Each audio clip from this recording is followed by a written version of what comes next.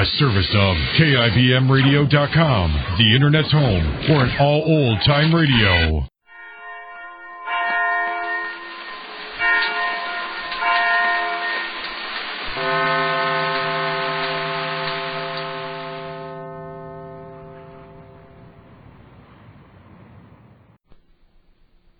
Quiet, please.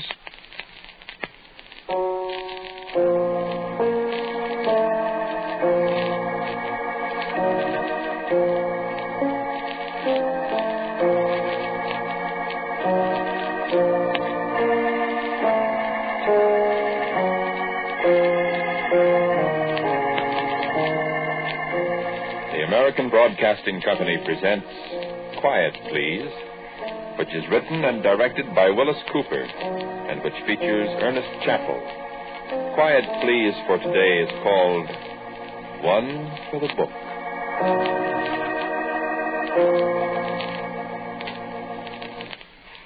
Once upon a time when there were more lieutenants than lieutenant colonels in the Air Force, and when you could tell a cadet by his blue suit like a mailman's, a thing happened.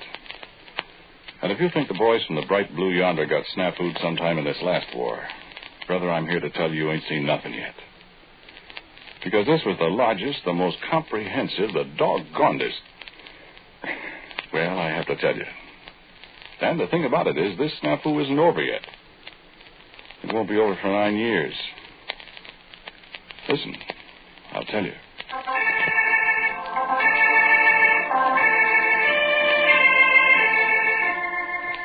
Ever hear of Muroc Dry Lake? Well, you go out San Fernando Road and you turn off at Fremont Pass onto 6 instead of going up over the ridge route. You go up through Mid-Canyon, see, and on through Palmdale and Lancaster. And then you take a road off to the right by the SP station. After about 40 miles of Joshua trees, you get to Muroc, and a big, tough MP tells you, turn around and go back where you came from.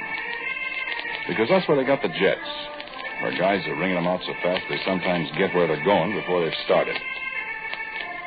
And they tore up the welcome mat a long time ago. But back in the early part of 1937, well, it was kind of different. Muroc, which incidentally is not an Indian name, it's just the name Coram spelled backwards like on the radio. Coram Brothers was ranchers that owned a joint. And it's just what you think it is, the bottom of an old dried-up lake. It's flat as a billiard table, flatter than the one in the officers' club at Maxwell. And back in those days, you could take your car out in the middle and open her up to 80 and sit back and watch. Look, Mama, no hands. Which was quite a lot of fun till some newspaper guy blew a tire and did 108 snap rolls with it, with the customary results. Well, it ain't like that today. I mean, the lake's still there, but it isn't a lonesome place anymore. The lobo wolves and the coyotes and the rattlesnakes and the roadrunners have scrammed. They got an installation there that, well, never mind. You're not going to see it, but it's a biggie. And the lake itself is about the biggest landing field in the world. You could set down anywhere, practically. Well, the Air Corps decided back in 1937 to have them a big air maneuvers there at Muroc. So in came about everything they had that could fly. Martin V-10Bs from Langley, P-26s from Selvidge and Maxwell Randolph. A bunch of skinny blue things they call PB-2As that came from, I don't have any idea. And over at Marchfield of Riverside, they had a flock of A-17s, attack jobs, two-seaters that Northrop made. They had holes in their flaps, I remember. The first ones to have holes in their flaps. And there was a lot of other miscellaneous stuff. It was quite colorful.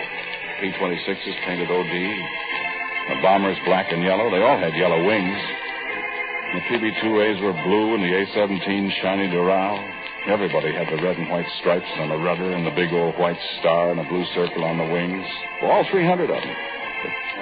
All we had, practically, in 1937. And anti-aircraft, complete with the 1937 version of radar, a cluster of big horns on a trailer with a guy wearing earphones in the middle of them.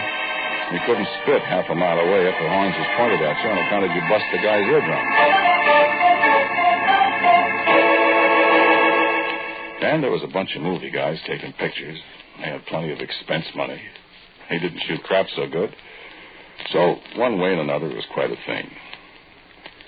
And, brother, it was hot. Yeah, it still is. It'd get down to 40 or 50 in the early morning, and by noon it was up to 115 with the sun bouncing off that white lake bottom and mirages everywhere you looked. Well, I was a crew chief in a P488 squadron from Selbridge, see? Oh, excuse me, I didn't introduce myself. Westlake's my name. Max Westlake, Captain USAF. I was a staff sergeant in 1937. Up there at Muroc, I got acquainted with a guy. Of all things, a sergeant in an anti-aircraft outfit named Bill Carrot. And I remember how this snafu started. Bill and I were sitting in a bar in Lancaster one Saturday drinking beer, listening to Pancho Barnes, God rest her soul, telling about buzzing a church steeple in Long Beach and a Jenny. And a couple of elements of B-10Bs went over. Bill Carrot, he said he'd buy another beer. I'll buy another beer, Max. I'm going out and sit on the porch and read. Read? What do you want to read for when you can drink beer? Free beer. I found a couple of magazines. Let's see. Go on, drink your beer. Super science stories. Miraculous stories. You like that kind of junk? Well, what if I do? A lot of hooey. No, they're not. Guys flying rockets and taking off for the moon and malarkey like that. Yeah? Listen, in 20 years, the stuff in these books will be ancient history. What do you mean? In 20 years, people will be flying rockets. In 20 years, they'll be writing the same kind of guck, and people will be flying old-fashioned airplanes, Bud, and we'll be shooting them down. You wait and see. Yeah. In another 20 years, rocket planes will be going so fast you won't be able to see them, much less shoot them down. How fast? Oh, a couple of thousand miles an hour. A guy couldn't fly that fast. Why couldn't he? Well, he'd outrun himself. He'd come in for a landing, and 15 minutes later, you'd hear him. You can fly as fast as sound. You're nuts. Well, a bullet flies faster than sound. But there ain't anybody riding it. They get a big enough bullet, somebody will ride it. Bring me another beer. They get me one, I'll fly it. You'd feel pretty funny starting out someplace on Saturday and getting there on Friday afternoon. Yeah, well, listen, it'll happen. In them magazines. These magazines told a lot of things that have come true, Bill. For instance? Well, I couldn't give you an instance right now, but they have. I'll take beer. Yeah, you watch and see. One of these days I'll come bouncing in someplace in one of these rocket jobs and you'll be right. I'll tell you what I'll do. I'll kiss your foot at high noon right in front of everybody. Now, you want a beer? You're going to sit there reading about buzzing the man on the moon in a skyrocket. Or what?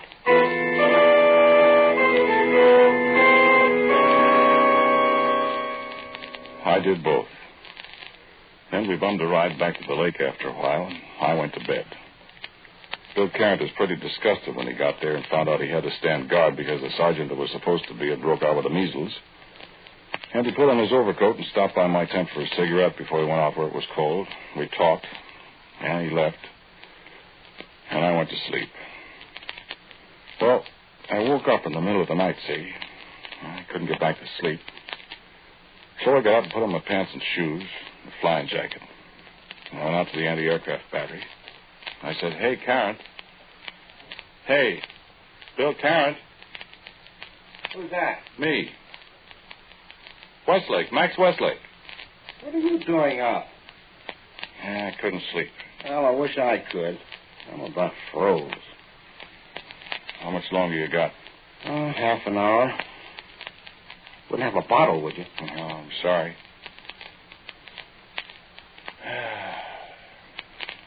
Gee. Pretty night, ain't it? I'll give it to you. Millions of stars. Yeah. Ever fly at night, Bill? And I ain't going to. I ain't going to fly at all. That's swell up there with the stars. I'll stay here. I wonder what's up there. I got no curiosity at all. Yeah. I'm going to find out some one day. In your skyrocket? Oh, probably. What was that? Search me. Sounded like it came from up there. Probably one of your skyrockets. Well, I don't think there's anybody up tonight. I don't see anything. I wonder what it... Hey. What? Look up there. Where? Right there by the Big Dipper. What is it? I don't see anything. Say, you know what that is? That's a parachute. White. Say, that's what it is. Only that's the biggest. Parachute? There goes the searchlight. They saw it over at A Battery. Gosh, that is a big one. Yeah. Wonder who it is. That's a funny-looking thing. Looks like a box or something. It looks like part of an airplane. There goes the crash truck. I didn't see any airplane, Bill. Maybe it was one of your skyrockets. Oh, shut up. Give me your field glasses. He's gonna hit awful hard. Give me the glasses. Oh, he sure did. Yeah, that's part of an airplane, Bill. They're pulling a guy out of it. In some kind of funny suit. What, soup and fish? That's it. It's kind of like a diver's suit, kind of like a space flyer's suit. I know where he came from. Where? He bailed out of Goofy Stories magazine.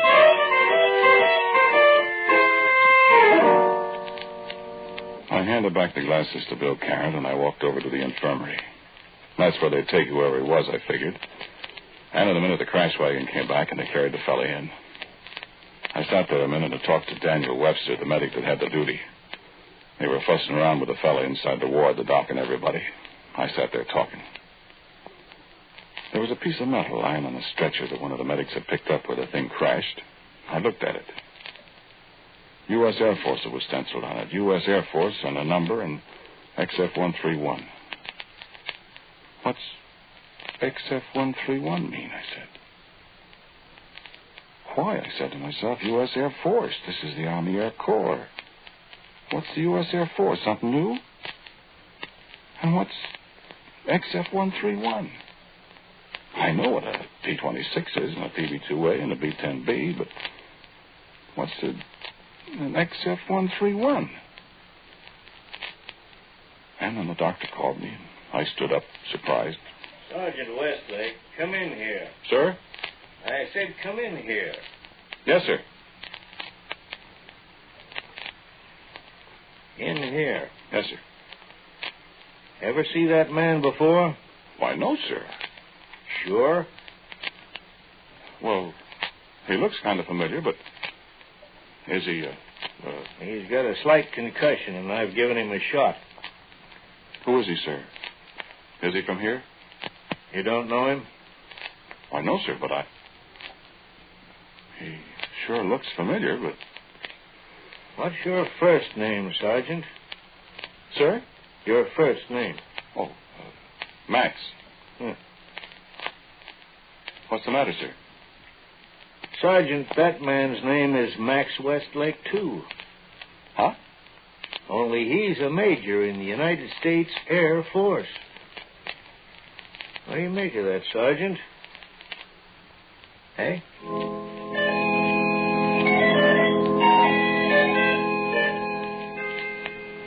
Huh? What would you have made of it? I looked at the guy more carefully. And then I saw why he looked familiar. I'd seen that puss in the mirror every morning for 22 years. There was the scar on the eyebrow where I drove the car into the lamppost. Only it was on the wrong eyebrow. Then I remembered I wasn't looking into a mirror. I said, Doc, I don't get it. He said, don't you? And I said, well, sir. So I went out. And just as I was going out of the tent, in walks Bill Carrot. And I must have looked funny because Bill grabbed me by the arm. What's the matter with you, Max? Huh? Well, you look as if you're too... Wait a minute, Bill. I think I've got something figured out. What are you doing, for the love of...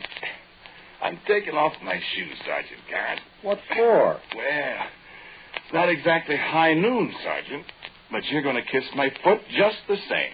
Huh? That's right. Why? Because, Sergeant Carrot, that guy in there, that guy that flew in here in a skyrocket, that major in there, is me.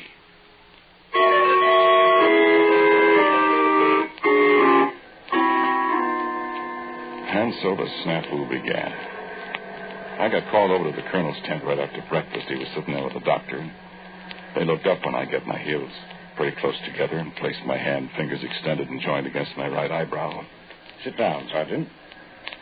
Yes, sir.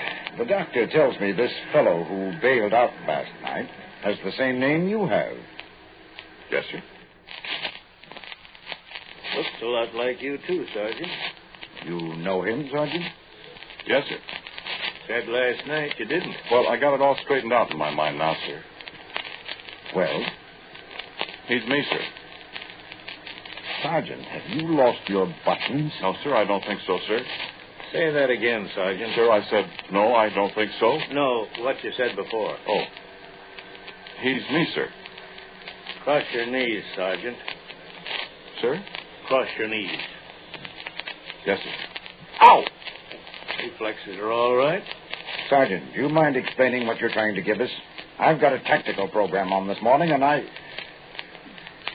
Go ahead, Sergeant. Well, sir, it's perfectly simple. Aviation is progressing, sir. So what? Well, sir, it's perfectly simple. This Major Westlake, who is me, he flew in something like a rocket plane or something quite a long time in the future. You understand, sir? Go ahead, Sergeant. And he flew so fast, he just got here before he started, sir. Sergeant. Sir? Nothing. Go on.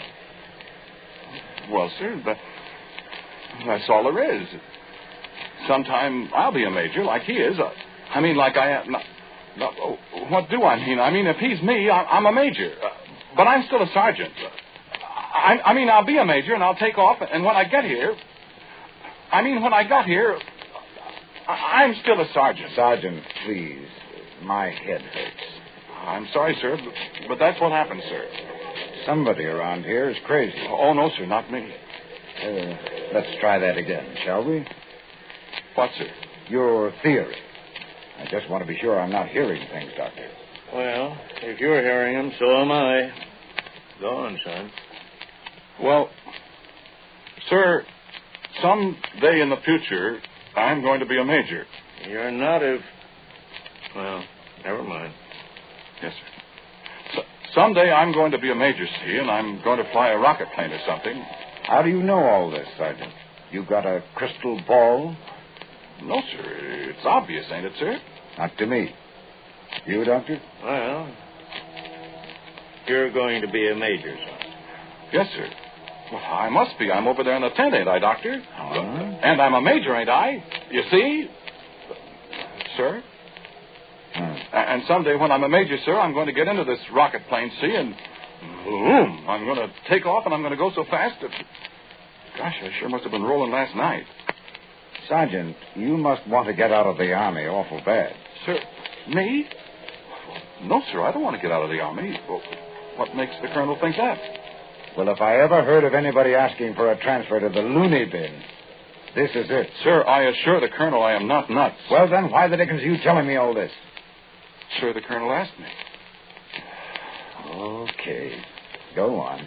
You were taking off in a rocket ship. Or something like that, sir. And boom, like I said, I go so fast that I just run out of time and I landed last night. You believe that, Sergeant? Yes, sir. Where did you, how did you fall on this theory? Well, sir, I read science fiction magazines and... You do? And I just deduced it. Oh. Sir, rocket travel is perfectly possible. Mm-hmm. It's an interesting theory. Doctor, are you nuts, too? I'm really not sure, Colonel. Well, what are you talking about, then? I was just looking at this identification card I took out of the Major Westlake's pocket. What about it? It's dated November 24th, 1951. 15 years from now.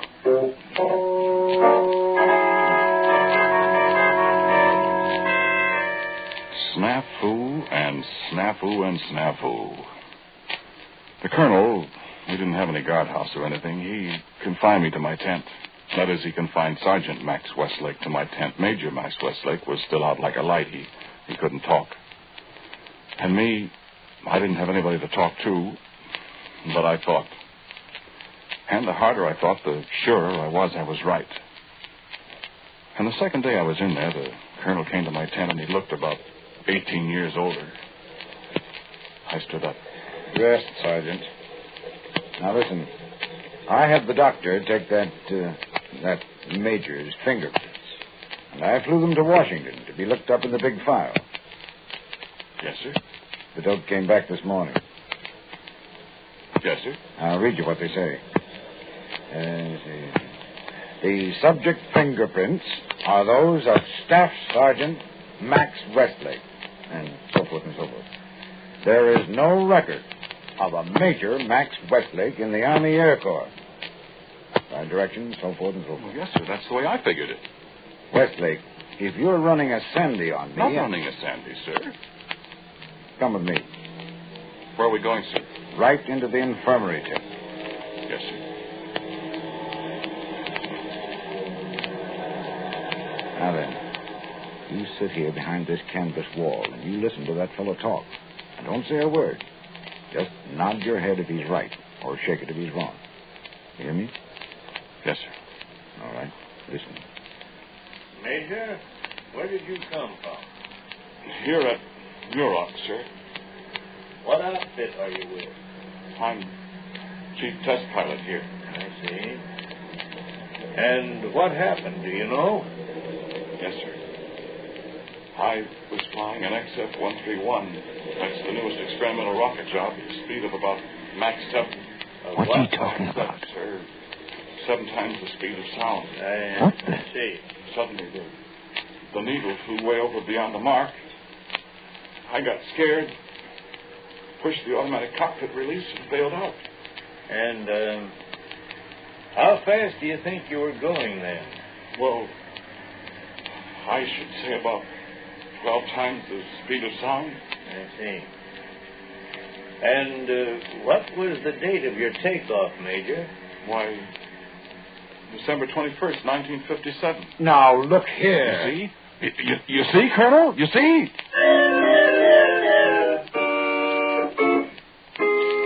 Snafu. Wow. Tarfu. Fubar. The Army never saw one like this before. They sent us to the general. Sit down, gentlemen. Yes, sir. Now, Westlake, Yes, sir. Yes, sir. your brothers? No, sir. No, sir. Now, just a minute. Just a minute, I mean. Westlake. Yes, sir. Yes, sir. Stop. Yes, sir. Yes, sir. Sergeant Westlake. Yes, sir. Who is this Major Westlake? He's me, sir. Sergeant, We can't prove otherwise, General. That will do, Colonel. Yes, sir. Now, Major Westlake, who is this sergeant? Sir, I don't know. Well, isn't he your brother? No, sir. Well, who is he then? Answer me. Sir, I think he's me. Doctor, are these men crazy? Not as far as I can tell, sir. Well, what ails them then?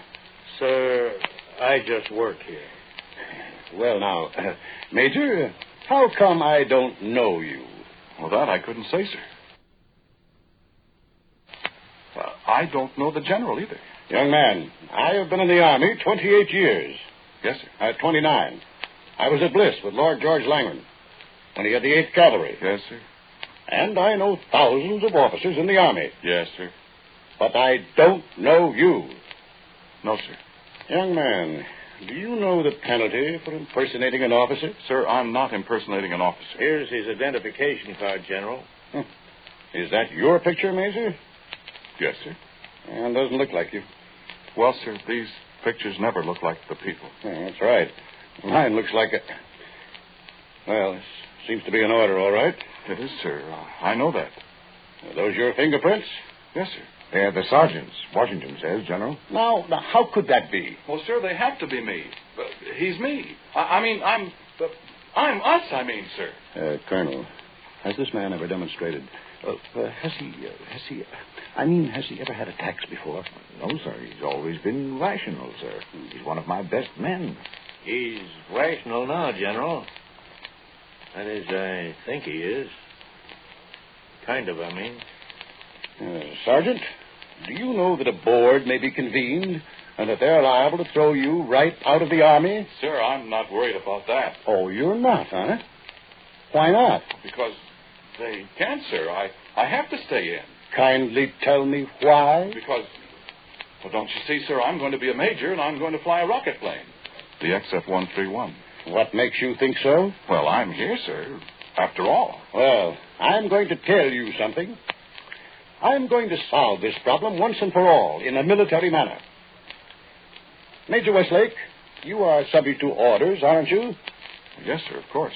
And I want this to be a lesson to you other officers, too.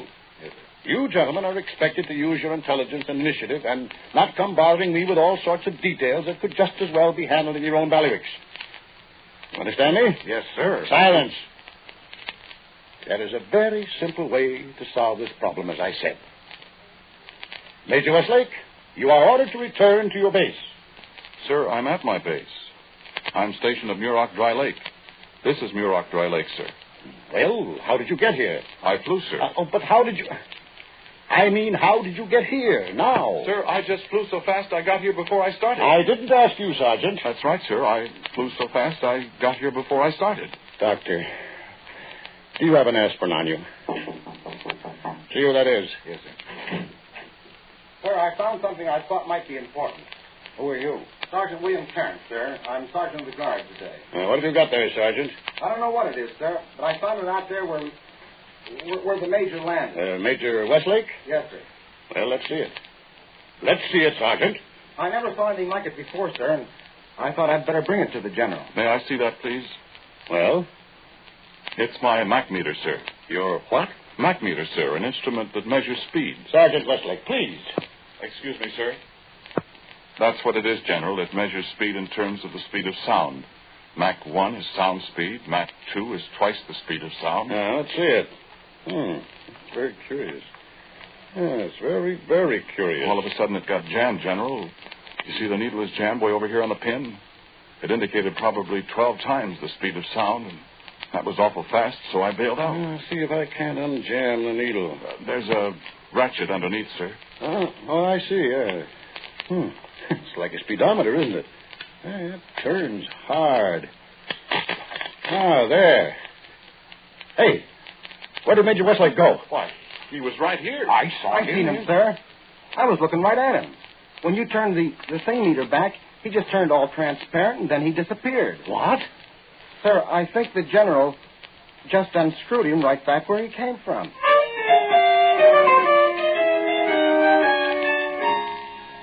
That was it. The general turned the Mach meter backward, and that's all. But I'd like to never got out of all that snafu.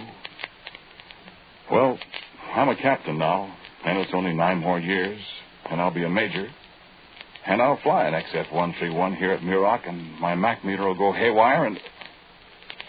My gosh, have I got to go through all that again?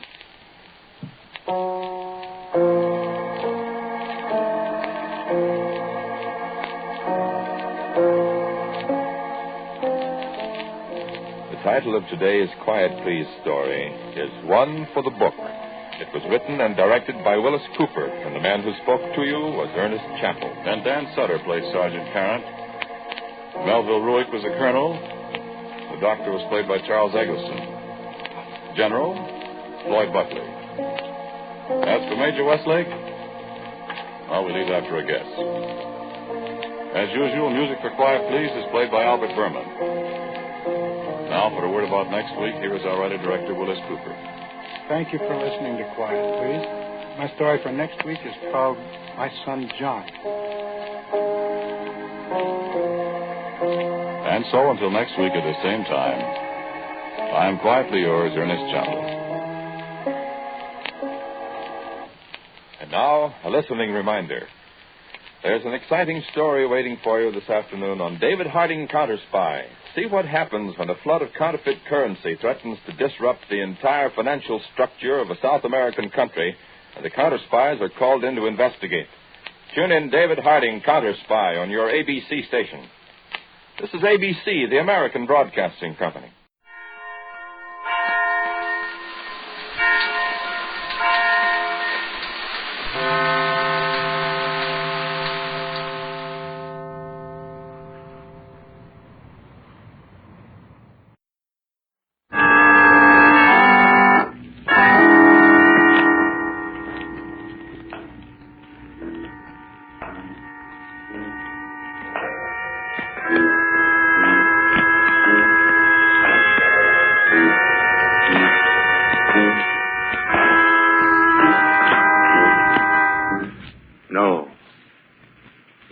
stay where you are.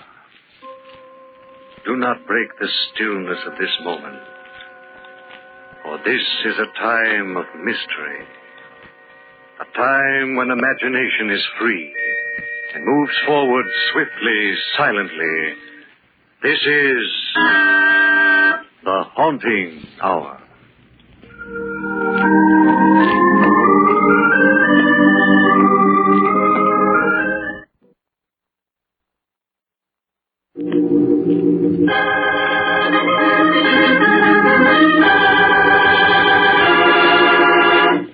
Occupation, murder.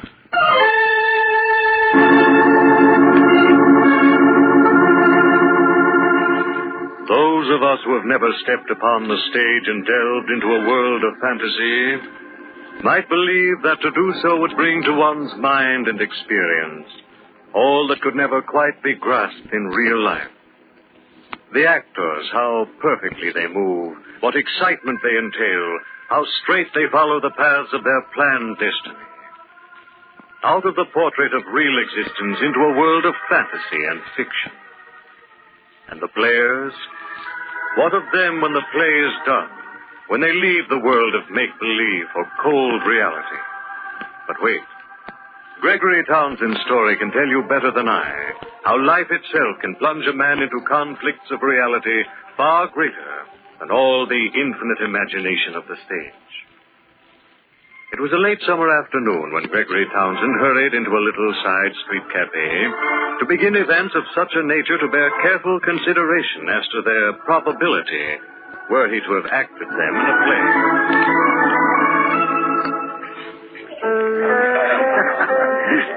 Say, Al Henley. Hi, Greg. I've got to see you right away. It's very important. Can't you see that I've got company? Oh, this, by the way, is Miss Valentine Simpkins. Oh, what a charming stage name. How do you do, my dear? I'm Gregory Townsend. I'm pleased to know you. And Valentine Simpkins is my real name. It's beautiful, honey.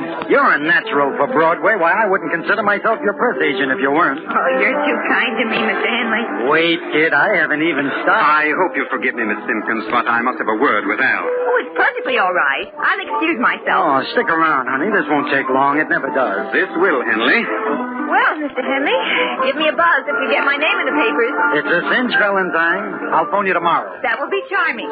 Goodbye, Mr. Townsend. Goodbye. Long. Where did you discover that item of bric-a-brac, Al? I'm protecting her from the advances of a punk named Dave Anderson. Know him? He's a professional shite. No, he's not a member of my club. Listen, Al, you've got to think of an idea that will put me on the front page. What's the rush? John Miller is casting his new play. I phoned him this morning asking for a chance at the lead. He said no, of course. No, not quite. He said he would have to have an actor with name value. That lets you out, Greg. Well, I'm not so sure. Oh, if you can only get me some decent publicity for a change, something spectacular, I can land that part. Oh, it'll make me and you. I'll cut you in for a large percentage. Well, that's nice of you, considering the fact it says just that in our contract. Come on, Al, you think of something. Get me on the front pages. Well, there's always one sure story. Oh? What's that? Murder. Are you crazy? No. I've got an idea that will make you one of the most publicized guys in the country, practically overnight. You mean, commit murder? Yeah. Guaranteed to work. Money refunded if you don't grab every front page. Gosh, for a minute I thought you really meant it, Al. Oh, come on, now tell me what the idea really is. That's it. Homicide. You're going to commit murder, stand trial, and then be declared innocent. I know you can guarantee the first two items of procedure, but what about the acquittal? It's all very simple, Gregory. You're going to murder yourself. What? Oh, is the thought so gruesome?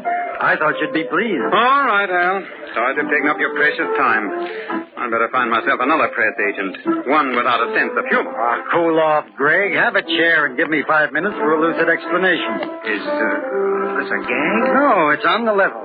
Listen and see how foolproof my idea is. First, what's your real name? Well, I don't use it anymore. Gregory Townsend is sufficient for your purposes. I have to know your real name. Now, what is it? Well, all right. It's Michael Armbruster. Fine. It'll fit perfectly. Now, here's my plan. You ought to rent a room under the name of Michael Armbruster. Yes? I want you to live there for 3 or 4 days. Mm-hmm. Change your face with makeup so that the landlady or the other roomers won't recognize you as Gregory Townsend. Then I want you to do this.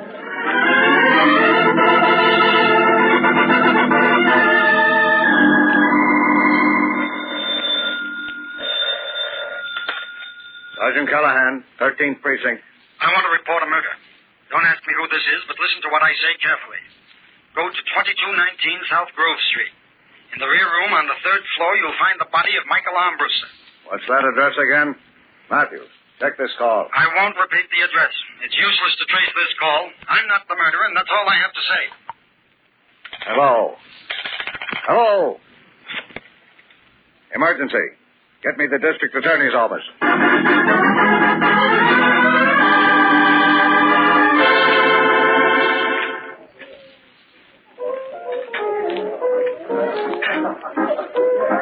Hello, Greg.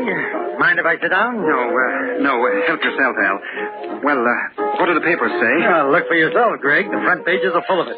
Well, what's our next move? Just sit tight. I'm running the show and guarantee when the time is right, I'll tip off the cops and send them after Armbruster's murderer. I'm getting worried, Al. Maybe we shouldn't have done it.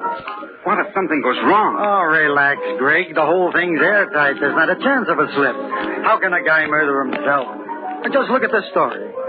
The police and District Attorney Ford remain baffled today as to the solution of the murder of Michael Armbruster. In response to an anonymous phone call, the police investigated Armbruster's room, but upon their arrival, it was discovered that the body had disappeared. Among the clues found were a blood-stained jacket, a wristwatch with the initials GT, and an unsigned letter to Armbruster threatening his life. There, Greg.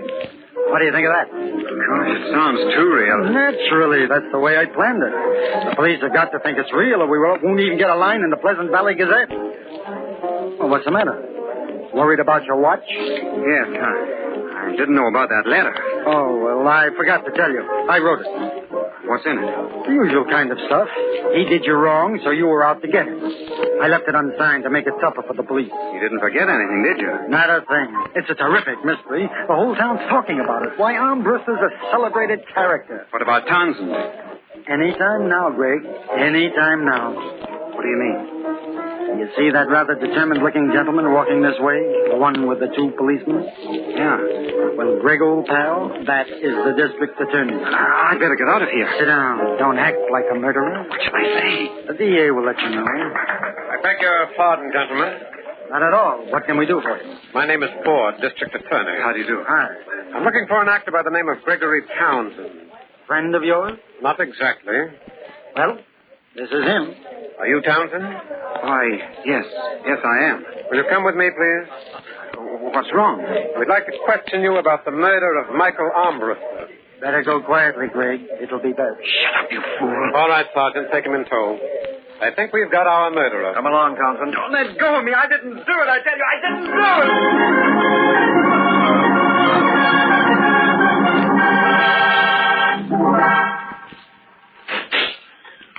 Hello, Townsend.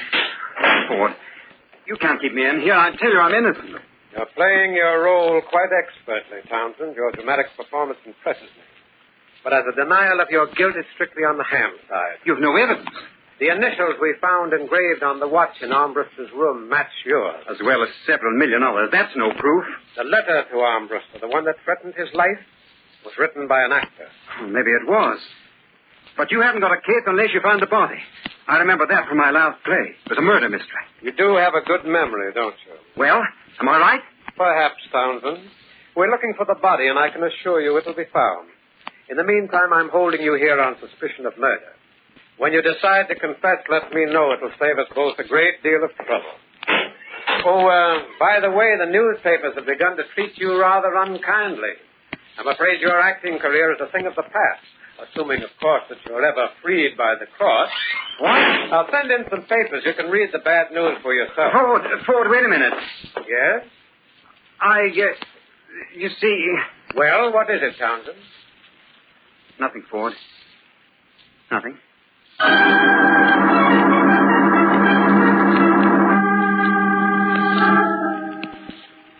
This isn't a bad setup, Greg. You look very comfortable. Oh, cut the clowning, Al. How's it coming? There's enough publicity for 100 scrapbooks. Oh, you're a cinch for that John Miller play. Fine. Now, when do I get out of here? Get out? Oh, well, that'll be a little while yet, Greg. What do you mean, a little while? District attorney was just here, and he thinks I'm guilty. For what? You know you're not. There hasn't even been a murder. Oh, boy, will he do a slow burn when the story breaks in the paper. Ford also said the papers were beginning to pan me. Is that true? Well, a little, Greg. Some of the boys are knocking, but that's because it makes a better story. That's nothing to worry about. You've just got to hold on a little longer. But I am worried, Al. We're playing with something big. Now, look, Greg, I'm the idea boy. I got you into this, and I'll get you out. The net result of the whole thing is going to make you a famous guy. Why, you'll have every producer on Broadway eating out of your hand. Gosh, I don't know, Al. It's gone too far. Maybe we ought to show our hand. Who's been feeding you that dialogue, Greg? It's all wet. Now, you listen to me. We haven't hit the cream of the press notices yet. I've never made a dime out of you, but I've always thought you had talent. Keep your faith in my judgment, Greg. You won't be sorry. Oh, I know you're trying to sell me, Al, but I have a hunch it's down the river. And if my hunch gets too strong, Al, I'm going to talk to Ford.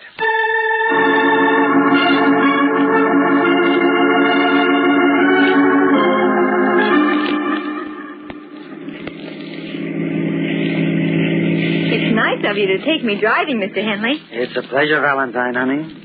After the cares of the day, there's nothing like a cool evening ride with one's favorite female companion.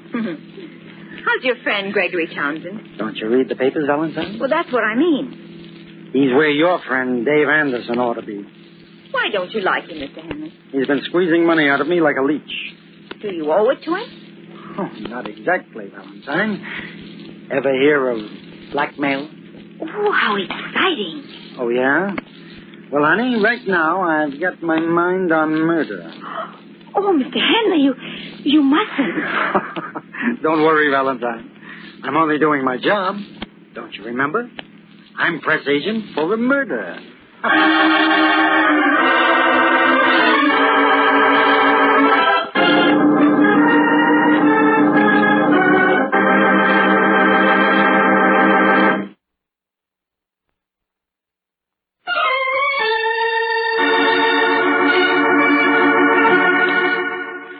The spinning threads of the web in which Gregory Townsend found himself imprisoned were more unbelievable than any play in which he'd ever acted. In answer to a desperate plea for publicity, Al Henley, his press agent, had conceived the idea of Gregory's committing a counterfeit murder, the supposed victim to bear his real name, Michael Armbruster. But Gregory's ardor for the pretense cooled when the district attorney gave every indication of believing the story. Well, that's the whole story, Mr. Ford. You're a strange sort of fellow, Townsend. What do you mean? You expect me to believe a story such as the one you've just told me? But it's the truth, I swear it. Why, it's fantastic. A man murdering himself. Now, listen to me, Ford. I am Michael Armbruster. Gregory Townsend is only my stage name. Will the landlady identify you as Armbruster? Well, no, I purposely wore makeup. You've covered all the angles, haven't you? Unfortunately, Townsend, your story is too incredulous for me to believe. Not even a wild-eyed press agent could create such a tale. Well, that's exactly how it happened. I needed publicity, and Al Henley, my press agent, invented the whole thing. How do you account for your watch being in the room? It was my room, I tell you. I rented it. Only you wore makeup, so it wasn't you. Yes, I know. I don't know what else I can do to prove the whole thing to be a piece of fiction. There isn't any body. Surely that should convince you. But you're wrong, Townsend. There is a corpse. What? What are you talking about? I said there's a body. The body of Michael Armbruster. Oh, you're crazy. We've been told where it is. You shouldn't have trusted Al Henley. He's decided to tell us where you've hidden the body of the man you murdered. I've a car waiting. We'll soon discover who's been telling the truth.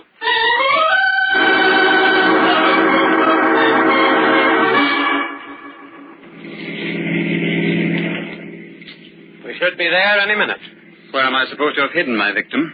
Behind a large outdoor advertising sign.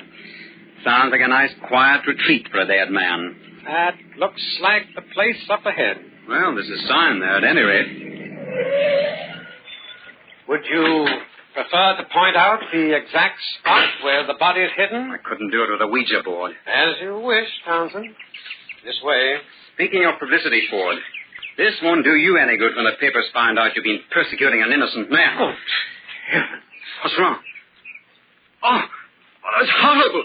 Well, there's your answer, Townsend. Will you confess now? No, I didn't do it. Look for yourself, Townsend. This body's been burned. The ebony ring on the finger with the initials M.A. I've never seen it before. This is the body of Michael Armbruster. I'm charging you with his murder, and so help me, I'm going to get a conviction.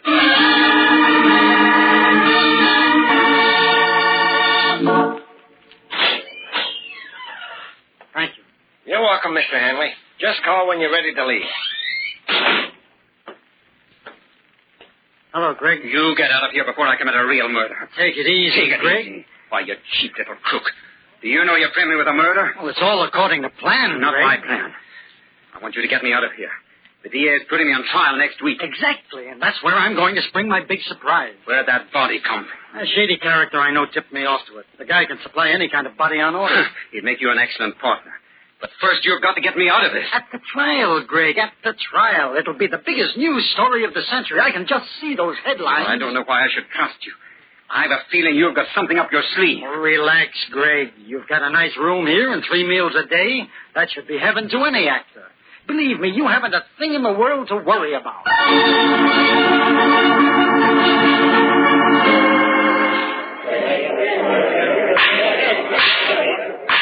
This court is now in session.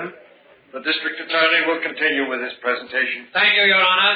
I should like to call as my final witness Al Henley. Now, Mr. Henley, what was your relationship with the defendant?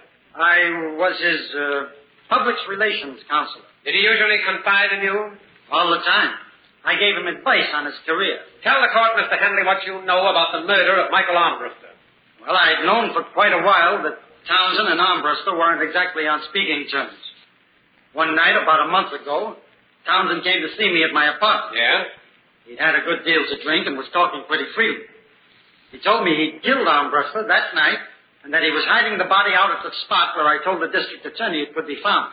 Why did you keep this information quiet for so long? I wanted to protect Townsend. No man likes to convict his friend. You're lying, you rat. You're lying. Order in the court. Order in the court. The prisoner will remain silent. Stop, he's lying. I didn't kill anyone. I didn't kill anyone.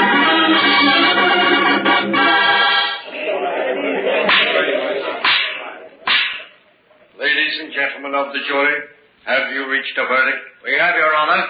We find the defendant guilty of murder in the first degree.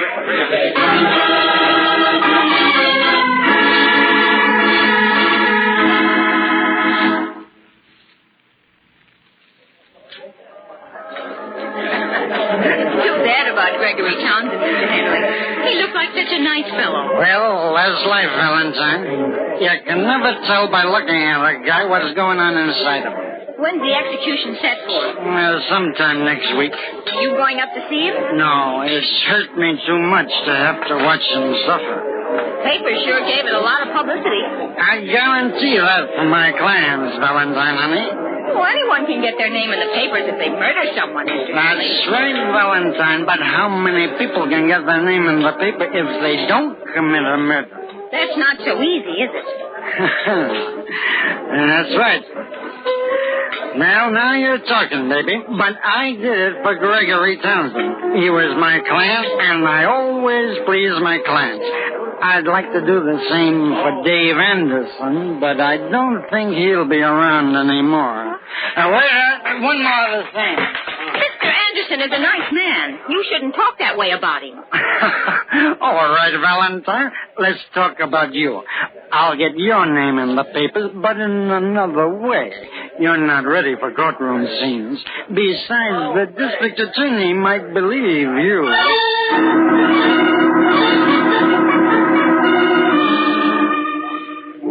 It's nice of you to visit me, Valentine. I'm glad you remember me, Mr. Townsend. You shouldn't keep such unpleasant company, my dear. You're liable to wind up playing the lead in a murder courtroom. That's funny. Mr. Henley said exactly the same thing to me yesterday. Well, you just be careful, Valentine. He's also liable to get your name in the papers, and that, I'm afraid, is a blood brother to the kiss of death. Well, that's another coincidence. Huh? What do you mean? Mr. Henley and I were discussing that yesterday also. How does it happen you decided to visit me? Mr. Henley said it would hurt him too much to see you. But I don't think that's the real reason. I think he feels bad because he's hiding something. What do you mean, Valentine? Well, he said it was easy for people to get their names in the papers if they kill someone. But he said he got yours in the papers and you didn't kill anyone. He told you that? Yes. And I'm worried about my friend, Dave Anderson. Mr. Henley doesn't like him. And he said yesterday I wouldn't be seeing him anymore. Valentine, do you know Mr. Ford, the district attorney? No, but I've seen his picture. How would you like to meet him? Oh, now don't go to any Oh, trouble. no trouble at all, I assure you. It'll be a pleasure. Oh, what should I say to him? Just smile and tell him exactly what Mr. Henley told you yesterday. You mean about how to get your name in the papers? Yes, that's it. Will you do that for me? Sure, why not? Valentine, honey, whether it's February or not, you're more than welcome.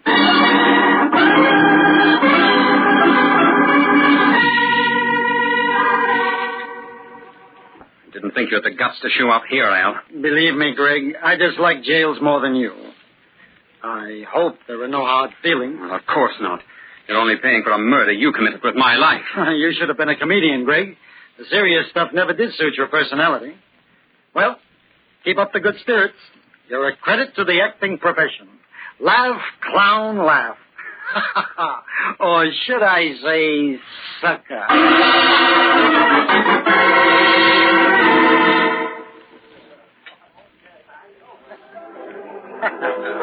You were right the other day, Mr. Henley. Which bright thing was that, Valentine, honey? When you said you couldn't tell by looking at a guy what was going on inside him. Yeah, I said that all right. Did you try it out? I certainly did, Mr. Henley. Why, only yesterday. To look at Mr. Ford, you would never think that he had a sense of humor. You mean Ford, the DA? Yes. What were you doing with him? Come on, quick. What were you doing with him? Henley, you're hurting my arm. Don't twist the lady's arm, Al. It might come off. This is a private party, Ford. Thanks for the invitation. I'd like to join the fun. Oh, no use in saying no, huh? No. All right. What is it? Why, ever since Valentine told me your philosophy about publicity, I've been doing a little checking. And? I found that I haven't been particularly brilliant on this case. For example, the ring with the initials M.A. that I found on the body of the corpse was made of ebony. Pretty color. And a very pretty wood. The important factor that I completely overlooked was that if the ring were on the body when it was burned, why, the ring would have been consumed also. In other words, the ring was obviously placed on the hand after the murder had been committed. That's very good, Mr. Ford. Thank you, Valentine. Shut up, Valentine. With that clue, Henley, the rest was simple. Okay, Ford, you win. Dave Anderson was blackmailing me for every cent I earned. I figured I could put him out of the way and make you think that the charred body was really Armbruster. Well, goodbye, Valentine, honey. I'm going away. All right, Ford. I'm ready to change places with my former client.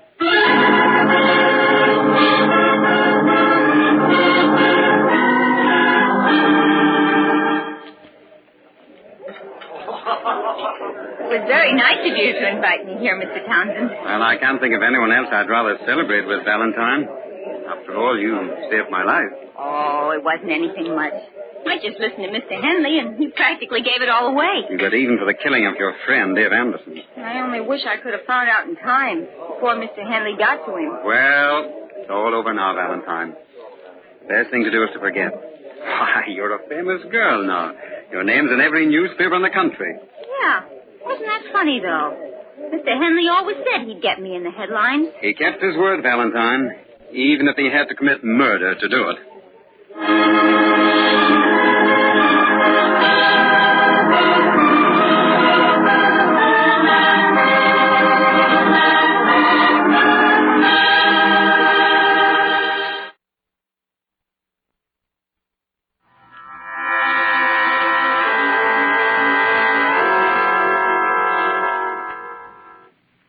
From shadows and stillness, mystery weaves a spell of strangest fascination, charging the mind with doubts and fears.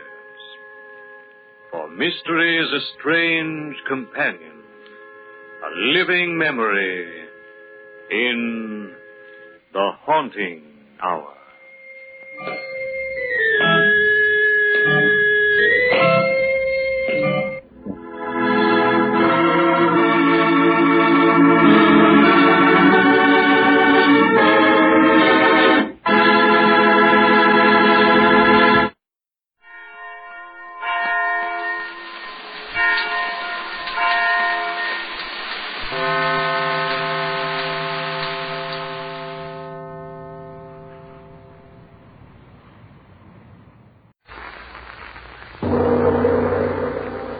The Diary of Fate.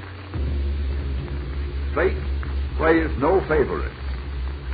It could happen to you. Book 81, page 409. Yes, here it is. The life record of Matt Cooper. A detailed account of high adventure in distant lands. Yes, Matt. As a deep-sea diver, your work carried you to the far corners of the globe, where you learned much of the complex flora and fauna of the world. But you, Matt Cooper, learned nothing of the simplest truths of the universe, the inexorable principle of justice.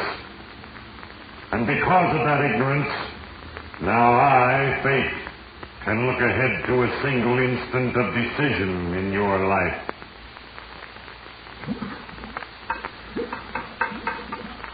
Matt, I can't stand this. What's the word? Tell me, Matt. What is it? I'm crazy. It's hard to sleep. What? What have you found? Is it gold, Matt? Is it?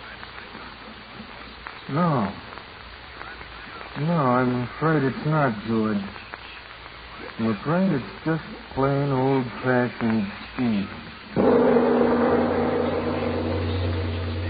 Like all mortals, Matt Cooper ultimately stood at the crossroads of decision. But his choice was the path of evil. Then I, Fate, intervened. And now, because of a little thing, a broken key, Matt Cooper soon will be dead. But mark well my words, you who listen, for fate is not unjust. In a moment I will read again from the Diary of Fate. Before the unusual story of Matt Cooper, here is our announcer.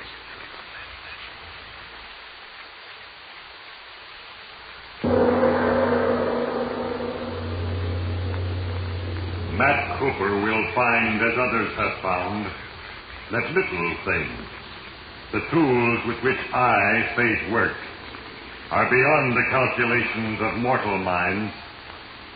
Remember, Matt, how it all started?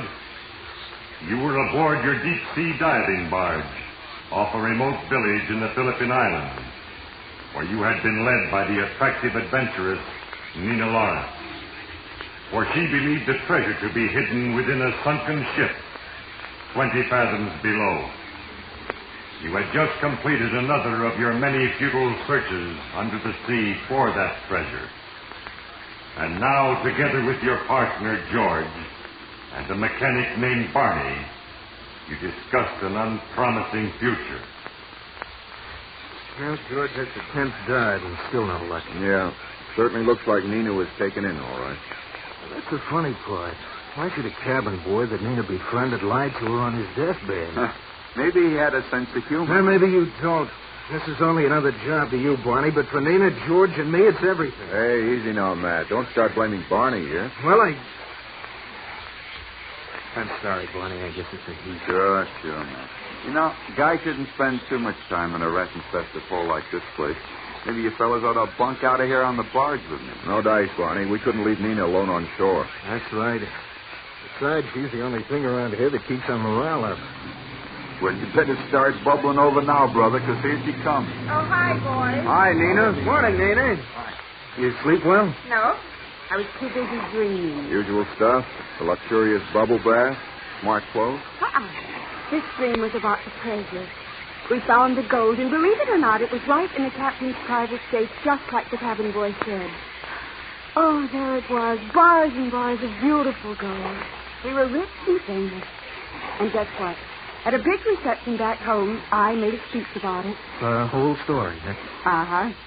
Started with the ship sinking during the war and went right up to a year ago when I met the cabin boy in Manila. Then there was the auto accident. And the boy's dying words? The gold, Miss Nina, it's in the private safe in the captain's cabin? We know all that part by heart. But what happened then, Nina? Then I woke up. That's a great story. Nina, if you pile out of that boat, I'll get started for sure. Come on. Say, Barney, on the way out, will you bring my medicine? Yeah. You know, I still figure I can lick this anemia and get back to diving myself. Okay, George. I'll try to remember. Well, Nina, we got news for you.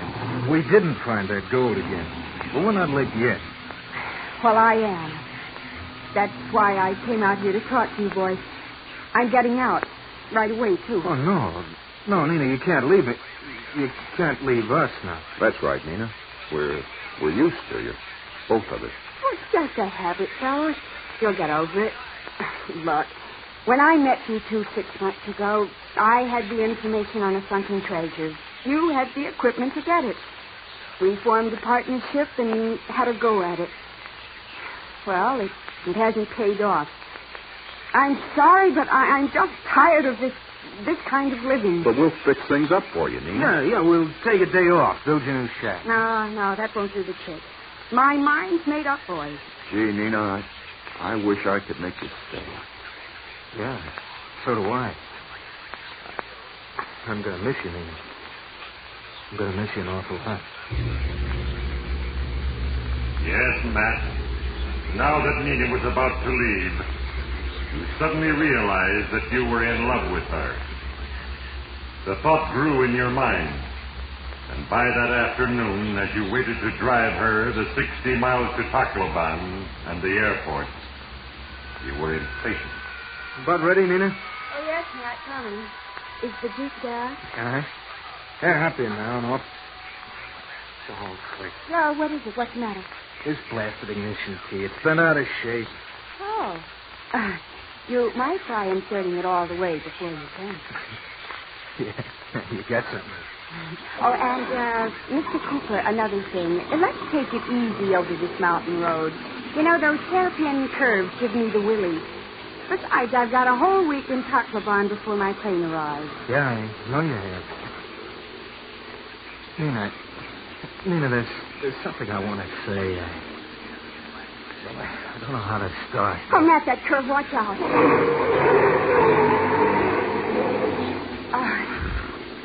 Sorry. I guess I was thinking about you instead of my driving. Then pull over, Matt. We'll cross now and drive later. Yeah, okay. Nina, I might as well come right to the point. I'm in love with you. I know you are, Matt. What? You know? But how, Nina? What's the difference? You. How do you feel? I don't know, Matt. Oh, I care for you, of course, but love, well, it's not that simple. You see, I'm kind of different. Clowning around looking for a treasure of gold is fine for about 6 months, maybe a year. But it's no good for a lifetime. Not for little Nina, at any rate. And it's money, Nina. Nice things, nice places. Well, that's part of it. Part of it? What other reason could you have for leaving? George. George? What's George got to do with it? Everything. He's in love with me, too, Matt. Oh, no, it couldn't be. You're wrong, Nina. No, I'm not wrong, Matt. He told me so himself last night. So, you see, altogether, I've 3 good reasons for leaving. I don't care about roughing it anymore, and I don't want to come between you and George. At any rate, that's the way things stand right now. Maybe we'll meet later, Matt. Maybe things will be different then. Yeah, I'm sure of it, Nina. I'm sure things will be different then. Even as you spoke, Matt Cooper, the double meaning of your own words became clear to you. Nina would be in Tacloban for only another week. That gave you exactly 7 days in which to establish yourself financially and defeat your partner George as a rival. It was late when you finally returned to camp, and George was already asleep. In your own quarters, you spent the long night tossing restlessly, and with each hour your resentment of George increased. The next morning, you set out at once in search of him. George, where are you? I'm out here, Matt. Behind the house. Doing some painting. Nina get the taco barn all right? Of course she got there all right. That's good. Say, what do you think of this job? Found a few extra cans of blue paint around and thought I'd spruce up the gear. I'm not interested in your sprucing, George. Huh? Well, what's the matter with you anyway? What is it? What do you think? Why, for 2 cents, they... Matt, watch out. That paint can. What? Oh, confound it. Now look what you've done. Blue paint all over me. My clothes, my hands, even my gold ring. Hand me that turpentine. Hey, get it yourself. I'm through working with or for you. You don't make sense. And as soon as I get this paint off my hands...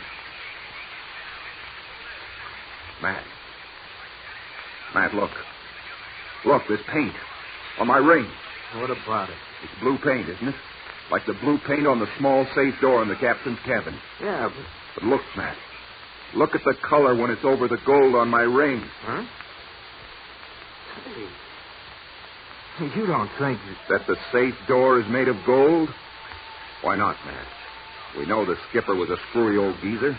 Why couldn't he have made the door of gold and given a couple of coats of blue paint for disguise?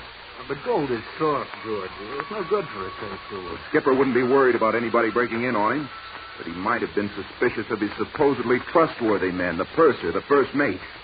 Matt, it's only a hunch, but we've got to try it. Yeah. We've got to try it, all right. Yes, Matt. Because of a little thing. A splash of paint. Your partner had an idea that could be worth thousands of dollars. You rushed out to the barge. As George hurriedly explained his hunch to Barney, who started the mechanical air pump, you got into your diver's suit, descended to the wreck below. But as you entered the black waters inside the sunken ship, you were forced to move slowly through the narrow passageways, lest your life-giving airline foul on a jagged metal edge. You described your every move to your anxious partner above. But an hour later, when you finally entered the captain's cabin, your thoughts were only of Nina and what the gold would mean to you alone, if the gold were really there. Well, so far so good. I'm in the captain's cabin now. I can see the safe by the light of my lamp. Painted blue, all right, isn't it? Yeah, it's blue. I'll be over to it in a minute now. I've got my fingers crossed, man.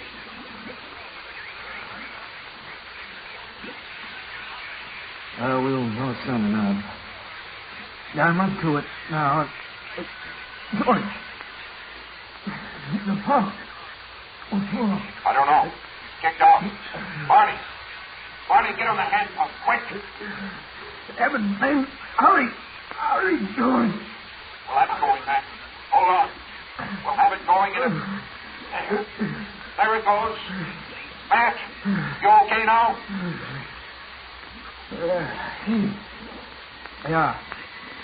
Yeah, I'm all right. Just see that Barney keeps turning that hand wheel. And there he goes. And it's the safe door. And it starts chipping away. Paint. Matt, I can't stand this. What's the word? Tell me, Matt. What is it? I'm cramped. I'm just swinging. What? What have you found? Is it the gold? Is it, Matt? No, I'm afraid it's not good. I'm afraid it's just plain old-fashioned steel. Now, Matt Cooper, you had reached an evil decision. And even as you stared in rapt fascination at the unmistakable glint of the gold before you, you lied to your partner above. You knew that soon you would have to destroy him. Soon I will write again under the name of Matt Cooper in the Diary of Fate.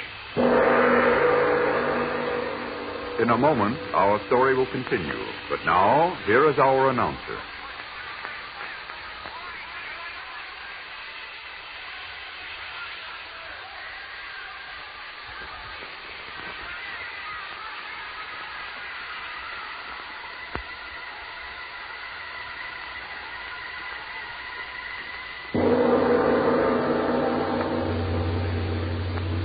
Matt, deep in the eternal shadows of the sea, you made a decision for evil. When you came to the surface, the tropical sun was bright. But the dark thoughts of murder remained locked in your heart. As you elaborated on your lie about the failure to find the gold, disappointment grew in George's eyes. And 2 hours later, in the house on shore, George had given up. Well, Matt, I guess that does it. I'm through. A crazy hunch, anyway, to think that old skipper might have cast a safe door out of gold. Well, I think I'll go to Tacloban right away tonight. Tonight? What's the hurry, George? I'm fed up. I'll make the arrangements to dispose of the gear and book passage to Manila And maybe drop in on Nina? She's going to be in Tacloban another 5 days. You're not kidding me, George. I know how you feel about her. What do you mean? I'm not blind. You're in love with her, and it's written all over you. Oh, don't get me wrong, George. I think it's great. I do love her, Matt. Someday I'm going to marry her. But right now, that someday's a long way off. I've got to have money first. A girl like Nina... I know exactly what you're going to say, believe me. We didn't find the gold, and we're almost broke, so there's really no big hurry, is there? No, I guess there isn't. Oh, by the way, I asked Barney to bring my medicine in off the barge. You see him get it for me, will you? Sure. And you never can tell, George. If you relax a while, something might come up that'll take care of all your worries. You've been treasure hunting too long, Matt. You're expecting miracles. But you weren't expecting miracles, were you, Matt? No. You were merely gambling for time until you could devise a satisfactory method for murder. A murder you intended to commit sometime before Nina left Tacloban. An hour later, your mind was busy with your plan when Barney came to the house. Well, the pump motor's shot, Matt. Try to fix it, but it's no use. It'll have to go to the shop. It doesn't matter no how. Now that we'll be moving in a couple of days. Moving? Who says we're moving? Huh? Well, we've got to get all this gear packed. No. It's all taken care of. What are you talking about? Sure. Saving us all the work and the worry, see? A friend of mine's coming out tomorrow to see me. He's been looking for a rig. You take the whole outfit just as is. I mentioned it to George, and he's in favor of it, too. You say this guy's coming out tomorrow? Yeah, that's right. What's the matter, man? Matter? Well, nothing, huh? I just didn't know you had friends with that kind of money. Oh, sure. This guy's got contacts, big contacts. He can get the dough right away. He'll be out early tomorrow, so I better go get the equipment in. Now, wait a minute. You leave that gear like it is. Don't stow any of it until I tell you to. I'll help you with it tonight after dinner. All right. You're the boss. Hey, here's that bottle of pills for George. You told me to bring it in. Yeah, I'll take them. And, Barney, don't bother George about the gear, understand? Yeah. You and I will take care of it tonight. Now you had to move fast. You racked your brain for a logical means of killing George at once. And then you became aware of the medicine. The red capsules filled with dark powder that George took for his anemia. He went to the pantry and poured the contents out onto the table. Then you took the can of rat poison from its shelf, emptied 3 of the capsules, and filled them with the deadly powder. You put the can of poison away and dropped the 3 capsules back into the bottle. At that instant, the door behind you opened. George. What's the matter, man? You startled me. What are you up to? You look as guilty as a kid stealing cookies. Me? Well, I guess I feel guilty. You see, Hey, that's my medicine. What's going on here, anyway? Well, that's what I'm trying to tell you. I set the bottle down, then knocked it over like a clumsy oaf. I spilled most of them on this dirty table. These are all ruined. Oh, for Pete's sake. Well, luckily, there are 3 left in the bottle anyway. That's enough for tonight. Yeah, sure. And you can get more in Tacloban tomorrow. I'm really sorry, George. Oh, forget it. But I don't figure on going to Tacloban now. Changed my mind. Barney's got a buyer for our gear coming out here tomorrow. Yeah, I know. But that's all the more reason why you should go. You ought to have a line on that guy. Check up on his credit and all before we sell out. Oh, I don't know. Barney swears by the guy. Yeah, but you know how Barney is. They're nuts to rely on him completely in a deal like this. Well, maybe you're right. Certainly I'm right. If you leave after dinner tonight, you can get into the mountains before it gets too dark. You know what that road is. I could get killed driving up there in the dark. Yes. A man could die on the mountain road after dark, Matt. It had happened before, and you were counting on that. You knew how the poison would react. You had watched rats stop short an hour after swallowing it, then twist helplessly in convulsion and pain. If convulsion seized the driver of a speeding automobile on the treacherous mountain road, there was no doubt of what would happen. No one would ever question the method of his death. At dinner that night, you had no appetite, Matt. You watched with impatience as George ate heartily. Then, at last, the meal was over. What's the matter, Matt? Hardly touched your food. I don't know. Just not hungry. Yeah, a change will do us both a lot of good. You can say that again, partner. Well, I guess I'll get my stuff together and shove off.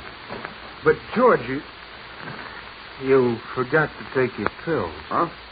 Oh, so I did. Pass me the water, will you? Yeah. Might as well take them all. There's just 3 left. There. That ought to make my blood red. Yeah?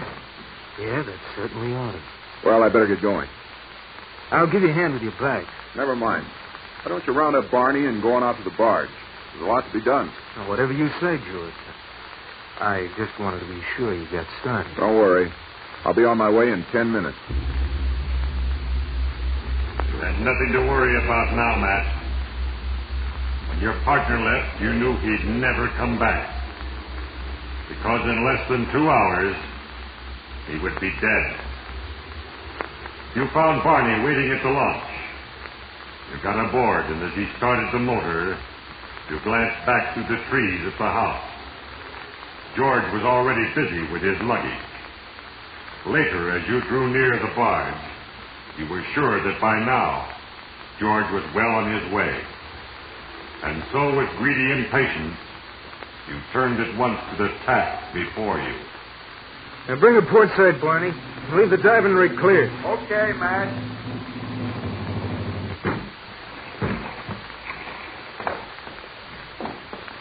Well, what do you want to start on, Matt? Oh, we're not packing. I'm going to make a dive instead. Huh? You what? Going down to the wreck again, Barney, right now. And for the last time. Hey, but Matt, it's so late. The pump's busted, too. Hey, that's a 2-hour dive at least. The hand pump works, doesn't it? Sure, but you... And you're strong enough to run it, aren't you? Well, you know I am, Matt, but... Then let's get going. Come on, give me a hand with this suit. Hey, it's going to be dark before you get back. Barney, down there, it doesn't make any difference. And I can take care of the lines and everything else all by myself. You just keep that pump going. That's all you have to do. Okay. I don't like it, but I guess you know what you're doing. I know exactly what I'm doing, Barney. Exactly. This time I've got a hunch upon that gold. You can keep bet money on it. Lots of money. Let's go.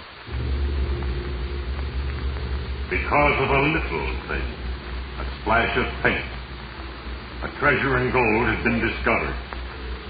Now, in a matter of minutes, you, Matt Cooper, would have that treasure for your own. Girded securely in the weighted diving suit, you sank below the surface of the sea and into the familiar darkening shadows of the depths. Soon, Matt, you would have everything you wanted in life. But heed well my words, you who listen. Fate is not a conspirator in evil. Soon I will record the final entry under the name Matt Cooper in the Diary of Fate. In a moment, the surprising conclusion to the story of Matt Cooper. But now, here is our announcer.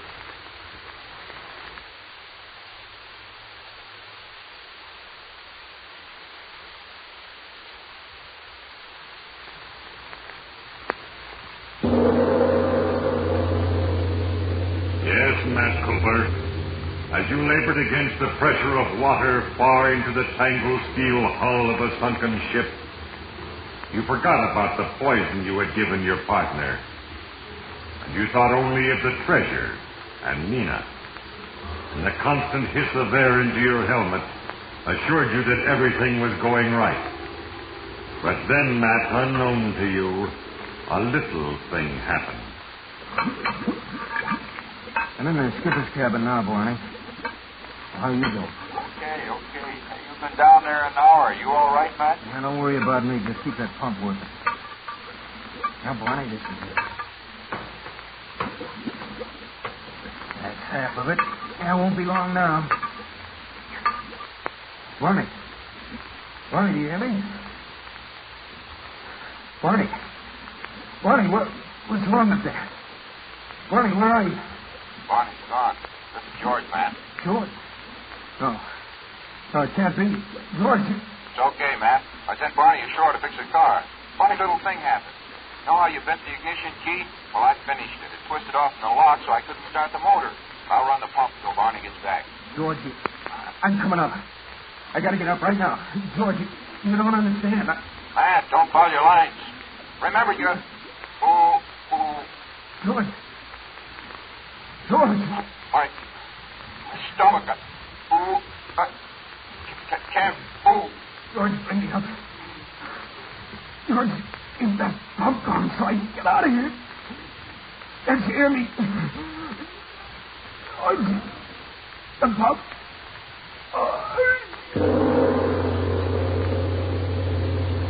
Yes, Matt Cooper.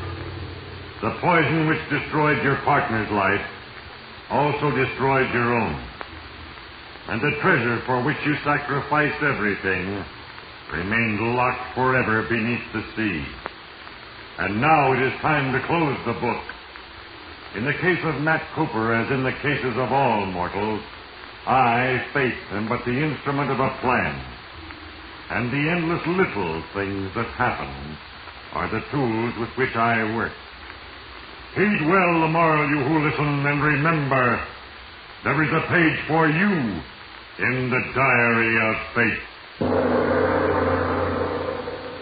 Our cast included Herbert Litton, Sammy Hill, Tom Holland, Donald Curtis, Gene Trombley, Ray Erlenborn, and Hal Sawyer.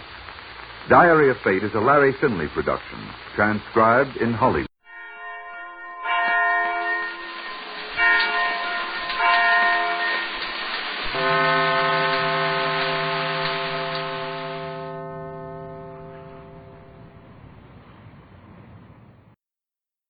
And now, the Hall of Fantasy. Welcome to the Hall of Fantasy. Welcome to the series of radio dramas dedicated to the supernatural, the unusual, and the unknown. Come with me, my friends. We shall descend to the world of the unknown and forbidden, down to the depths where the veil of time is lifted, and the supernatural reigns as king. Come with me and listen to the tale of the Hand of Botar.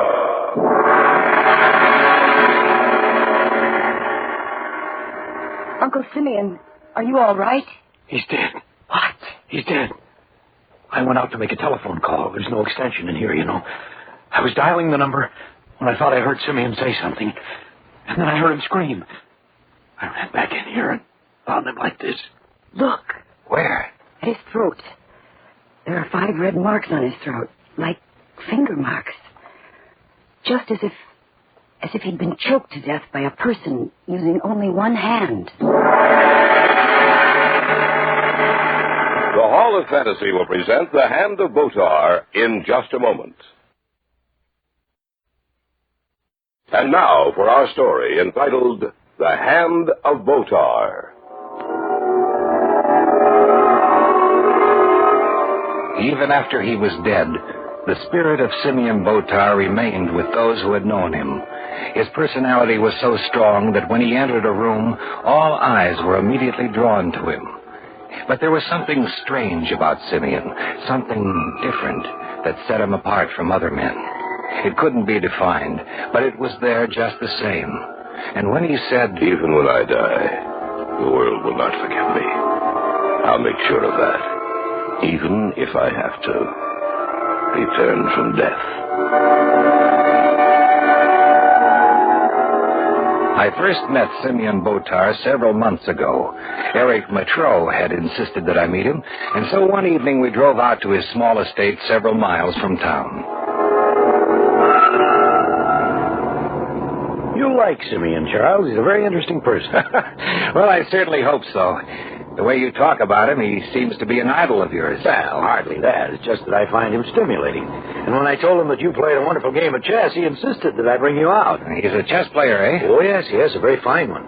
When you play with him tonight, you'll be treated to a very unusual experience. How do you mean? You'll see for yourself. You know, Charles, there's something odd about Simeon. I can't place it myself. Maybe you'll be able to help me. Something odd about him? Yes, and even though he's so interesting a person, there's something about him that frightens me. Almost as if there was an air of death about him. Especially about that hand of his.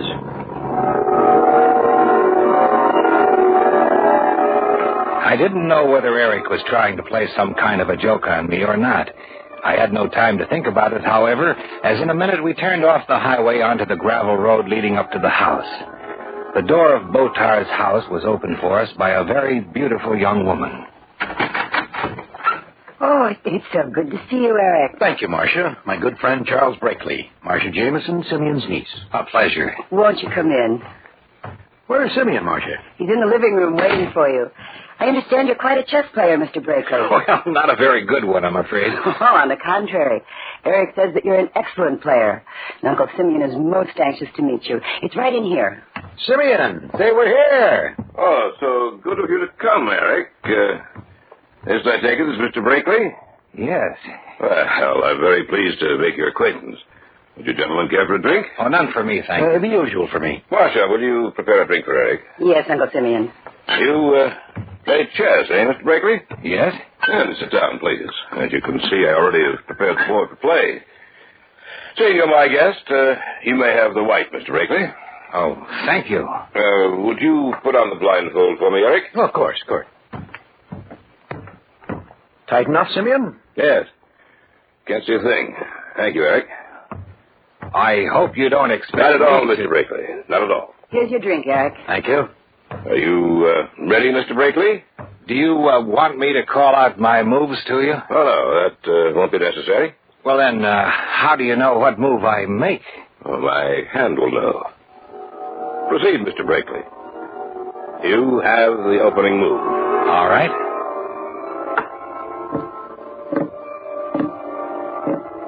King's pawn to King 4, Mr. Brakely. Good safe opening. I'll counter with the same move. Now, your move, Mr. Brakely. King's knight to King's bishop, Mr. Brakely. Let's say I'll bring my queen out thusly. Mr. Botar, how do you know what moves I make? You can't see the board through that blindfold, can you? Of course not, Mr. Brakely. My hand tells me. Your what? My hand. You notice how the fingers are drumming now, Mr. Brakely? Yes. But my brain is not controlling those fingers, Mr. Brakely. The hand is an entity unto itself. Are you serious? Of course I am. How else would I know your moves? I cannot see you, Mr. Brakely. Neither my niece nor Mr. Patro have told me what moves you've made. How else would I know? Let us proceed, Mr. Brakely. It's your move, I believe. The game continued. It was incredible. The fingers of his hand would be silent as he moved, but when it was my turn, he would place his hand on the table and the fingers would begin drumming slowly. As I made my move, the tempo of those beating fingers would increase and then stop as Botar made his move. Your move, Mr. Brakely. Check, Mr. Brakely. Check. Check. Check and mate. You play a very good game, Mr. Brakely. I'll take this blindfold off now. Oh, now, tell me the truth, Mr. Botar. How did you know my moves? Well, I've told you the truth. Well, you don't mean to say That's exactly what I mean to say. My right hand has developed to such an extent that I believe it has, well, almost an intelligence of its own. That's impossible. Not necessarily. If we lose the use of one hand, we learn to do things with the other that require two hands before. A blind man learns to make his other senses perform some of the duties of his eyes. It's not impossible. The hand does seem to have an intelligence of its own. It has a strange grayish cast to it, Simeon, as if it were dead. Get me a pin, Marcia. Yes, Simeon. What are you going to do? Strange thing, Eric. There's no feeling left in that hand. I'll show you what I mean. What are you going to do? Prove to you that I feel no pain if the hand itself is injured. Here's the pin, Simeon. Thank you. Now, watch me. There. It's in my hand, and yet I feel nothing. Either you're telling the truth or you've learned to control your reaction to pain. It's the truth, believe me. I'll take it out now. There. You see? I have no feeling whatsoever of pain. Oh, that's strange. What? The hand is moving, and I'm not...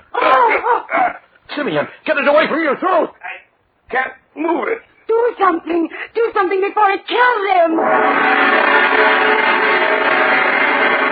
We'll return to the tale of the Hand of Botar in just a moment. Back now to the Hall of Fantasy in the tale of the Hand of Botar. Eric Matreau and I had driven out to the home of Simeon Botar. I had been a witness and participant in the most bizarre exhibition I had ever seen. And then, after the game was over, when Botar was showing us that his hand had no feeling in it, the hand suddenly moved to his throat and began choking him. Do something before it kills him. Help me. I'll get it. I can't move it, Charles. Let me help you. Starting to... Simeon, are you all right? Yes, I guess so. Oh, what happened, Botar? I don't know. I can't explain it. All of a sudden, it's in my throat, choking me. You're all right now? Yes. I lost control of my hand at that moment, gentlemen. I couldn't move it away from my throat. But now I can move it at will. Have you thought of seeing a psychiatrist, Mr. Botar? No. Why do you ask that? Well, you've heard of schizophrenia, split personality, haven't you? Naturally. But let me tell you right now, Mr. Brakely, I am not suffering from schizophrenia. Well, that's the only rational explanation for what just happened. I don't think so. Do you mean to say that you really think that hand has an intelligence of its own? Yes, I do. Then you'd better be careful, Mr. Botar. If what you believe is true, then that hand could very well kill you. We left shortly after that.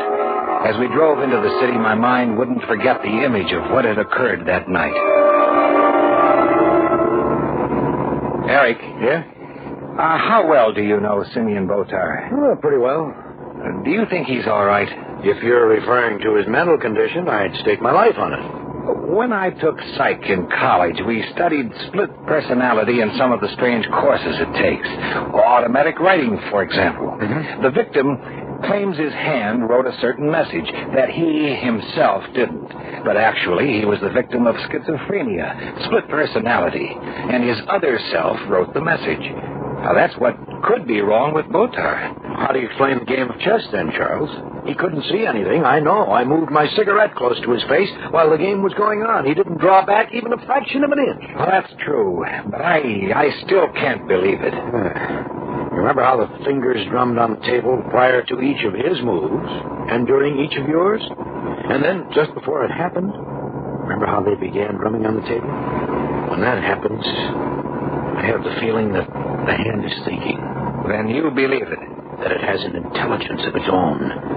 Yes. I'm afraid I do. In the weeks that followed, I saw a great deal of Marcia Jameson. I saw Simeon very rarely, going out of my way to avoid him. I didn't believe what he had told me, but he made me feel uncomfortable, and there was something about him that frightened me. One night, Marcia and I had returned from a play downtown. We stood outside the house saying goodnight, and I noticed Eric's car in the driveway. I had a wonderful evening, Charles. So did I. Oh, Eric must be here. There's his car. I didn't notice it before. Well, neither did I. It's in the shadows by the side of the house. Charles. Yes? I'm getting worried about Uncle Simeon. Why? He's frightened. He doesn't sleep at night anymore. What's bothering him? The hand. He says that he can't go to sleep anymore without fearing what it will do to him. The only time he's rested is when he's had one of the servants tie down the hand so he can't move. I think he should see a doctor. But that's what I thought, too, but he won't. I don't know why. What's that? A scream from inside the house. Let's go. Uncle Simeon! Mr. Botar! Eric! Is that you? Yes! Where's Simeon? Come into the library, hurry! What's the matter? Look. Uncle Simeon! Are you all right? He's dead. What? He's dead. I went out to make a telephone call. There's no extension in here, you know. I was dialing the number when I thought I heard Simeon say something, and then I heard him scream. I ran back in here, and I found him like this. Look. Where? At his neck. There are 5 red marks on his throat, like finger marks. Just as if he'd been choked to death by a person using only one hand. We called a doctor, and he in turn summoned the police. They questioned us closely, and when Eric told them the story about the hand, they laughed at him. The final verdict was death by strangulation, killer unknown. 3 days later, he was buried. Eric and I returned to the house with Marcia after the funeral. Marcia had taken the funeral very badly, and we sent her up to take a nap for a few hours. I'll get it. Hello? May I speak to Miss Jameson, please? Oh, she's resting now. I don't want to disturb her. I see. It was a rather irregular request that we received, but we did as the note said. I just wanted to tell her that the package is being dispatched and will reach her today. Who's calling? Mr. Erskine. Goodbye. Huh. Erskine. Now, from where do I know that name? He was a mortician. Oh, yes. What do you want? Oh, he said something about a package being delivered here today. Wonder what it is. I don't know. Well, I'll tell Marcia about it when she wakes up. It's strange that he didn't mention what was in it. Well, the package will arrive today. Then we'll know what's in it. I'll get it. Hello? This is Erskine again. I'm afraid I can't do what the note said. The thing is... Hello? Hello? Mr. Erskine, are you still there? What's the matter? I don't know. He sounded like he was choking. It was about 5 o'clock in the afternoon. Marcia was still asleep. The sky was heavily overcast, and I knew that we were due for a bad storm shortly. Eric and I heard the front door chimes ring, and a few seconds later the maid ushered in a man we had seen before, the lieutenant of detectives who had been at the house after Simeon Botar had died. What can we do for you, Lieutenant? I don't like to trouble you, Mr. Brakely, especially today, but I'm afraid I have to. What's the matter, Lieutenant? Do you know Mr. Erskine? Yes, he handled things for Marcia. That's right. Well, he's dead. Dead? Yeah. Well, he called here on the phone. He started to choke. He choked all right. He was strangled. What? That's right. And he has the same marks on his neck that Mr. Botar had that night. 5 little red marks, like the finger marks of a hand. You are listening to the tale of the Hand of Botar on this week's journey down the corridors of the Hall of Fantasy. We'll return to our story in just a moment. And now back to our story, entitled The Hand of Botar. We had come back from the funeral with Marcia Jameson. She was upstairs getting some rest. A few minutes before, Lieutenant Hillman of the police had come out to the house. I learned then the reason Erskine had seemed to be choking when I talked to him on the telephone. That's right. 5 little red marks like the finger marks on a hand. It's starting to rain. Yeah, we're in for a bad storm. Erskine didn't have any enemies. He was preparing a package to send out here, and then he was killed. Who did it? Not who, Lieutenant, what? How's that? I believe it was Botar's hand that killed Erskine. What are you talking about? Botar's dead. But his hand isn't. But Simeon's been buried, Eric. I don't care. I think it was... That was Marcia. Come on. Marcia, what's the matter? Is he up there alone? Yes. Marcia! I saw it. I saw it. Saw what, Marcia? I was half asleep. I felt that something was in the room with me. I looked up. The window was slightly ajar, and then on the floor, I saw it creeping along. What was it you saw? Uncle Simeon's hand. What? That's right. Let's take a look. Are you sure? Do you know what you're saying? Of course I do. You'll see for yourself. There doesn't seem to be anything in here. Maybe it went back out the window. Lieutenant, take a look at this. What? Look, on the windowsill here. Little scratches as if they were made by fingernails. You don't expect me to believe... I didn't believe it either, Lieutenant, but now I do. Botar's hand has an intelligence of its own. I believe that both Botar and Erskine were killed by that hand. I think you're crazy. And I think I can prove it to you. How? Lieutenant, get an order to give us permission to exhume Botar's body. Then you can see for yourself.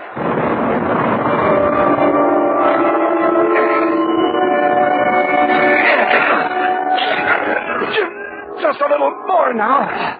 This had better be more than a wild goose chase. I think that's enough.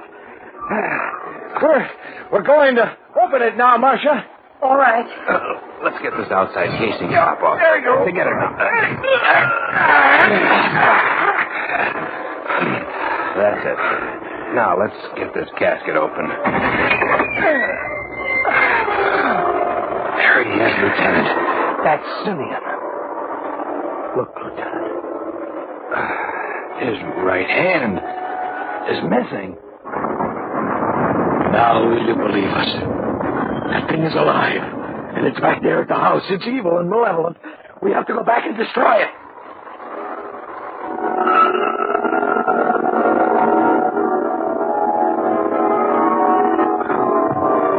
We searched the whole house, and we still can't find it.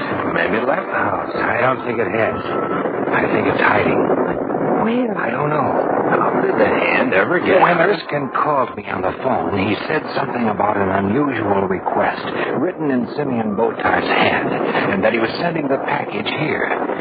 While he was preparing that package, the hand killed him.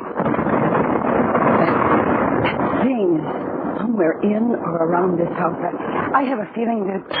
Oh! What was that? Sounded like a window breaking. Where? Upstairs. Let's take a look. We'll break up into 2 groups. Mr. Monroe and Mr. Breaker will go together. I'll keep Miss Jameson with me, all right? All right. Let's go then. I have the only gun. If you see it, Call for it. All right. stay behind me, Miss Jameson. I'll be with right you. behind you.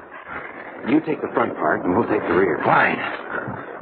If you see it, don't forget to call. Let's go. Why don't we try Simeon's bedroom? Sounds like a good idea. Come on.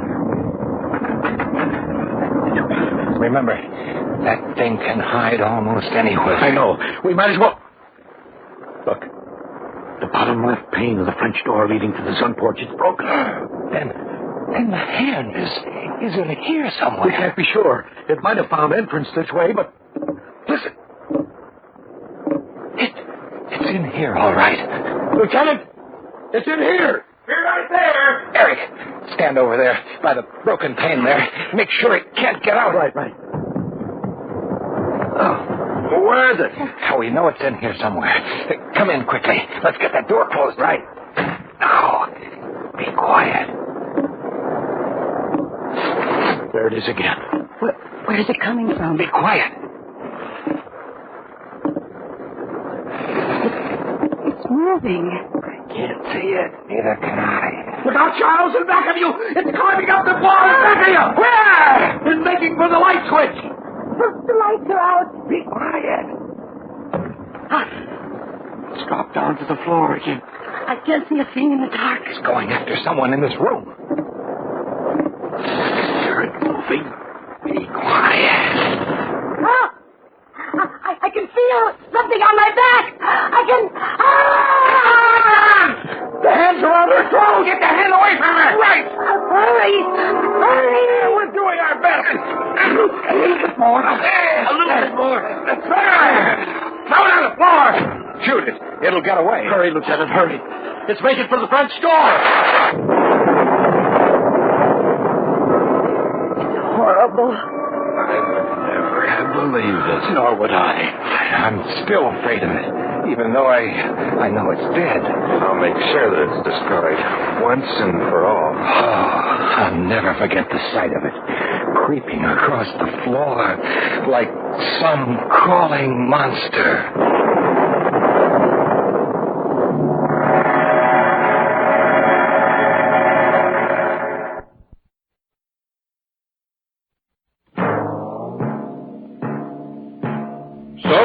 Tonight's tale of the unusual, the terrifying, the unknown.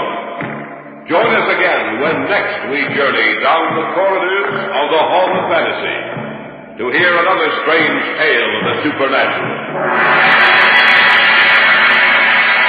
All characters and events portrayed in these programs are fictional, and any similarity to actual events or persons, living or dead, is purely coincidental.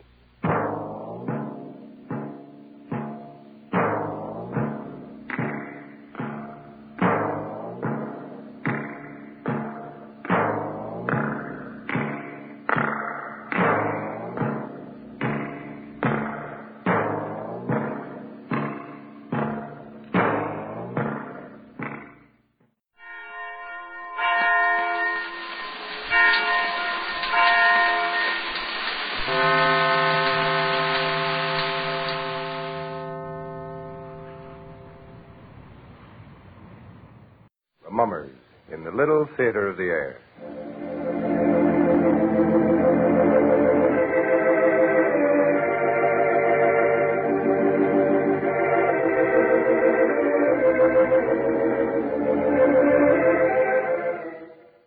Now, the Hermit.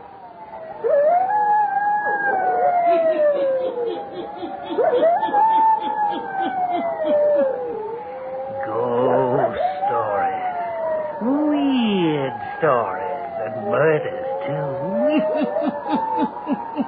The hermit knows of them all. Turn out your lights. Turn them out.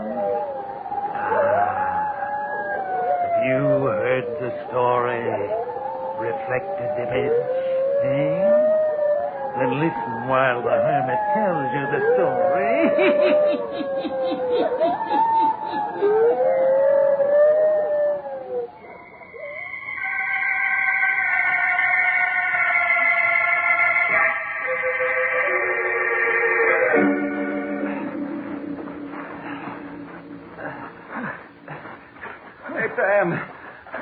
Dan, you gotta wait.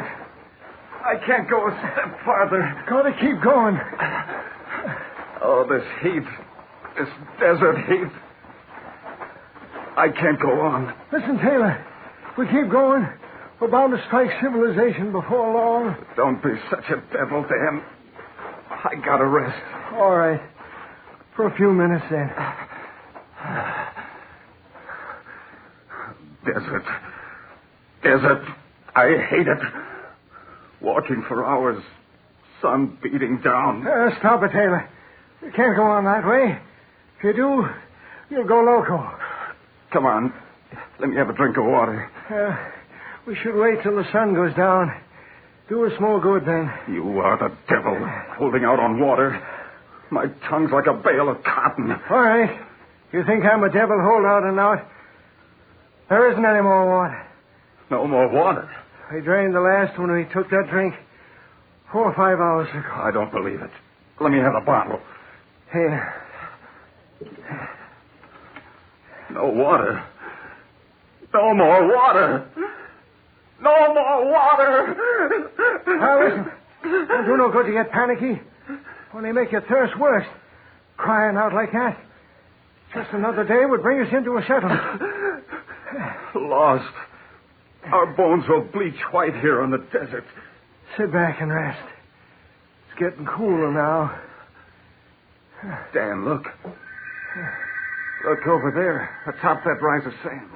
I'm looking. Do you see her standing there? I see the dead stump of a tree. So do you. I see her.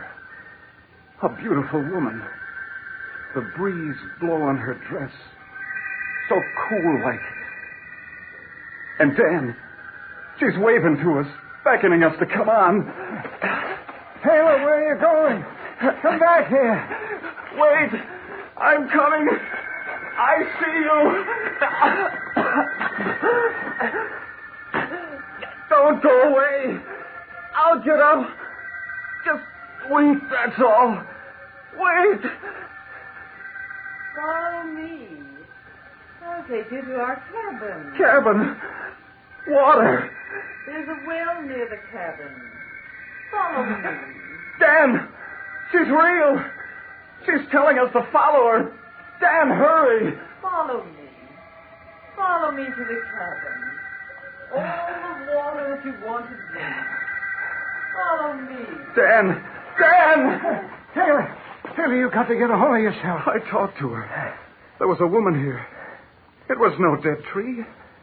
She said to follow her. That way. East, she said, to the cabin and water.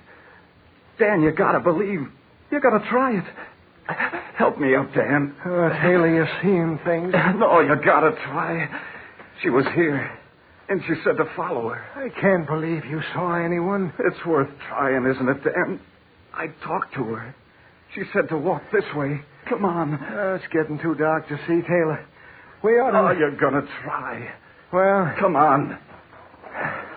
Where's the woman now? She went ahead. I saw her move this way. Hello? Hello? See? No one answers. You didn't see any woman. We gotta keep walking this way, Dan. Oh, it's crazy. Cabin. Water. The woman said this way. There wasn't any woman. You've gone off your nut, Taylor. If you don't stop this crazy stuff, I'm going to leave you in the morning. Strike out for myself. Look. Look. Do you see? Why, all that's good. A light. I told you. Cabin, water, just as the woman said. You must have seen a woman, Taylor. I didn't believe. Come on, Dan, hurry. We've struck real luck. Luck and water. Hello? Hello? We're coming. Hello? No one answers. It ain't a light in the cabin, Taylor. It's a star we see. No. It ain't no star. It's a light in a cabin too big for a star. It is pretty big, Taylor. You're right. I can see the shack now. Sure. Come on. The cabin door is open. They've heard us. The woman is waiting for us. Hooray. Water. Water.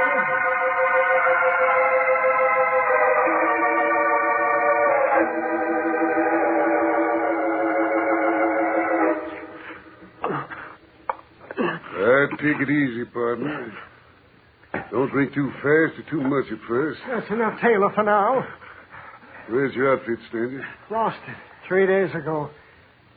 You ain't packing any guns? No, we haven't any. Then you're welcome to stay the night. It was mighty nice of your wife to tell us we were welcome here. What's that, stranger? Your wife, or the woman that told us to follow her here to the cabin and water. I don't savvy what you mean. Funny thing.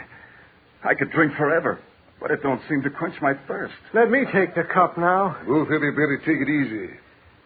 Like you said, too much ain't good all of a sudden. Strangers, what are you doing here in the desert? A storm overtook us 4 or 5 days ago. We didn't even have time to unpack the animals. And when the storm was over, horses, outfit, everything gone. I see. What was this about you seeing a woman who directed you here to my cabin? Taylor here. He thought he saw a woman waving to him. A woman who said there was a cabin and a well of water near. But I figured all the time he was seeing things. Sort of a reflected image on the desert sand. Yeah. Folks drifting into insanity are always seeing things on the desert. Sure. I know it. Now, how far are we from the nearest settlement? The nearest settlement is about 35 miles due east of here. Not as far as I thought. We can start out in the morning. Sure. I'll give you directions. Fine, partner. Fine. You live here all alone? Yep. My name is Fred Holker. Well, glad to meet you. I'm Dan Torrance. My partner, Taylor Wiley. You're welcome for the night. I'll rustle up some grub. And after eating, I'll tell you a desert story that'll put you seeing a woman on the desert in the small class as stories go. Yes. I'll tell you a real desert story, if you would listen.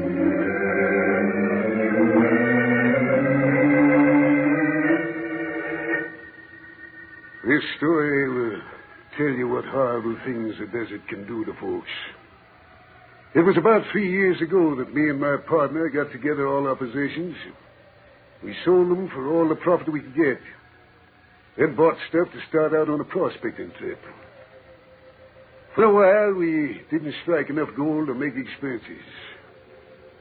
Then one morning, Ab and me made a walloping strike and hightailed it to town with our samples.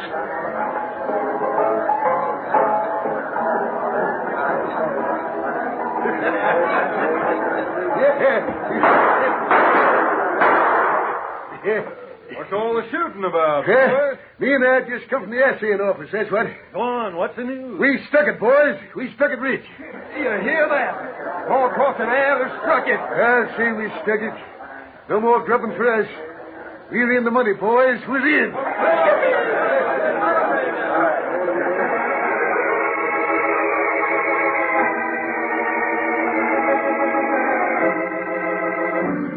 Yep, we was rich. The first thing I did was to send back to the settlement for my girl to come out to me. Ab helped me get ready for her. We built this here cabin. Of course, it's no mansion, but it's a sight better than most desert shanties. Well, Lila came out, and we was married in Toro, and then came back here to the cabin. Lila, she brought things along to pretty up the place. Curtains and such. We was real happy. Ab, Lila, and me. And the gold was still coming in. Night times, Lila and me would make plans as to how we were going to the big cities and live like king and queen. Then one morning, I comes into the cabin. Lila was sitting in that chair where you are sitting now, stranger. And Ab was standing there by the table. I could sense right away that something was up. I says, supper on, Lila? No. Time for grub, ain't it? Maybe so. Go on, Lila. Tell him. Tell me what? Lila don't want to stay here with you anymore, Fred. I reckon Lila's able to talk for herself, Ab. What's this Ab is telling me, Lila? Eb's got it right, Fred. I hate it out here. And you won't give up and say we got enough to move on. Well, now... Let me do the talking. I can't stand it here in the desert. Not any longer. I'll go crazy if I have to be here another day. But I thought... Go on, tell him all of it, Lila. It ain't only the desert you don't like. It's him. Lila's in love with me. Is this true? Lila, tell me. Is it the truth what I was saying? Yes. Well, Ab, you desert rat, I'll break every bone in your body. Now, take it easy.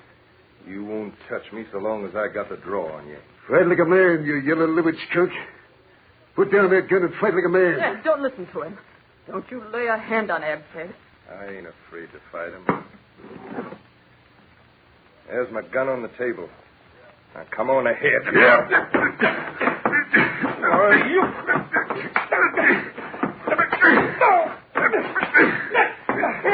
Don't kill him! That's what I aim to do. Kill him. You'll never walk out of here.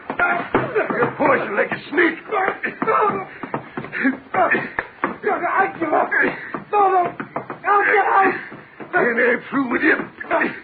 You'll crawl on your hands and knees. No. Stop it.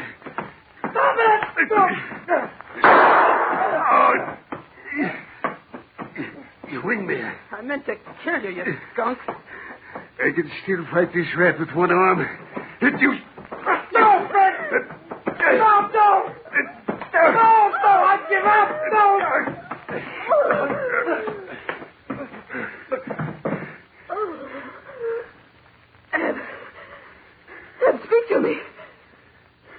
him.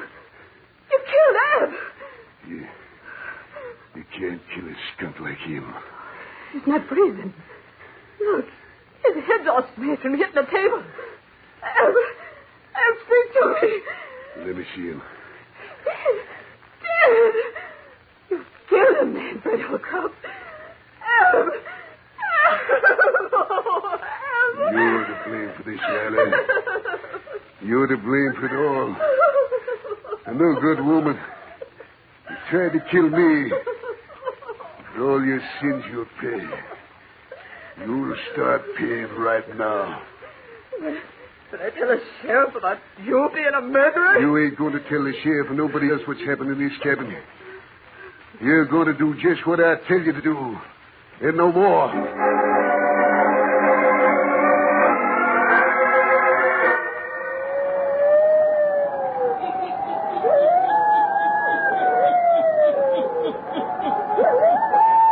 3 men on the desert in an old cabin. 2 listen intently as an old man tells them a strange story of murder. The woman who beckoned them to the cabin that night, where is she? The hermit will tell you before the night is done.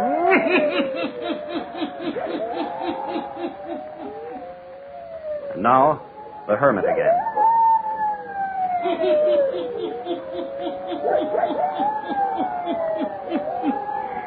Fred Holcroft continues to narrate his strange desert story to the 2 men who were led to his cabin by a woman. Listen.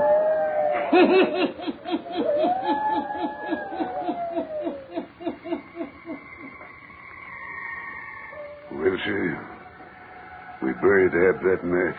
What do you mean, we? Lila and me. The woman who had betrayed me. I made her handle the shovel. I can remember as well as if it were today. She was sobbing and carrying on. But I kept her shoveling.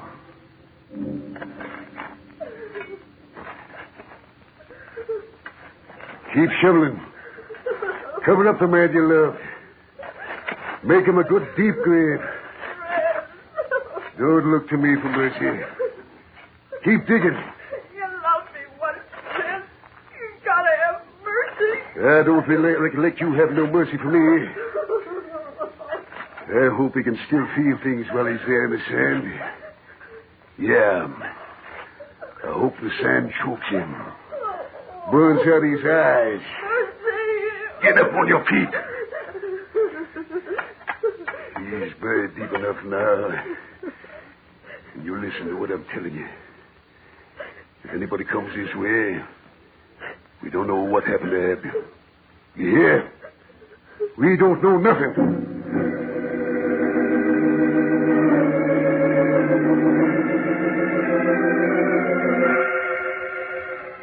I can tell by the look in your eyes that you figure I was mighty cruel to Lila.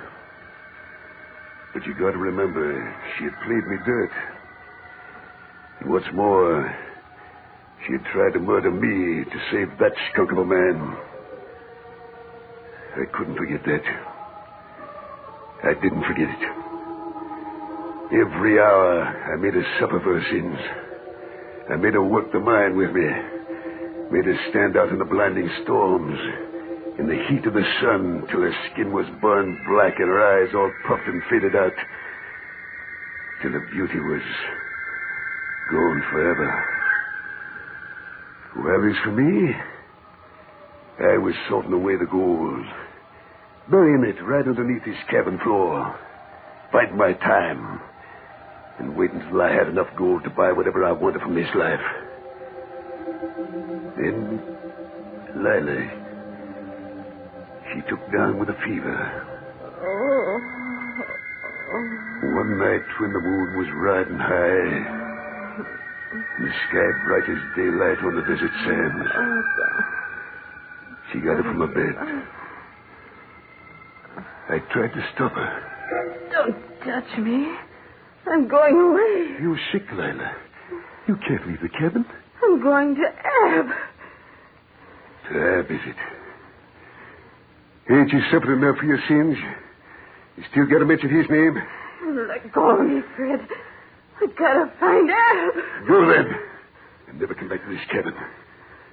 Never come back.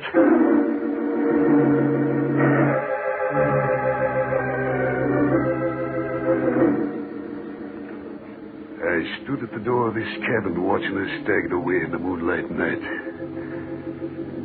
I never searched for her body. Her bones are bleached white by now from the sun. As for me, well, I always figured on moving on. But the sun and the desert, the scorching sands and the wild winds blowing, all of it sort of got into my blood. And I've stayed on here, hoarding my gold. But one of these days I'll be pulling out for the city, and the lights and music, all the rich things money can buy. I don't understand it. Why are you telling all this to us, two strangers? How do you know we won't report you as a murderer? I don't likely know why I'm talking. Unless it's that the loneliness in the desert has got me.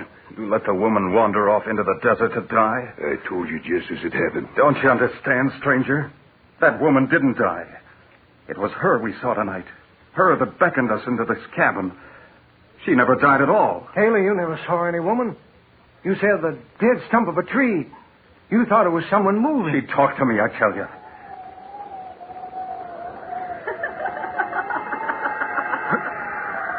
What is it? Don't you know? It's her. Look. Look out the window. Lila. That's the woman who beckoned to Dan and me. She's standing out there at the window. No. She died, I told you. I never died, Fred. Never died. I've come for you. Don't let her in this cabin. Look. She walked right through the door. It can't be her. Look closely, Fred. I've come to finish up what I should have done years ago. Stop her. Don't let her to that cabin. I've got it now, Fred. This time I'll do more than wing you. She got me. Got me. Grab him, Taylor. Look at the blood. Elba. I'm dying. He's done for. And the woman. She's disappeared through that door just like she came in. She's gone. And you and I, Taylor, we're going to be accused of this murder.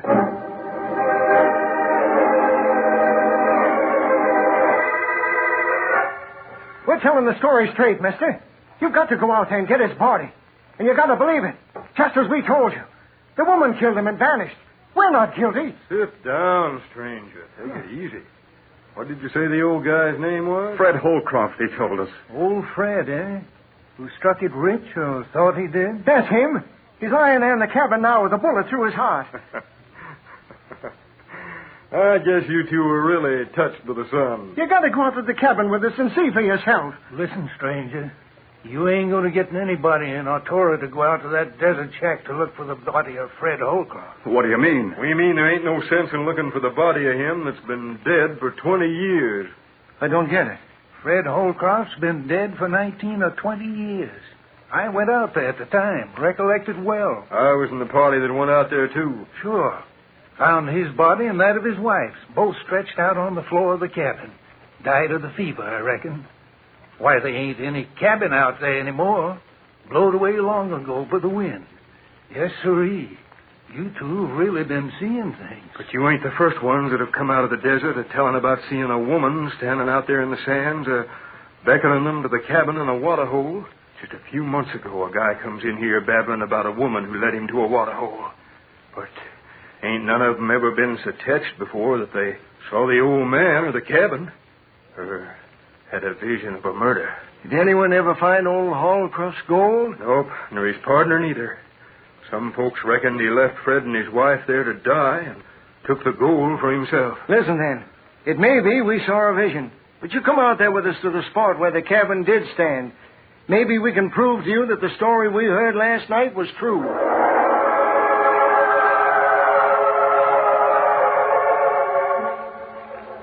Here's where we stopped. But you can see there ain't any cabin. You said the gold was buried underneath the cabin floor. That would be about here. All right, for the heck of it, let's start digging. Come on.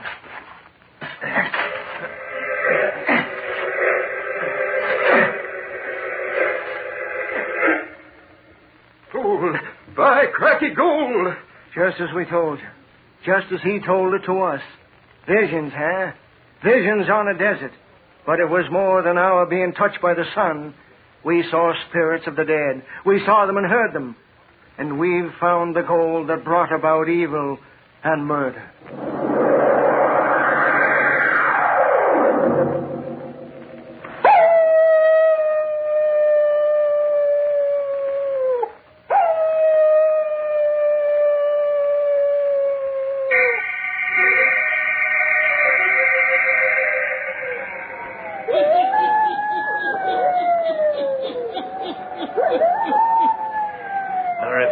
Image of the desert. And yet it was not of the mind alone, but rather a ghostly vision of the past. Spirits that could not rest in their graves of sand. Ghostly visions returning to earth to walk the desert on moonlight nights. To speak to the living. To relate over and over the stories of their sin and murder. Yes. Turn on your lights. Turn them on. I'll be back. Pleasant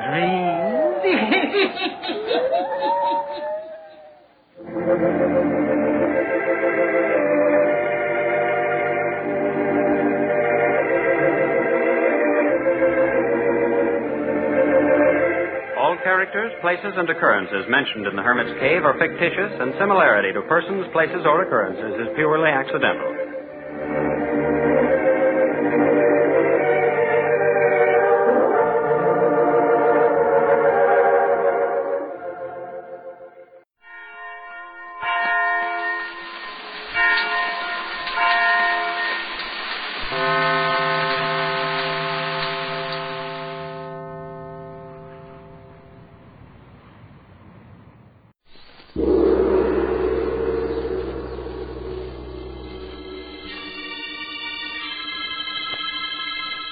The Sealed Book.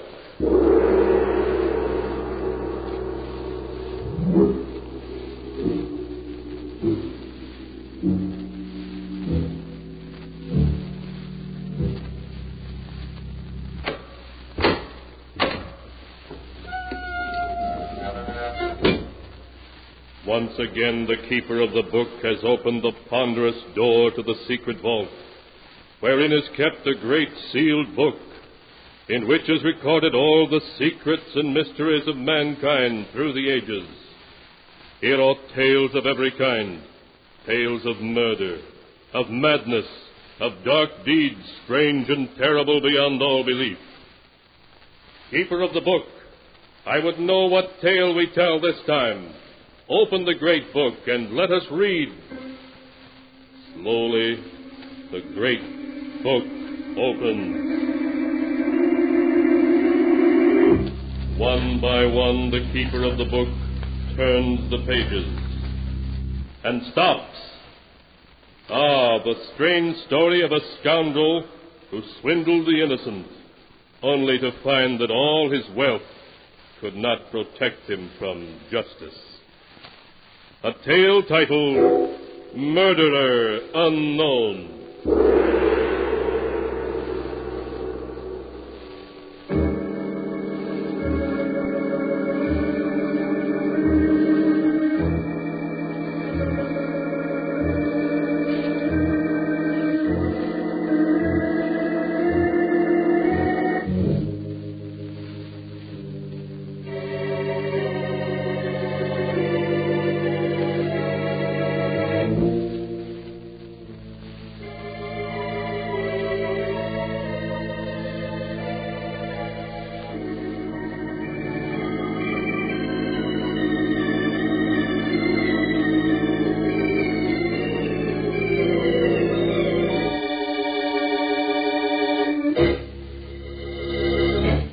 Here is the tale, Murderer Unknown, as it is written in the pages of the sealed book.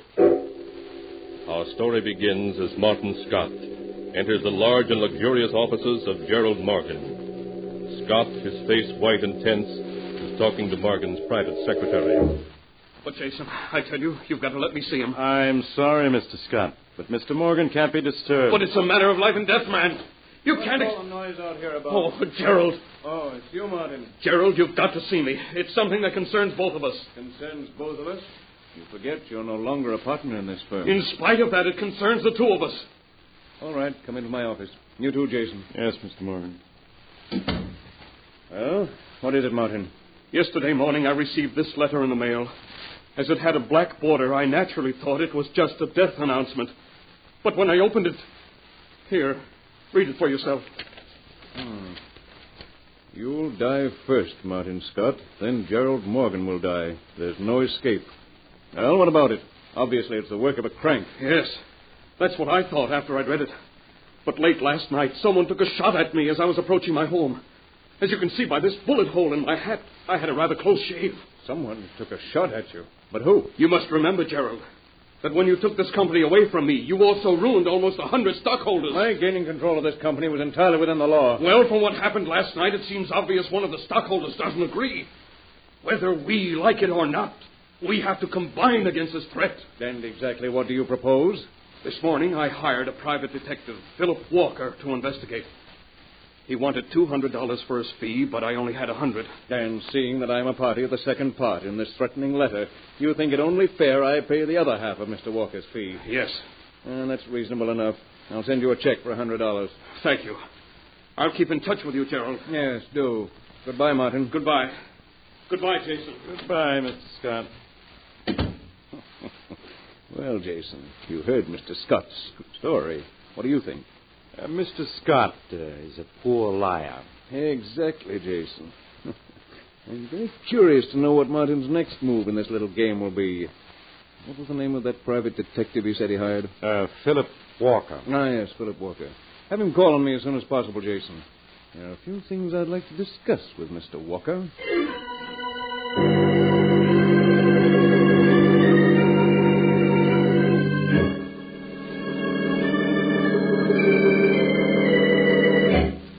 A few days later, Martin Scott, a terrified look on his face, rushed into Gerald Morgan's office. Gerald, I've got to talk to you. Now, we mustn't get excited, Martin. Please. 4 days have passed, and I see you're still alive. Gerald, I've received another letter. It says I'm to die tonight, at midnight. Look. So it does. Too bad, Martin. Looks as though I'll have to pay for your funeral after all. Jason, you'd better make arrangements. Don't joke, Gerald. If he kills me, you'll be next. What do you suggest? I want to leave town. Go far away. Oh. And, of course, you want me to lend you the money. Oh, I know I haven't any prospects now, Gerald, but I'll pay you back somehow. All I want is $5,000. It's nothing to you, but to me it's the difference between living and dying. Really, Martin, you give me credit for very little intelligence. What do you mean? Come, Martin, why don't you admit you put the bullet through your hat yourself and wrote those letters all in an effort to get money out of me? You don't believe me? No, Martin, I don't believe you. For the past 3 days, every move you've made has been reported to me by Mr. Walker. Philip Walker? Yes, Martin. The detective you hired. It was a simple matter to buy his services away from you. As usual, it was just a question of money. But, Gerald, you've got to... In last night's report, Walker states that you left home at 9:25 to mail a letter. That letter you mailed couldn't by any chance be the death threat that you received this morning, could it? Gerald, don't be a fool. I tell you, someone's out to murder both of us. Well, I shall begin worrying when you've been killed. And rest assured that if anything happens to you tonight, I'll see to it you get a decent burial.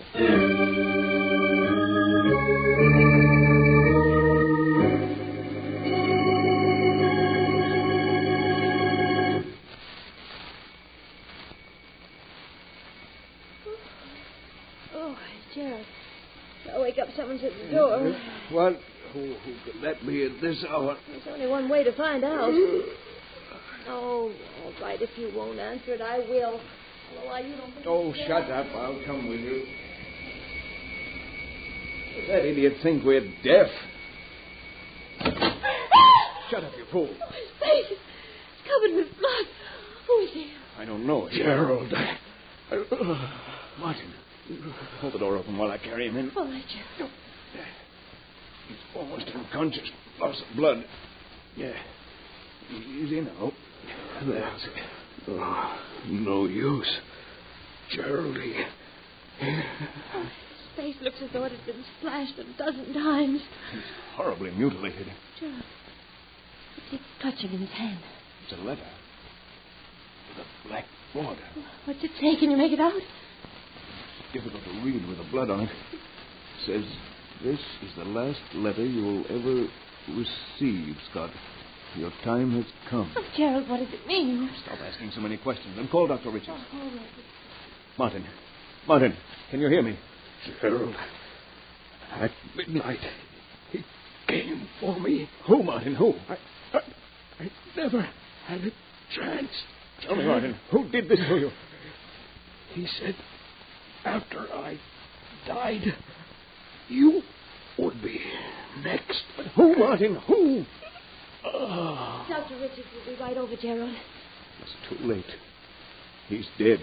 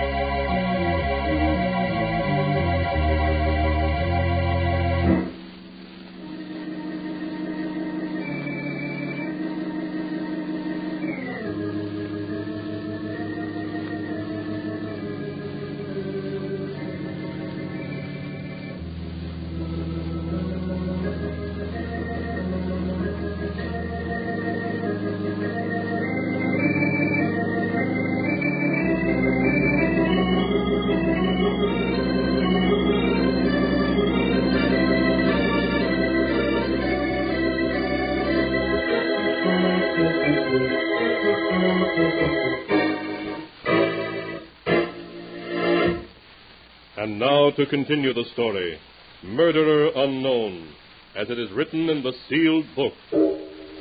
As Gerald Morgan drove to his office the morning following Martin Scott's death, he kept glancing over his shoulder nervously. A cold fear gripped him until he entered his office. Good morning, Mr. Morgan. Good morning, Jason. I read in the morning papers what happened to Mr. Scott. It came as quite a shock.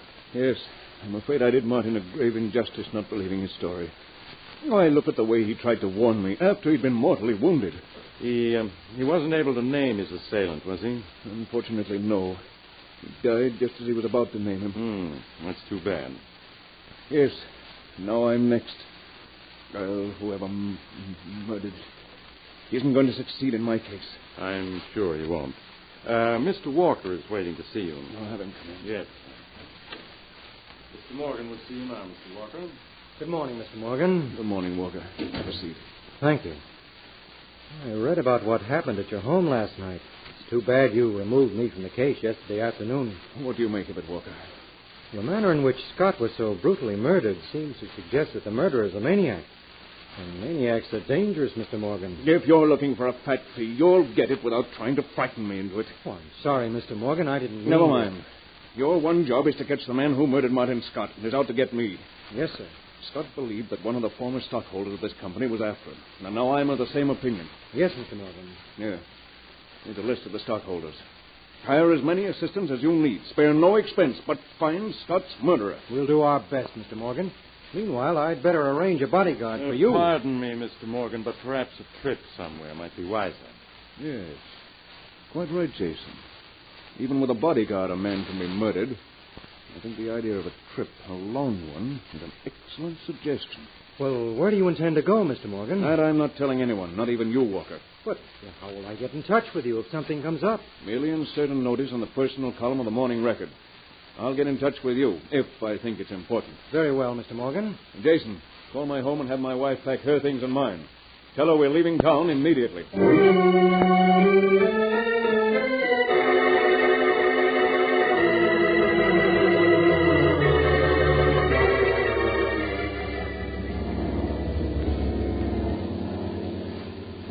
Now that we're well on our way, I feel much safer. This trip was an excellent suggestion, Jason. Pardon me, Mr. Morgan, but you haven't given me my course yet. I'm still flying due west. Oh, yes. Here's a map with our destination on it, Jason. We're flying to a small lodge in the North Woods. There's a small clearing nearby where you'll be able to land. Yes, Mr. Morgan. You'll find it an ideal vacation spot. There we'll be in perfect safety for Walker to catch Scott's murderer.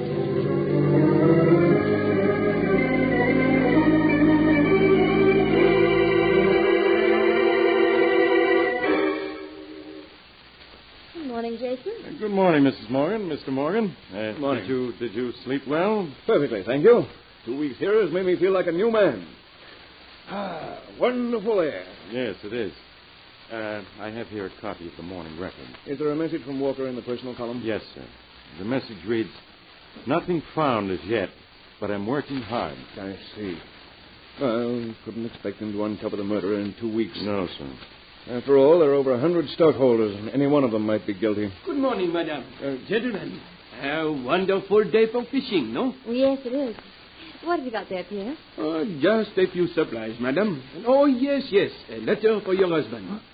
A letter? Oui.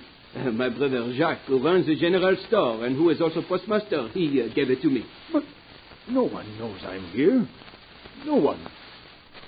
But it is addressed to you, Mr. Jones. Here, you can see for yourself. Is there any return address on it, Mr. Morgan? No, it's addressed to Mr. Jones, care Postmaster St. Clair. Letter's postmarked from Portland yesterday. Only one way to find out if this letter is meant for me. Why, another letter inside it. A black border. What? And it's addressed to Gerald Morgan. No matter where you flee, I shall follow. There's no escape.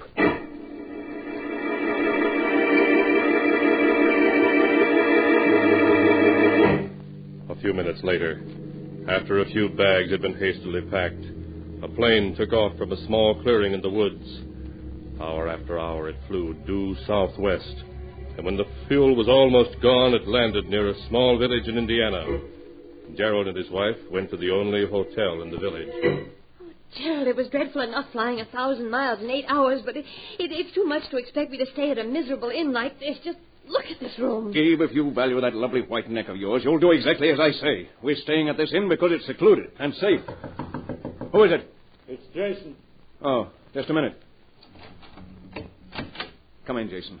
Did you get rid of the plane and send the telegram to Walker? Yes, I did. What did you say in the telegram? I told him that the murderer had been in Portland yesterday, and that he was to fly there and make every effort to apprehend him. Good.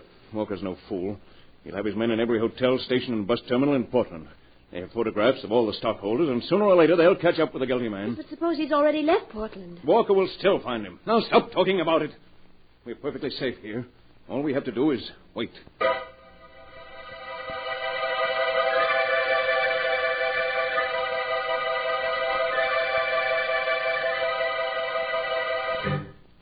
Jason, where's Gerald?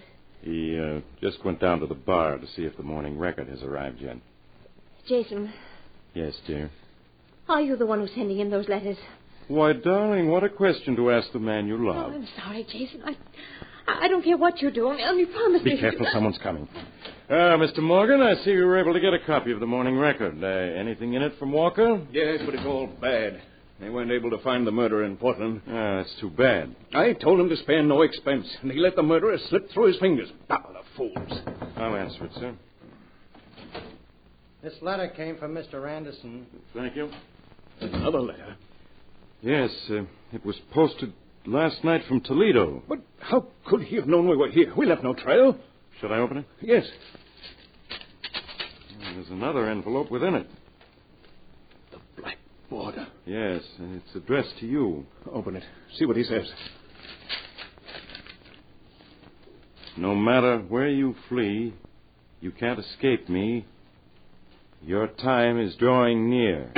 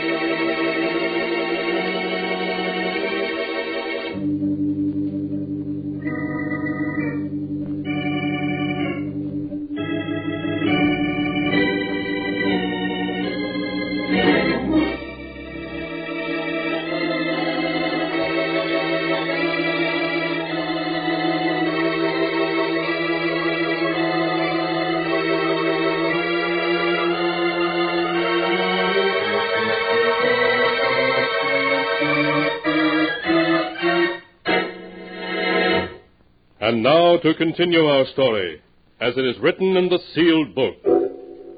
Less than 10 minutes after receiving the black-bordered letter, Gerald Morgan was fleeing for his life.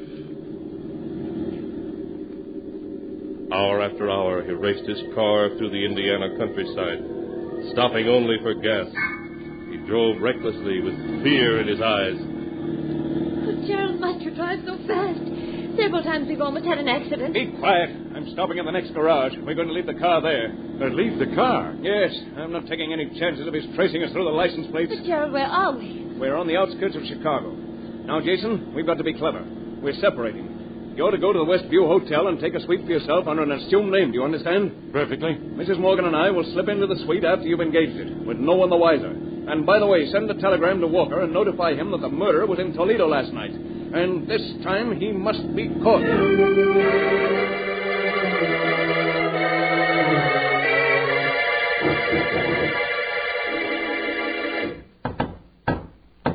That must be Jason. Yes, I'll let him in. Were you able to get a copy of the morning record, Jason? Yes, I was. Give it to me. Let me see. Here we are. No success in Toledo. We'll continue search. Oh, the fools. Another opportunity to catch him lost. How long do they think I can go on this way? I'm sure you can depend on Walker. Gerald, why don't you go and lie down for a little while? I'm perfectly all right. But you look tired. A little rest would do you good. Oh, yes, I suppose it would. Call me if there's any word from Walker. Jason, come over to the window where he won't be able to hear us. What's the matter, Eve? You look so upset. Well, you saw the way he acted, Jason. He's losing his nerve, going to pieces. And when Gerald's frightened, he becomes violent, almost a maniac. What are you trying to say? Jason, you've got to stop sending him those letters. I tell you, it's dangerous. So, you really think I'm the one who's sending those letters to Who him, else huh? could it be? Yes, Jason. Who? Gerald! Mr. Morgan, what are you doing with that gun? You haven't answered my wife's question, Jason. I tell you, I know absolutely nothing about those letters. Really? Perhaps you haven't noticed, but there's another one just been slipped under our door. Oh, no. Yes, my dear. We'll see what this one says. As usual, there's another envelope beside it, and with a black border. Oh, Gerald, please don't open it. Don't, I can't stand it. Come, dear. It's only fair that I should know what it says as well as Jason. No matter where you flee, I'll find you. When the clock strikes midnight, you die. So, You two had decided to get rid of me tonight. No, Gerald, no. I tell you, I had nothing to do with the sending of those letters. Really, Jason. In all our travels, we left no trail behind. You two were the only ones who knew where I was. You must listen to me. I tell you, I had nothing to do with them. You're nothing. exceedingly clever, Jason. I've never denied that. With me out of the way, you could gain control of my company. Your accusation is absurd. If that's true, why should I have killed Martin Scott? He had nothing to do with the company anymore. Quite so, but with me dead, he might have gained control of the company instead of you. Therefore, you decided to remove the two of us. You've gambled, Jason, and lost. Gerald, why are you turning on the radio? We're parting company, my dear, and I feel the need of music. No, you can't shoot me.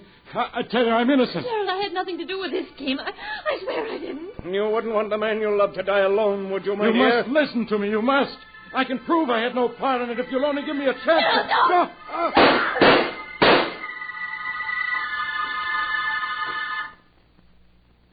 You were both very clever, but you were dealing with Gerald Morgan. And you sent your last threatening letter. I've got to get out of here. The gun, I'll wipe my fingerprints off it and place it in Jason's hand. Perhaps the police will think it's a double suicide. If not, they still can't prove anything against me. No one saw me come to the hotel. No one even knows I'm in Chicago. I'll return home and get someone to act as my alibi. The police will never know. Who's that? Open up. It's the police.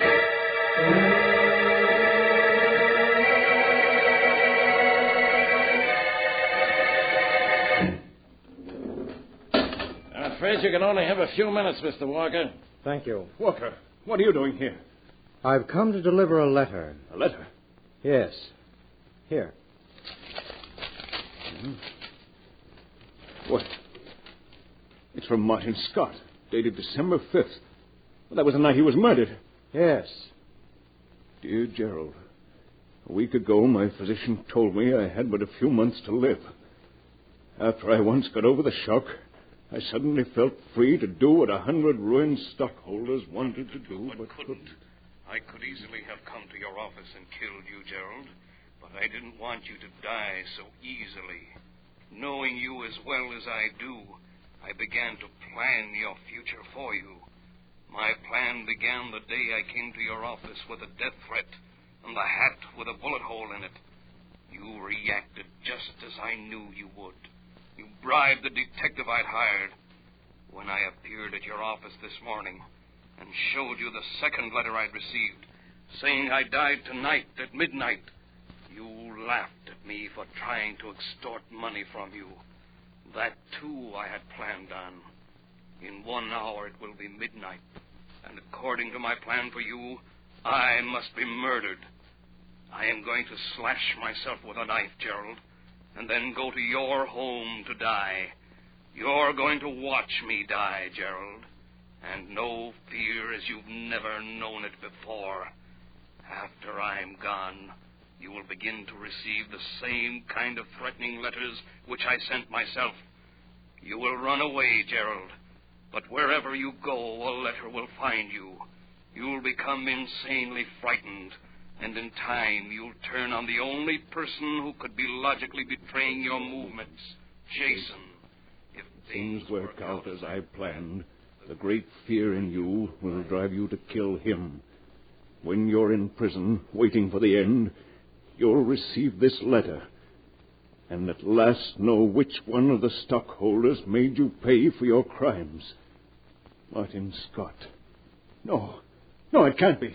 But it is, Mr. Morgan. But if Jason didn't send me those letters, who did? You forget, Mr. Morgan, that I know where to find you. You had Jason send me telegrams, and they were easy to trace. Then it was you who sent those letters. Yes, I was the one who carried out Martin Scott's plan. But I bought you, gave you thousands of dollars. All of your checks were torn up. Martin Scott was my friend. You can't do this to me. You can save me if you want to. I'm rich. I'll pay you any amount of money you want. Walker, listen to me. You'll have to leave now, Mr. Walker. It's almost... No, Walker, you can't. You can't let them kill me. I'll pay you anything. Anything. Walker!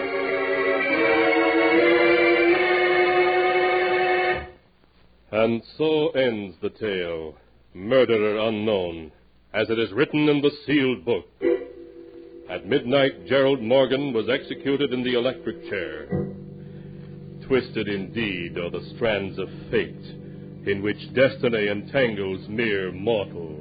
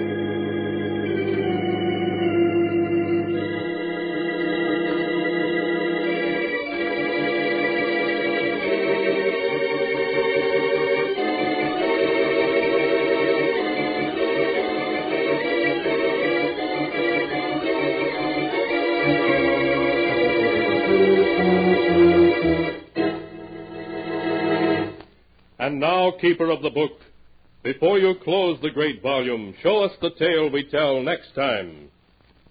This one. Ah, yes. The tale of a human derelict who one night stumbled into a pawn shop and there sold 5 years of his life to a strange and mysterious pawnbroker. The tale is called Time on My Hands.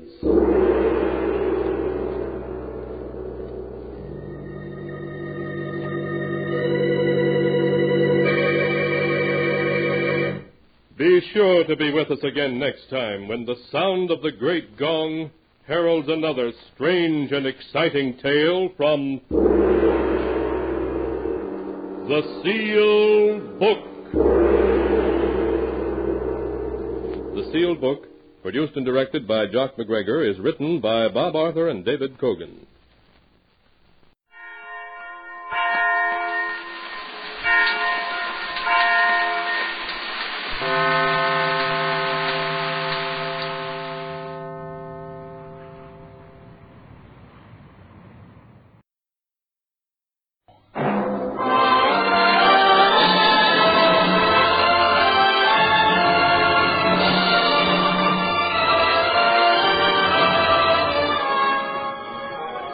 Flown. I have sailed. I have moved about this world of ours, and ever in search of the finest of its kind, we bring you the tops in spine chillers.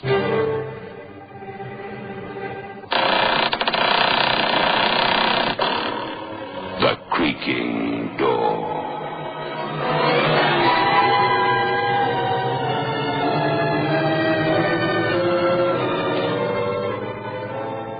Creaking Door.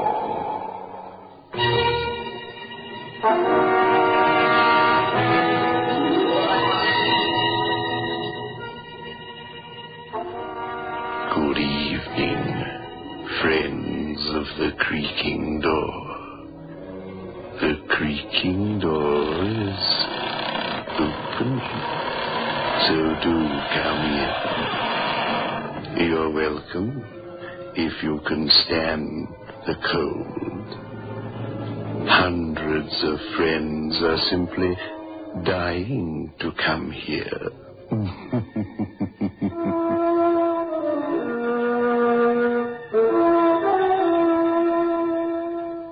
Harry Logan is a nice young man. Just the sort of person you'd like to invite for a weekend at home. If only the nasty, suspicious police weren't convinced that he's a murderer. Go through it again, Logan. There's nothing to add. Nothing. Who cares? You got time. I'm paid by the police department, so I got time. Let's hear it again. Lieutenant, I don't want to. Go through it again, baby. You might even convince me. How'd you like that? But I know so little. I woke up in this girl's apartment. Hold it, Logan. How'd you get to the apartment? I've told you. I don't know. It's all a blank. I wonder if a grand jury will believe you. Go on. Well, I woke up in this apartment. It was a nicely furnished place. I'd been sleeping in a chair. Been there before? Never. I swear it. You don't know how you got there. You've never been there before, but you were sleeping in a chair and Miss Hollister... Is that her name? You wouldn't know, would you? You only killed her. Oh, that's a lie. Okay, tell it nicely. I walked through the apartment and... I found her. She was lying on the bed. Well, when the doctor got there, she was on the floor. I explained. You know I explained that. Don't you know better than to move a dead body? I didn't know she was dead, I tell you, but she was lying there as if she was sleeping. And you've never seen her before, never been there before, and this doll is strangled while you're sleeping in a chair. She's wearing a nightdress, and she was strangled, Logan, strangled. And her name is Hollister? Marion Hollister, as if you didn't know. A rich girl with rich parents, and they have enough pull at City Hall to put you away for life, just for being there. Want to change your story? I can't change it. That's the way it happened. Well, what do you remember immediately before you found yourself in this apartment? The last I remember is getting off the subway train at City Central. I was walking up the escalator and... there was a girl. Oh, there was a girl, was there? You missed that bit out. Where was she? She seemed to be sick. She was leaning against the wall of the station just beyond the escalator, and I think I stopped and asked her if I could help. And you remember nothing more? No, not a thing. This is a highly likely story. Let me tell you, Logan, amnesia has been put forward as a defense in a score of murder cases in the city. It has succeeded twice. Both times with girls so pretty that they'd have got away with it if they'd been caught with a smoking gun in one hand. I can't help it.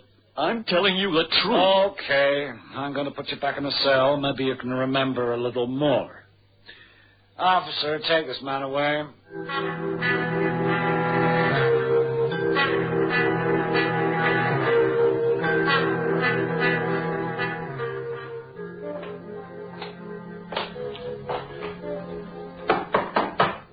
Coming.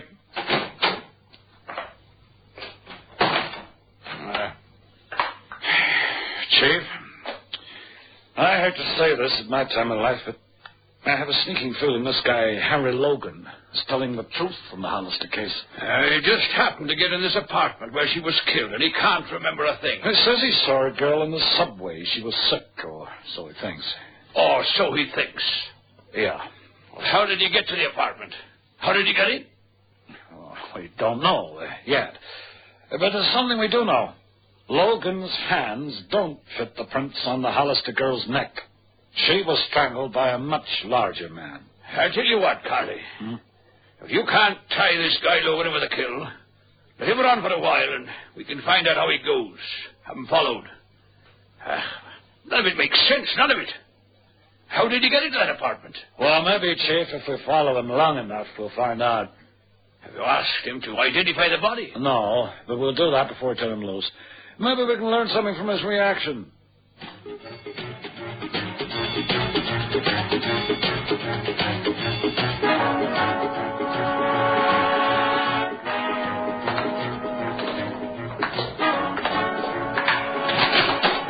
And here, Logan.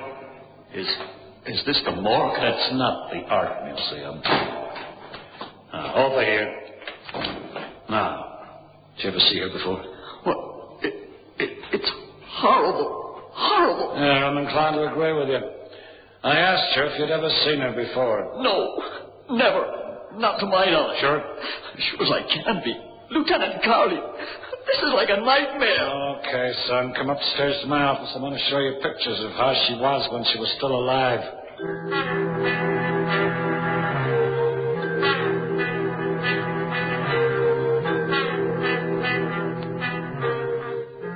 Well, recognize her? No, I'm sorry to say I don't. Was she the woman in the subway? I don't know. You know how it is there, all darks and lights. I just don't know. Oh, don't worry, then. Maybe we'll discover something. You're in the clear, son. Just go on your way. What? Why, thanks. I don't understand what happened. I don't understand at all. It's a mystery to me. Yeah, me too, son. Maybe one of those cases nobody can ever explain. We'll see. Yeah, we'll see.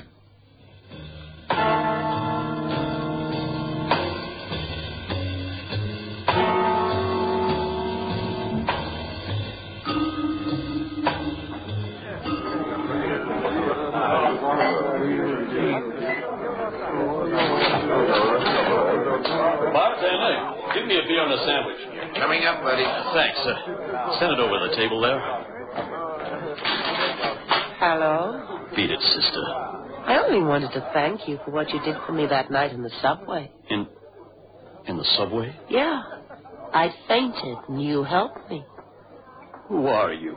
The name doesn't matter. Sit down. Have a drink. Not now, thank you. The hat's hiding your face. I don't recognize you. I'll take it off. There. Is that better? But you're Marion Hollister. Why not? Why not? Beer and sandwich, 80 cents. The girl here. Where did you go? What girl? I don't see no girl, mister.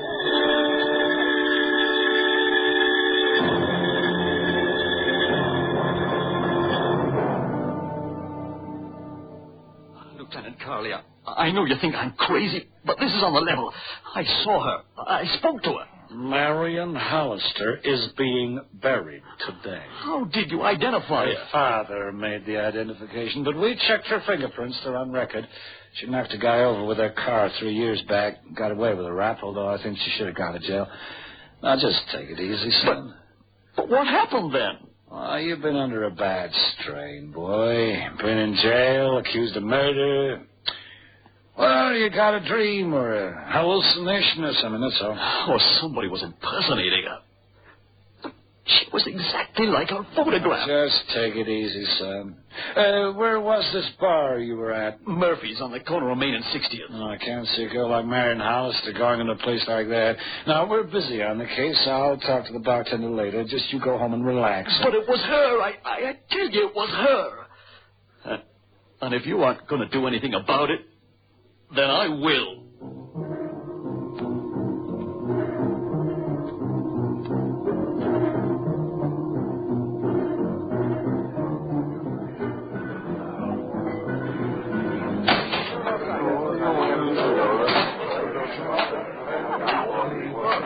Hey, you. Yes, sir? Take a look at the shield. Okay, have a drink on the house. Beer? I'm not a cheap cop. Scotch, then? I don't want a drink. What is this, mister? A hold-up? Oh, I get it. I pay you or you raid the place. Yeah, well, business is lousy. The most I could go is $50. Look, I want information. A guy named Logan was in here the other night. Yeah, that's right. How'd you know his name's Logan? Wait, one of the reporters told me. One of the newsmen. You served him a beer at his table. There was a dame with him. I never saw a dame. You sure? Sure, I'm sure. Get your jacket, Buster. I'm taking you seats. Say, what is it? Just for questioning. Are you coming quietly or in two pieces? Oh, I'll come quiet. Cops. You can't win with cops.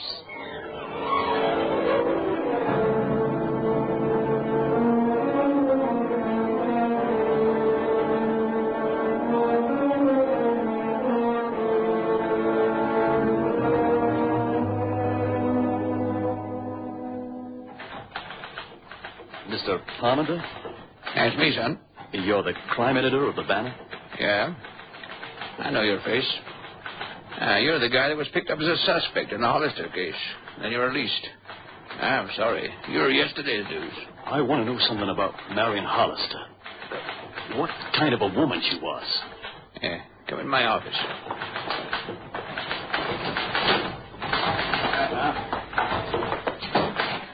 Take your seat. You got anything to tell me we don't know? What kind of person was she, the Hollister girl? Between you and me, strictly a hot rod. A poor little rich girl. Could you be more specific? Oh, I'd lose my job. Her dad owns half this city and half this newspaper. Now, look. She lived for the kicks, drink or drugs or anything else. It was all the same to sweet little Marion. She didn't look that kind of girl. Oh, so you did see her? Only her picture. She was arrested once for driving stinking drunk. She killed a guy. Her old man even sprung her on that one. She had a sweet face. No heart. Was there anywhere specific that she used to frequent? Fellini's gambling club on the east side. Duke Fellini was said to be her special boyfriend, but don't quote me. Say, what is this anyway? Oh, it's only that I saw her ghost. I'll let you know if I hear anything.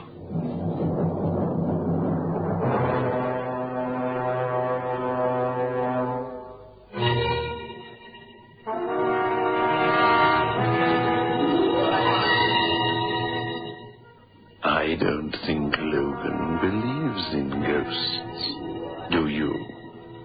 But after all, he saw the girl dead. The fingerprints checked. Fingerprints don't lie, but ghosts do. They lie uneasily in their grave.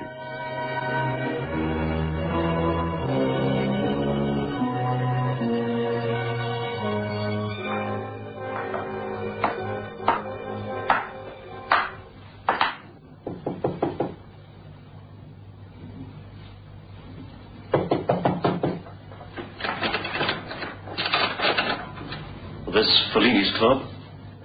Sure. Where's Fellini? Not here. We're closed. Where does Fellini live? How should I know? I'm a friend of his. Who cares? How much? $50. Spring a 10 spot. Hand it over. There. Now talk. 13 Wilshire Chambers. That's an unlucky number.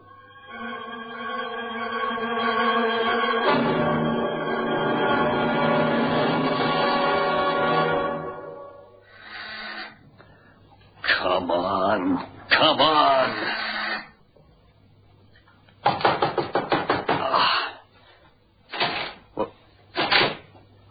What do you know? Wasn't even luck. What?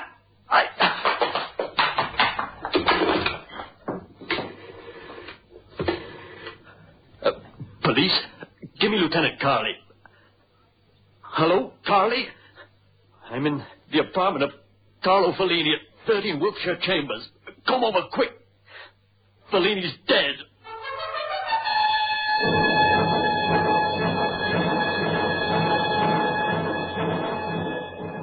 Okay, but in future you don't play cops and robbers, Logan. That's my job. How did he die? Shots about 3 days back. Know the guy? Of course not. You don't know anybody, do you? No, I don't know anybody.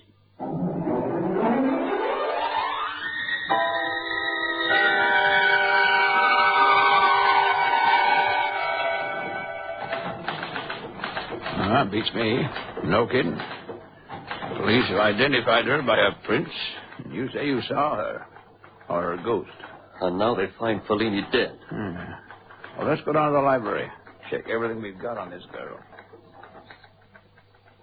Now, here we are. This is the driving case, just like I said. Oh, here's an item, though. You found something? It's probably nothing. It's just an item about her personal maid being arrested for possessing drugs. Released in the custody of Miss Hollister. And there's a note to say the maid appeared in court in a mink coat and crocodile shoes. Suppose the maid is posing as her. Now she's dead. Why should you do that? Well, how do I know? Have you got the maid's home address? Oh, for you, anything. Here it is. 7 Links Boulevard. That's out in Karnowski in the Sticks. Thanks. Her name is Ellis, Mary Ellis. Well, thanks for the Fellini story. Let's know if you come across anything. Right. I owe you that much. Perhaps you've laid a ghost for me.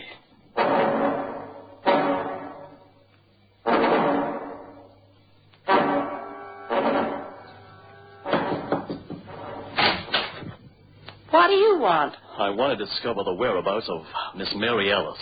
I understand she is about to inherit some money under Miss Hollister's will. Don't lie to me. Marion wouldn't have left Mary a red cent. Mary was fired long since. What is it, debt? No, not debt. Is Mary Ellis here? You're looking at her. Come in. Thanks. Now then, what is it? You look rather like Marion Hollister, don't you? A bit. Where's the mink coat? Gone to the pawn shop. What's it to you? Mary. Who killed Carlo Fellini? Oh, is that rat dead? Good riddance. I think Mary Hollister killed him, don't you? Then she was killed herself by one of Fellini's gangsters. And you've been impersonating her for some reason. Now, why? Oh, go fry an egg. Would you rather tell me or the police? What's the diff? I don't know a thing about it. I got nothing to hide. I'm going home now. If you want me, my telephone number is Chenal 337. Make a note of it. I'll write it on the Hudson River and forget it. That might be your hard luck. I live at the Harvey Hotel, room 61. That's in Mesa. I don't care if it's in the Bronx. Someday you may just care. Someday you may wake up dead, the way Mary Hollister did. Now you just think about it. I'll give you 2 seconds consideration. Now beat it. Thanks. For nothing. You can see yourself out, but don't scratch the woodwork.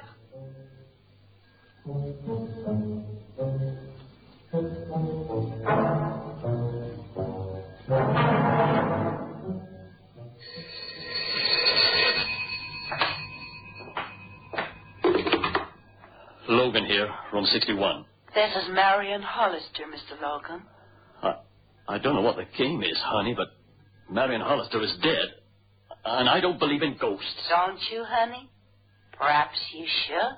Whoever you are, what do you want? To talk to you. Come over to the apartment. Where you found me. Sure. And I'll bring the police with me. Oh, I wouldn't do that, darling, if I were you. Why not? Because they wouldn't find anything there. Are you coming? Okay. I'll be alone. I'll leave the door off the latch. I'll be seeing you.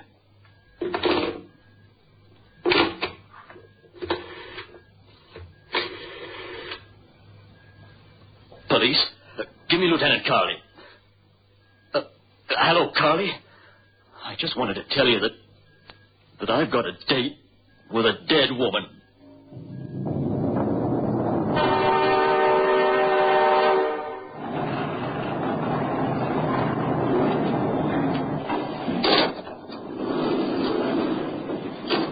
Ninth floor, mister. Thanks.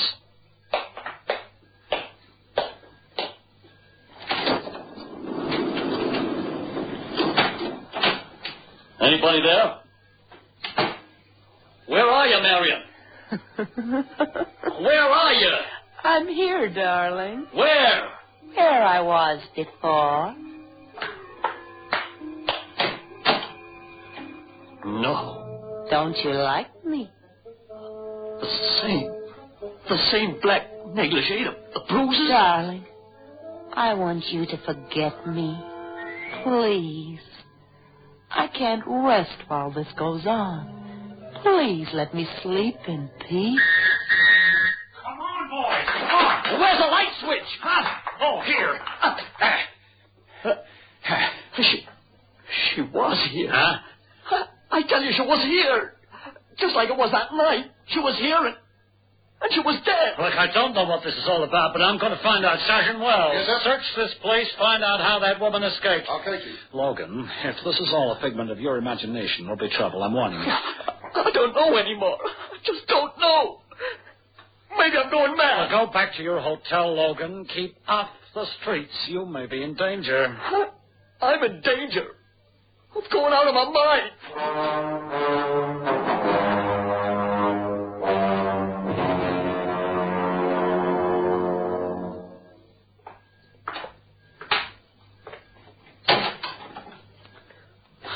Hey, what is this? What are you doing here? Don't you like me? Even a little? You're real. You want a ghost? No. I'm not a ghost, Logan. I'm Marion Hollister. That's impossible, and you know it. I was Mary Ellis, too. See yourself out and don't scratch the paintwork. But the Hollister girl's fingerprints were checked. Oh, surely. But you see, I was on a drunken driving charge. My maid looks a lot like I do. That's why I chose her. She could always give me an alibi. Well, I paid her well to stand in for me. It was her fingerprints they took, not mine. Then the real Mary Ellis was the dead girl in your apartment. That's right. My money comes from my dad. When I went to Fellini's place, Mary was seen around as me. I'd been forbidden to visit Fellini. Poor Carlo. I killed him. I killed him with this gun. Put that thing away. I shot Carlo because he was through with me. All he ever wanted was money and more money. He called me names that night. Carlo has a brother. Carlo's brother has big hands. Poor Mary Ellis. She did look like me. Give yourself up. If you explain it... No, it won't help now. I was going home by subway, and I suddenly felt faint. After all, I just shot Carlo. You wanted to help me, and that was all. But I couldn't let you give evidence later that you'd seen me. That would have placed me too near to Fellini's place. What happened to me? I asked you to take me home. Then I rang a certain doctor I know. He just hypnotized you, that's all. Told you to forget and sleep. Logan, if I'd have gone into my bedroom, I'd have seen Mary Ellis dead. I didn't. Not till later. Then I couldn't move you, and I had to leave you there. And now? I tried to make you think I was my own ghost and shake you off the trail. I made up as Mary Ellis in case the police went to question her. They didn't. You turned up. But you didn't really believe in ghosts, did you? I began to, at the end. How did you get out of the bedroom? Oh, I just slipped past the police in the dark. Well, I decided to shoot myself, but the game isn't played out yet. It might be easier to shoot you. You're only making it harder for yourself, you know that. I don't think they'll do much to you for shooting a rat like Fellini. Sorry, Logan. You were good to me.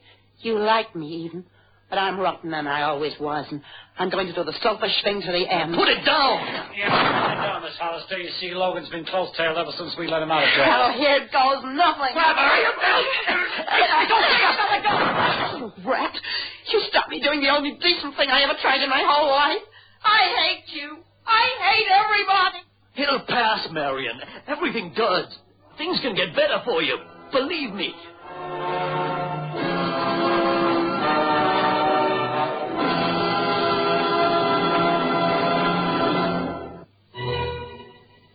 Dear me, what sort of a world is it when you can't even trust a ghost? It isn't the sort of thing we'd stand for behind the creaking door.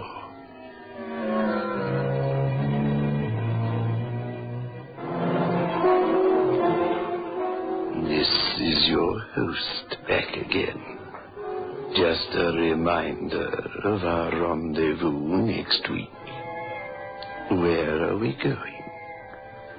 Through the creaking door, of course.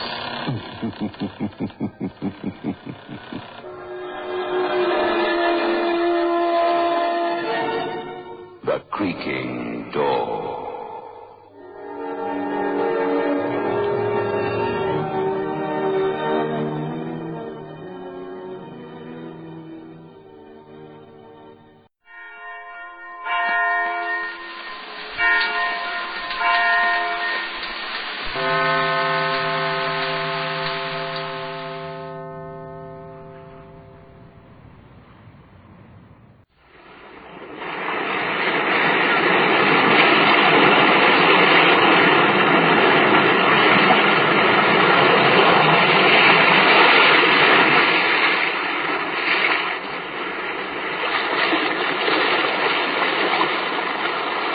Weird circle. In this cave by the restless sea, we are met to call from out of the past stories, strange and weird. Bellkeeper, toll the bell, so that all may know we are gathered again in the Weird Circle.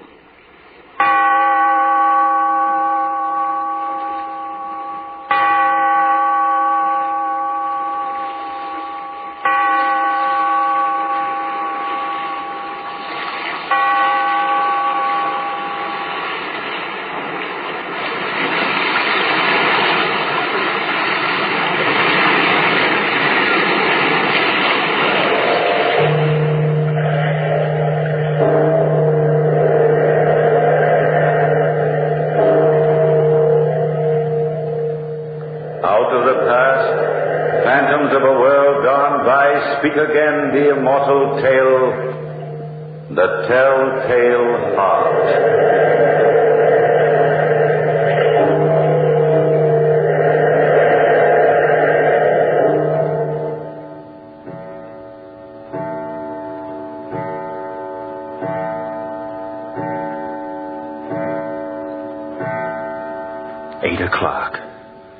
8 o'clock in the evening. House is quiet. Deathly quiet. My uncle and I have just finished our meager repast in the dining room. Listen. Yes, that's my uncle, walking up and down overhead, pacing the floor. He senses it, too, my nervousness. Every night after dinner, he leaves the dining room and goes upstairs to the second floor, where he paces up and down. And suddenly, his heart begins to beat louder and louder. You can't hear it, but I can. My nervousness has sharpened my senses. Yes, I can hear things no one else can hear. Confound my senses. The footsteps. They've stopped. Now he'll walk down the circular stairway and join me here in the parlor. And I'll have to look at him, watch him. That eye. I've nothing against him. But his eye, that huge, distorted eye. If the eye offends thee, pluck it out. Pluck it out. Tortures me at night. I lie in bed and shut my eyes. But that horrible thing peers at me, embedded in my senses.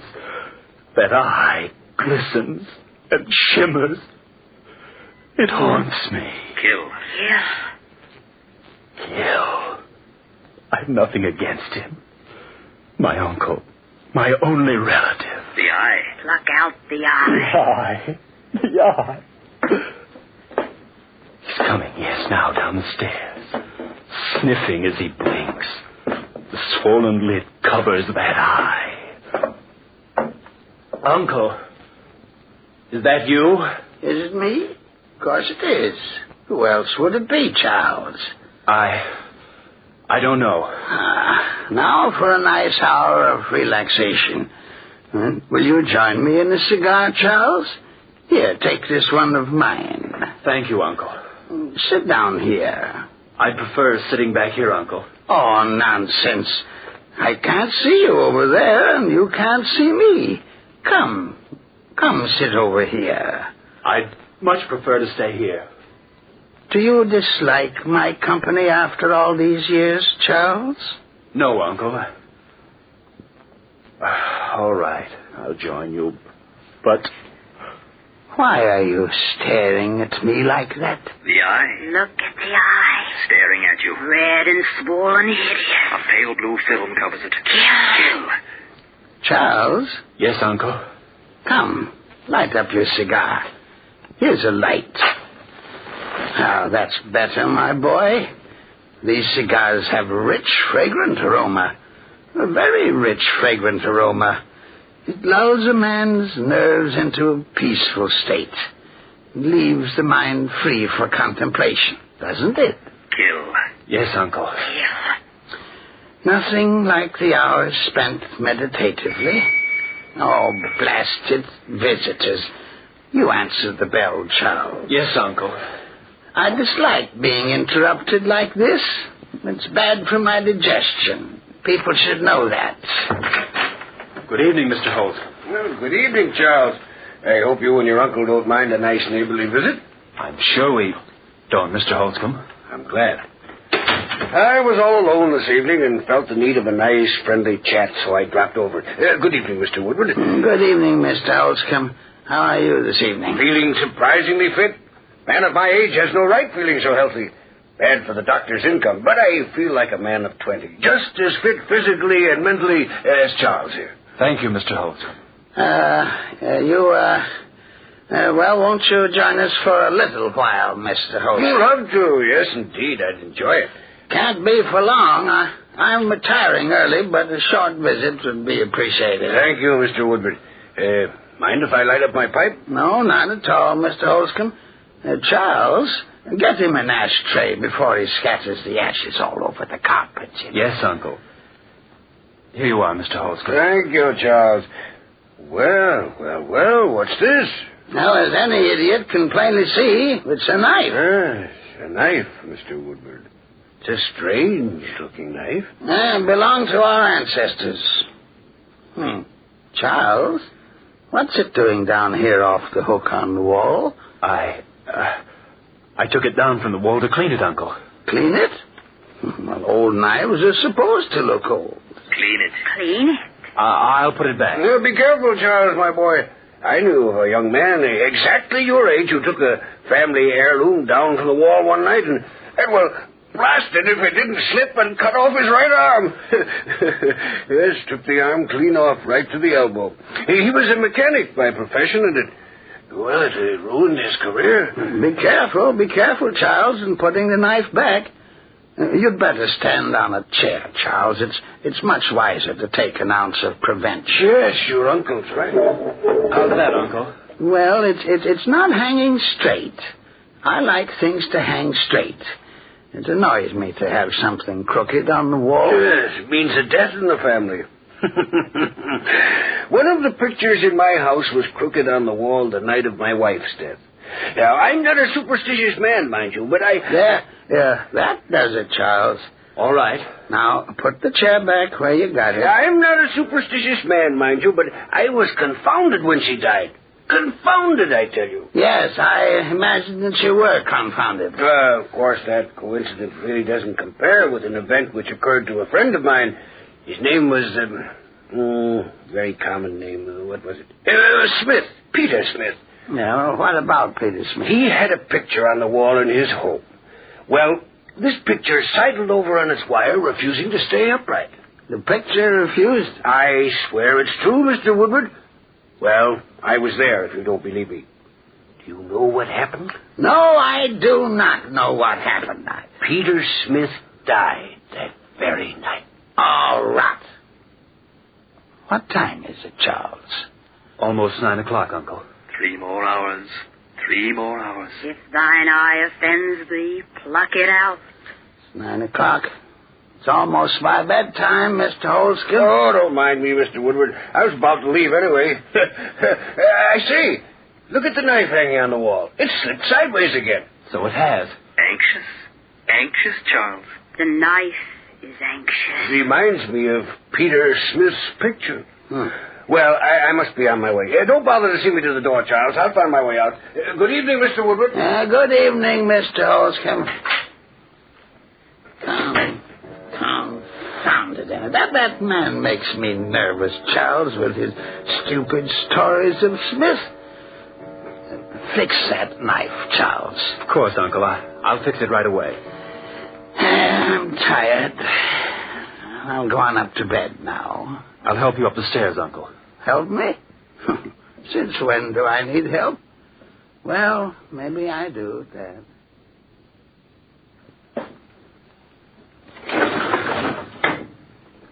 Anything else you want of me besides opening this window, Uncle? No, nothing, Charles. I'd better take this chair out of your way. Oh, the chair isn't in my way. In case you should awake during the night and want to get out of bed.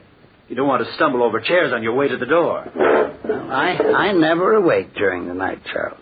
But you might. Or we might. Yes, we might. We might creep in here. I might, yes, I might. Oh, I might do anything, my boy. I also might not. Now, take the candle with you before you leave, Charles. Of course, Uncle. I hadn't intended to leave it burning. Of course. We'll take it with us. Of course. Good night. Good night. 9:30. 9:30. I must be clever. I must think everything out very carefully. Yes, carefully. Must wait till midnight. Yes, till midnight. Why must I wait till midnight? Why? That's the plan. The clever plan. Clever. Walk down the stairs and wait in the parlor. The room will be dark. And I'll wait. He'll be asleep by midnight. Clever. Then at midnight I'll creep up the stairs with a knife. And if the eye offends me, pluck it out. It must have meant me. Of course, it's all so clear. Clear and clever. First thing to do is get the knife. Go into the parlor, stand on the chair, and get the knife. Be careful, Charles. Careful with the chair. You pull up the chair and stand on it, but be careful. I'm always careful. Now I've the knife. What do I do next? What is the plan? Sit and wait. Sit and wait. The doorbell. Could it be at this hour? This isn't part of my plan. No, not part of my plan. Get rid of them, whoever they are. Get rid of them. Oh, Mr. Holscomb. Sorry to disturb you, Charles, but I left my pipe here. I looked all over my house for the blasted thing before I remembered I'd left it here. Well, it must be in the parlor. Don't bother yourself. I'll get it. It's no bother. Why, you're trembling, Charlie. Did I frighten you when I rang the bell? Well, I wasn't expecting you. No, not expecting you. Expecting you. I read of a man in the paper who died of fright when his doorbell rang. It was just the other day I read it. Very amusing article, too. It was, oh, here's the pipe. Imagine my leaving it behind. Yes, imagine it. Thanks again, Charles. What's this knife doing down here again? It slipped. Slipped again, did it? Well. Just like the picture at Peter Smith's. Let me know if anything happened. Of course. Of course. Of course. Good night, Charles. Good night, Mr. Holscomb. Now, the plan. The plan to wait. Wait for midnight. For midnight. Yes, for midnight.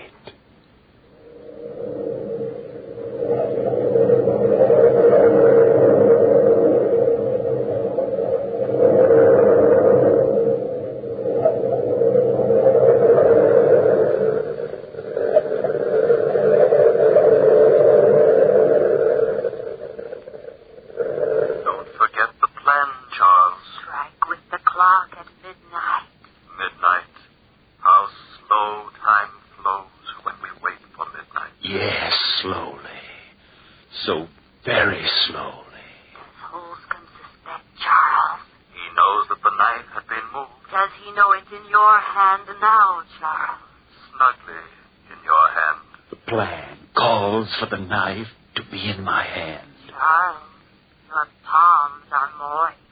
Maybe the knife will slip, Charles. It's almost midnight. Yes, Charles. 15 seconds. Maybe the knife will slip, Charles. It can't slip. It belongs in my hand. Where is the lantern, Charles? You've got to see, you know. I have it. It's ready. Listen, Charles. Listen.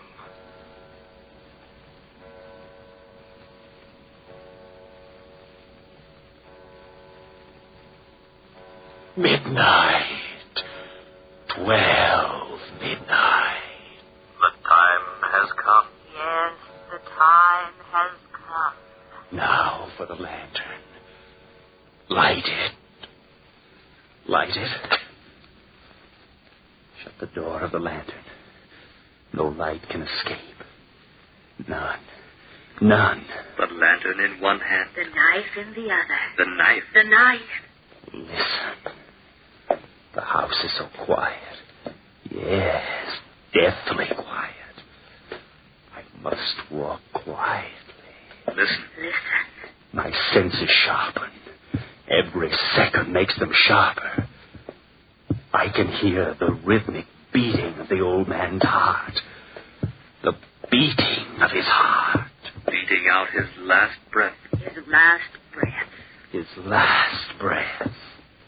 Do you know death is outside your door, Uncle? Death is waiting, Uncle, waiting. The door of your room opens gently, Uncle. Very gently, Uncle. Careful, the plant. Careful. Listen. The heart. The beating of the old man's heart. Who's there? Stand still, Charles. Stand still and wait. Just wait. Wait Wait until his gleaming eye is focused on your face. Who's in my room? Who is it? Oh, where's my candle? Don't answer, Charles. Don't answer. Just wait. Charles! Charles! He's calling for you. Little does he know. Charles! Calling for you. Calling for you. Oh, someone's in my room. I can see the shadow across my bed. Who is it? Let him guess and worry. The room is hot. Hot in heaven's name. Answer me. Don't move a muscle. Just stand still and wait. Wait. Oh, what is it? Who is it? Where's Charles? Listen to his heart. His heart. Listen to his heart. Now it's panic. Later, it will be the forewarning of death. Oh, somebody help me. Now raise the lantern. Slowly, Charles. That's it. Focus it where the eyes should be. Then slowly open the door of the lantern and let the light shine in that eye. If the eye offends thee, pluck it out. The eye. No, not the knife. Not the knife. Listen to the heart beat its last beat. He's dead. And I'm free of that horror. Free of the eye. Of the scorpion eye. The horrible scorpion eye.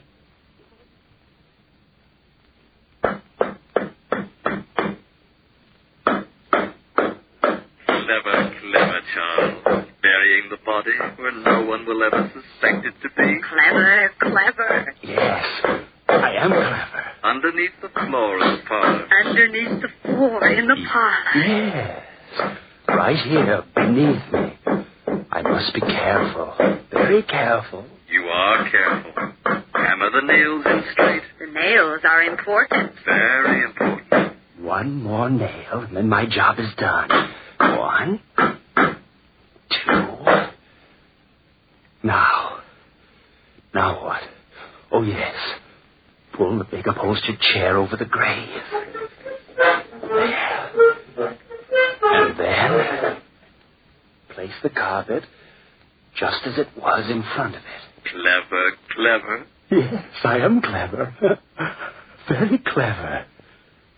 The plan has worked. He's dead. And no one knows. No one knows? I've cleaned up his bedroom, scrubbed it, put his clothes away. Not even a bloodstain remains to give me away. Not one? Not one. No trace.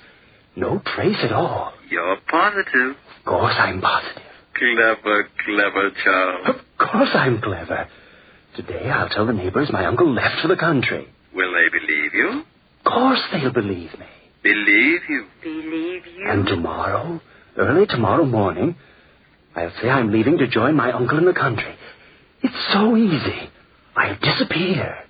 Disappear completely from the world. Forever from that eye. That huge, distorted eye. So I dropped over to this precinct station, Inspector Gelby, and thought I'd tell you about it. Yes, a very strange story, Mr. Holscomb. You say this old man, Mr. Woodward, has never left town for the baths before? Not for the last 20 years, sir. I've been their neighbor for longer than that, really. And the nephew, Charles Woodward. How did he seem this morning? Very much the same as usual. Perhaps a trifle more chipper. Said he was looking forward to joining his uncle at the baths tomorrow. And you're positive this scream you heard last night came from the direction of the Woodward house? Absolutely. I was standing at my window at the time, looking out. It must have been a little past midnight. Suddenly I saw a gleam of light from Mr. Woodward's bedroom, and then the scream. Scream last long? No, but I'm positive no unimportant explanation is behind the scream. It sounds fishy enough, Mr. Holscomb. Certainly no harm in investigating it. The boy is innocent. He'll be glad enough to allow us to search his uncle's bedroom.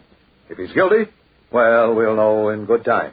Yes, in very good time. Mind if I go with you? Not at all, not at all. I'd like to have you along, Holscomb. You're always welcome. This isn't a case of idle curiosity, Inspector. It's just that I enjoy collecting these little tales of death and murder. I've made it a life hobby, and I hate to miss an opportunity. Yes, I hate to miss an opportunity.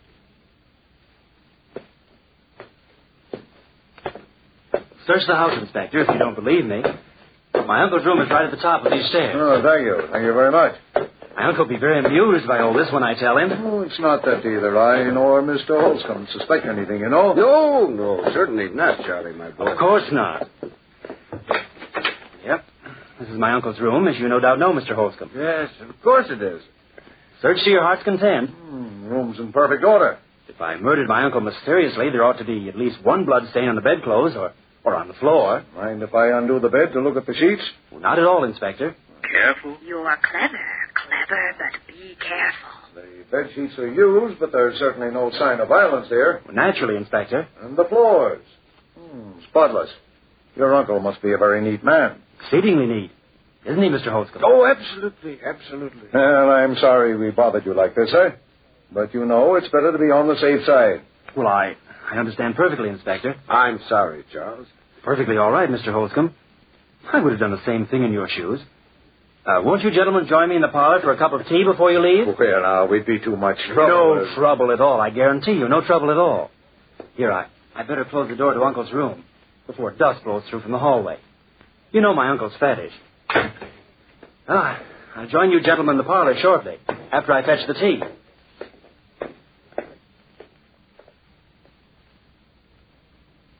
A very amusing story. A very amusing story, Mr. Holscomb. I always thought so, Inspector Gilby. You collect stories of crime, don't you, Mr. Holscomb? Yes, indeed. I found some prize ones in my day.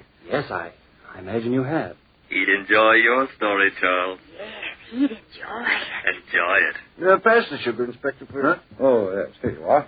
Listen, Charles. What is it? Listen. What'd you say, Charles? Nothing. I've a very amusing story about a woman in India. I read it in the paper the other morning just as I was eating some very fine orange marmalade. Listen. It's the heart, Charles. The old man's heart. The heart. You can hear it. No, it can't be. What can't be? He denies the truth of my story even before I tell it. What about the woman in India? Can it be the beating of the old man's heart? Well, she murdered a rich uncle of hers. Can a man I murdered return to life? It's getting louder and louder. Louder and louder. Why did she murder him? No known motive. They're playing with me. They're both watching me. Watching you. How did she murder him? Cut him in little pieces and hid him under the flooring in her bedroom. Under the flooring. Making a mockery of a living horror. They know, Charles. They know. They know, Charles. They know. What's the matter, Charles? You look ill. Ill. Make it stop. They're playing with you. Playing with you. No. Watch him, Inspector. The fools. Don't play with me like this. You can hear it. I can see it in your faces. In your evil, grinning faces. You can hear it. The heart. The telltale heart. Return from death. Admit you can hear it.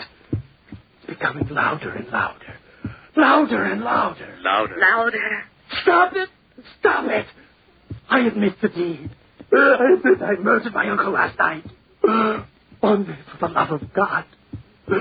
Make his hideous heart stop beating. You murdered? Yes, I murdered him. Tear up the plank underneath his chair. Rescue the body. But stop the beating of the telltale heart. Telltale heart. Telltale heart.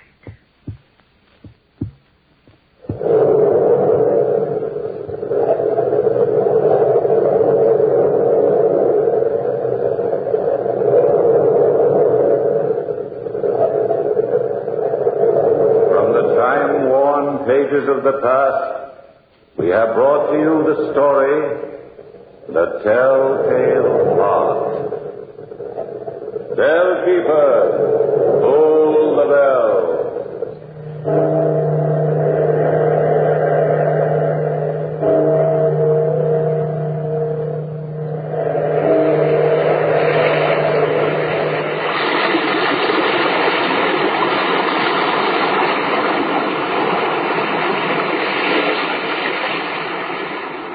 From the time-worn pages of the past, we have heard another immortal tale in The Weird Circle. Bellkeeper, toll the bell.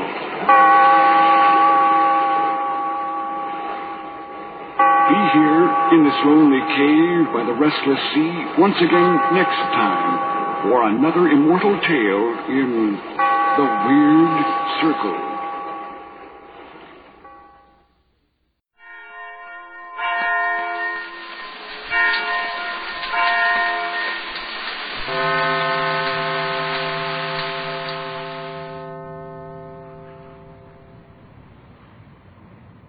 Whitehall 1212.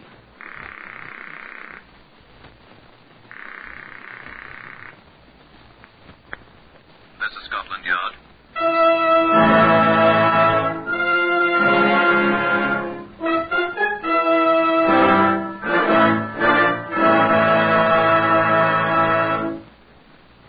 For the first time in history, Scotland Yard opens its official files to bring you the true stories of some of its most baffling cases. These are the true stories. The plain, unvarnished facts, just as they occurred, reenacted for you by an all-British cast. Only the names of the participants have for obvious reasons been changed. The broadcasts are presented with the full cooperation of Scotland Yard. Research on Whitehall 1212 is furnished by Percy Hoskins of the London Daily Express.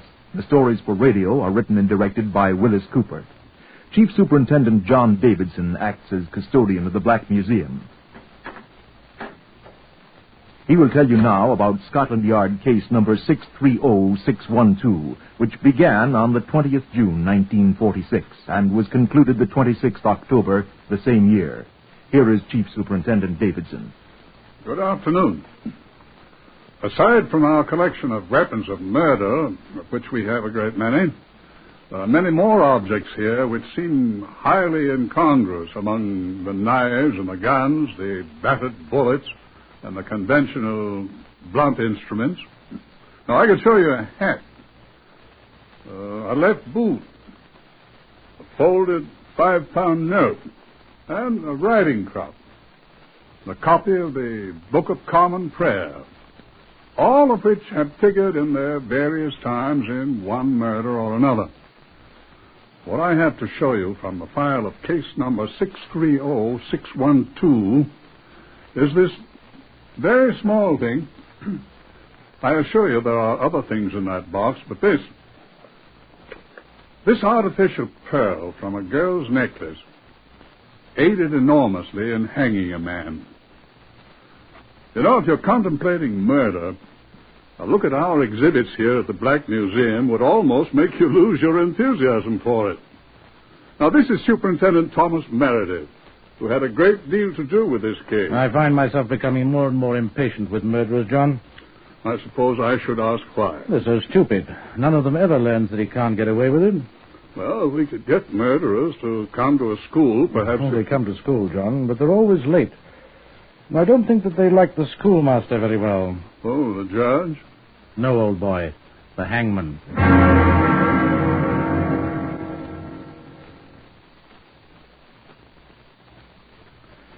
I was unable to accompany Inspector Cecil Daly of the CID when he went down to the Pembridge Court Hotel, Notting Hill, that Friday morning in June 1946 to investigate the reported death of a guest.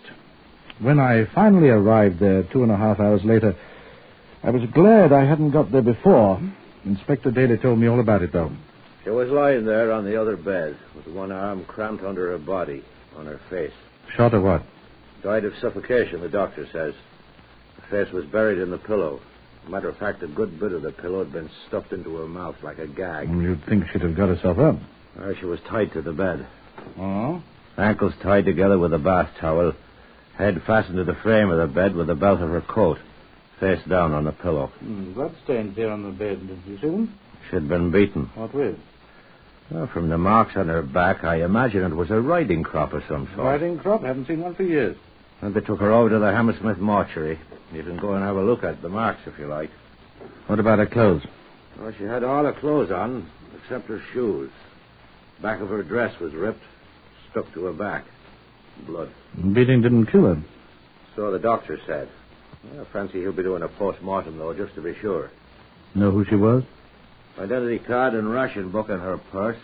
Name of Marjorie Tate. It's murder, of course. I don't think it was measles, sir. You haven't any idea who did it? I think a bloke named Neville George Clevelly King. Oh? That's the name this room was booked under. He's had this room booked since yesterday morning.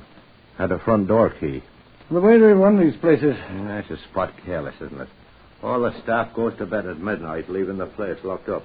So nobody saw them come in, then? Not a bloody soul. You don't even know he was here, then? Somebody was. Yeah. Well, looks as if we'll have to find him. Well, the manageress gave me his home address. I expect it's phony, though. Let's have a try. Where is it? Seven Oaks in Kent. We'll get the Seven Oaks police on the telephone and... Well, I think I'll run over there if you don't mind. If you like, but a telephone call... I'd rather go in person. I'd like to bring him in myself. But why, when the telephone... You didn't see that poor girl's body.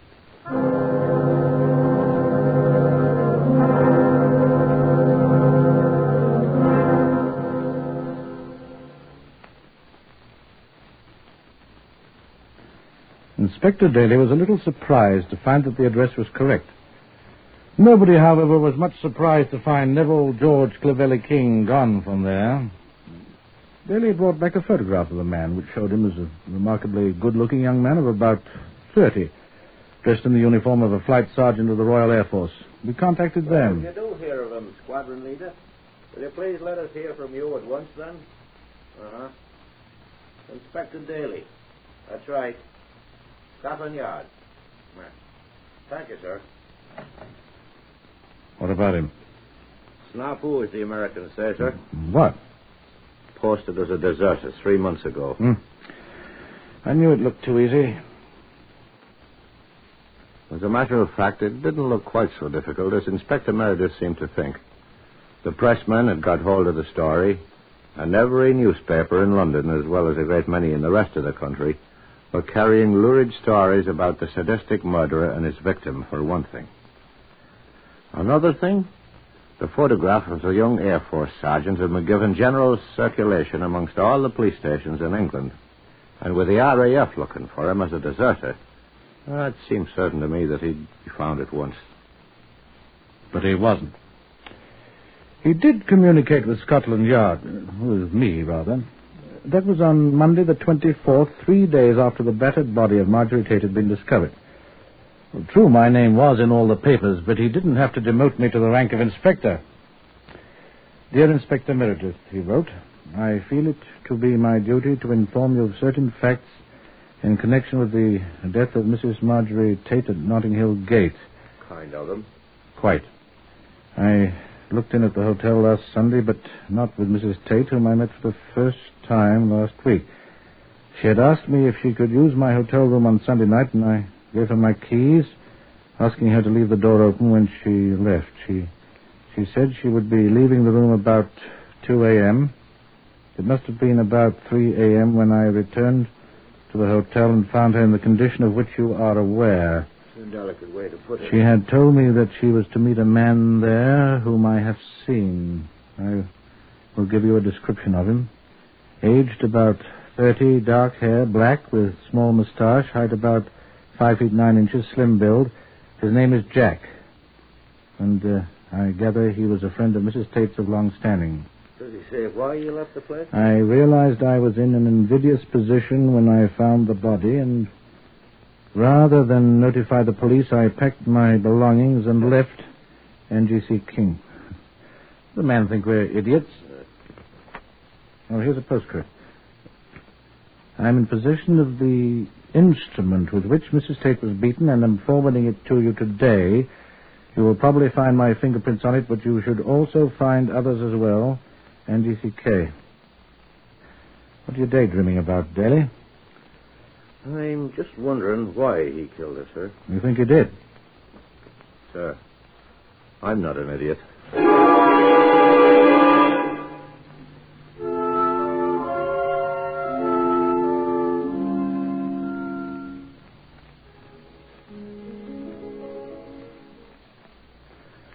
I sometimes wonder whether I am. I watched the post eagerly all day for the instrument King had spoken of. Of course, it didn't arrive. Not on Monday or Tuesday or Wednesday. On Thursday, Marjorie Tate was buried. The coroner's jury had not found out anything except what we had already known. Another victim of a person or persons unknown. That same day, I had a full report of what a squad of detectives and laboratory men had discovered in the hotel room at Notting Hill Gate. They discovered nothing. No fingerprints, nothing. Oh, yes, blood. On Friday, I had a visitor at Scotland Yard. Who is it, I asked Inspector Daly? A woman. A young woman. This one's alive. Ask her to come in. In here, please, miss. How do you do? Yvonne Higgins, Inspector Meredith. Superintendent Meredith, Miss Higgins. Oh, I'm sorry. Neville called you Inspector. That's quite all right, miss. Who called me Inspector? Why, my fiancé, Inspector. Oh, Superintendent. You know him. You've spoken to him. Well, I mean... Who is this man? Why, he says he knows you, sir. He came in here to see you. Isn't he here? Who is he? What have you done with him? Is he in jail? Why, what's the... No, he isn't in jail yet, Miss Higgins. Now, tell the inspector... I'm sorry, the superintendent his name, please. Although I think he knows. I'd like to hear this young lady tell me. Why, it's Neville George Trevelyan King.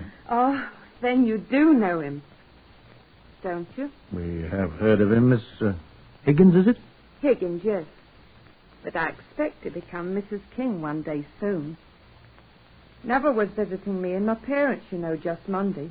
He told us about the frightful murder that happened in his hotel room whilst he was away. He said you called on him and showed him the body. Fair gruesome, he said it was. He had to leave to come to London because you wanted his advice. His advice?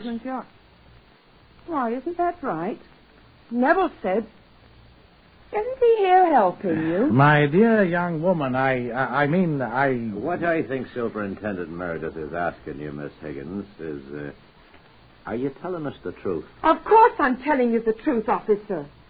I demand to see my fiancé at once. He told me he didn't trust you and didn't want to come. I'm sure of that. Well, where is he? I don't know. You're lying to me. You've got him hidden away somewhere. Oh, make us stop that, Daly. Well, now, look here. Please. I can't do anything with it, sir. You're holding him prisoner. No. Well, that's a thanks that he gets for doing it. Now, young woman. Stop her, Daly. Listen. Here, I can't stop her.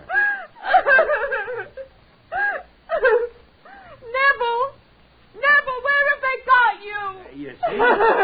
I want Neville. Now, wait a second. Now, wait a second. Wait, I say. That's better. Now, listen to me. No, look here, I'm old enough to be your father. Will you believe me? Yes, sir. Well, then, now listen. We want your Neville just as badly as you do. But you aren't going to marry him. No, I think I can assure you that we're not. What we want is to ask him a few questions about the murder of Mrs. Tate. He had nothing to do with it. You asked his advice. Madam, I have never seen the man in my life. He said you knew him well. I do not. Neither do I. But he said you asked his advice. He lied if he said that. Oh, I don't understand. How long have you known this man? Well, a month. Are you aware that he is a deserter from the RAF? He's a lieutenant colonel in the Air Force. There aren't any lieutenant colonels in the Air Force, miss. Oh. I was going to marry him. Do you still want to? Did he? He didn't murder that woman, did he? Did he, mister? We think he knows who did, miss. That's why we want to find him. What am I going to do? How old are you? I'm 25, sir. Then you are certainly old enough to know the difference between right and wrong. I suggest you go back home and make up your own mind. Now, look Young here. woman, I would point out to you that you are dealing with the police now. Yes. And if you hear anything further from him, you are to advise us at once. Yes, sir. And after we are finished with him... And the RAF. Yes. After we're all finished with him... I don't think I shall want to marry him. You will probably find that course much safer. Goodbye, Miss Higgins. This way, miss.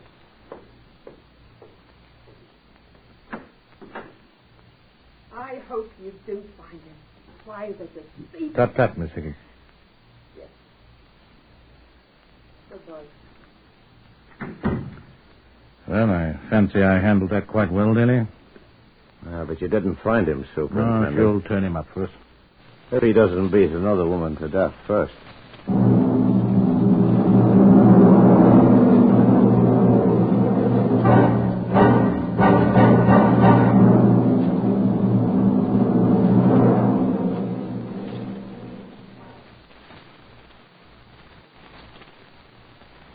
Doreen Reed's body was found 3 days later near Bournemouth in a deep, narrow ravine called Branksome Chine, quite near the centre of the town.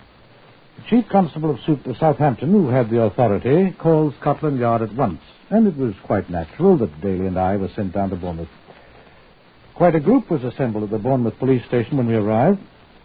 Detective Constable Ted Allardyce of Bournemouth. We've got the body in the mortuary if you'd like to see it, Superintendent. You go and look at it, Daly. Yes, sir.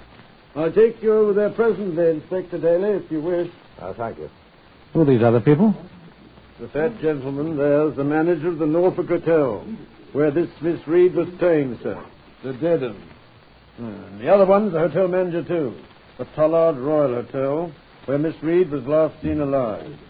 The other man's the hall porter of the Tollard Hotel. I don't know what he's doing here.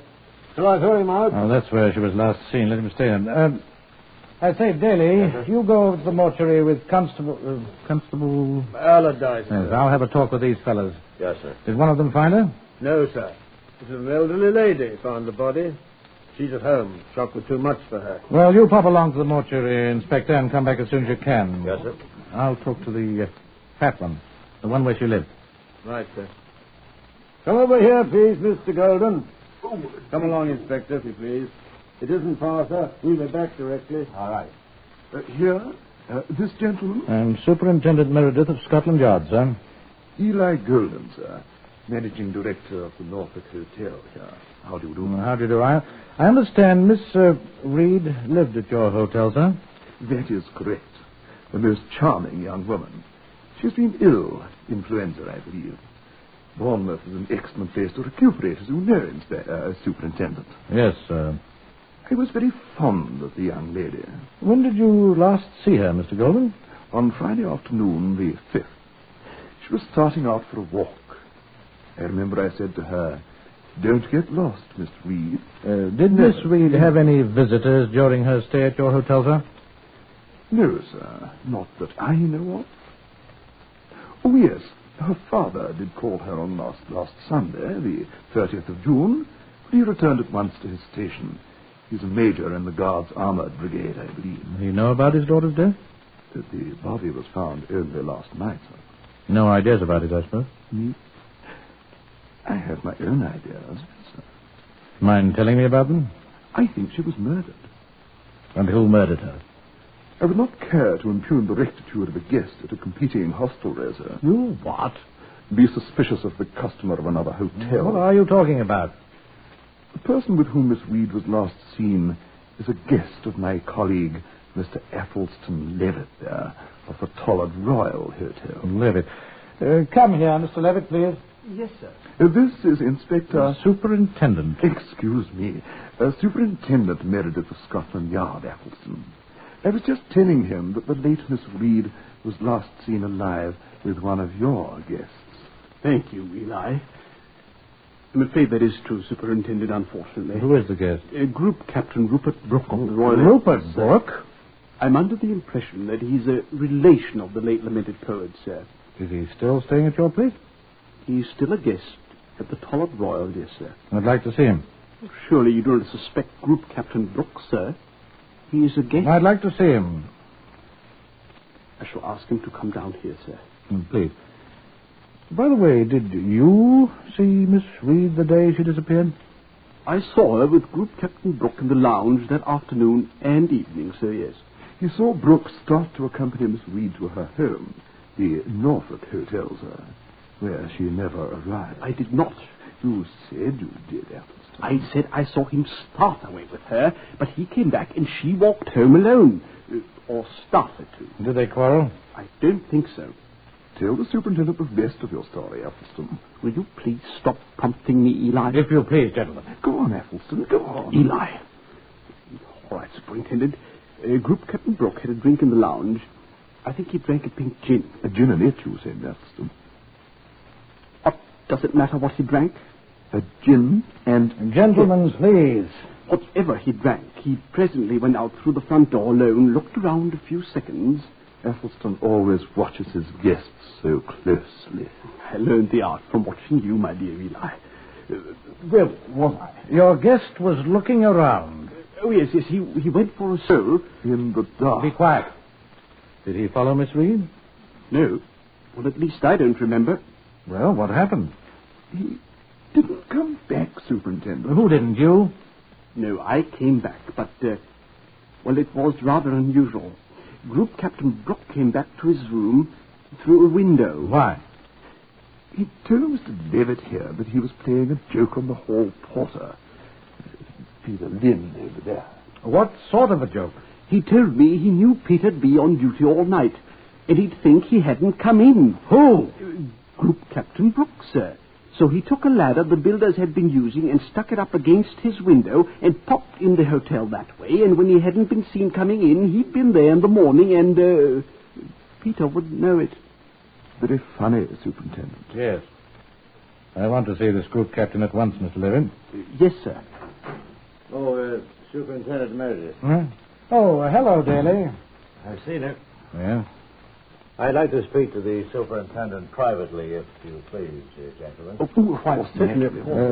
Get that fella down here, Levitt. Oh, here's Constable Allardyce. Allardyce, go to this gentleman's hotel with him and bring that group captain, Lord Tennyson, or whatever his name is. Bring him back here at once. I want to see him. Yes, sir. Now, Mr. Levitt. What's up, Daly? I saw it. Well, talk to him. And in my present opinion, it's the same man. Same fellow that killed the other one, you mean? She's been beaten, too. The marks look like the ones on the woman at Notting Hill Gate. Like a riding crop, you said then. I take my oath that this was a riding crop, too. She's suffocated, too. One of her stockings had been rammed down her throat. Oh, her face was quite blue. Does look like the same bloke. Yeah, there's only one thing was different. What? He cut this one's throat, too, after he'd beaten her. Something else different, too. Sir? It was an Air Force sergeant that was mixed up in the other affair. Looks as if he got promoted. There's a group captain mixed up in this one.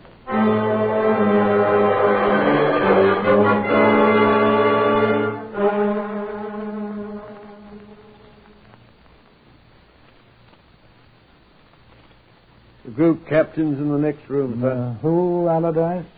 Well, that fellow from the Tollard Royal, sir. Have you been there and back? Well, sir, that's Mr. Levitt. He didn't want me to go into the hotels, because everyone knows I'm a police officer. So he fetched him down himself while I waited here. Did I or did I not give you a direct order, Constable Allardyce? You did, sir? Which you didn't obey. Oh, I'm sorry, sir. I'll deal with you later, my lad. Come along, Daly. Yes, sir. So, and you, Constable, you stay outside this door here and wait until I call you. Do you understand that? See that you do. In here? Yes, sir. I brought Group Captain Brooke down here, sir, as you You may step outside, Mr. Levitt. You too, Mr. Golden. Outside, both of you. And, please wait. Come on now.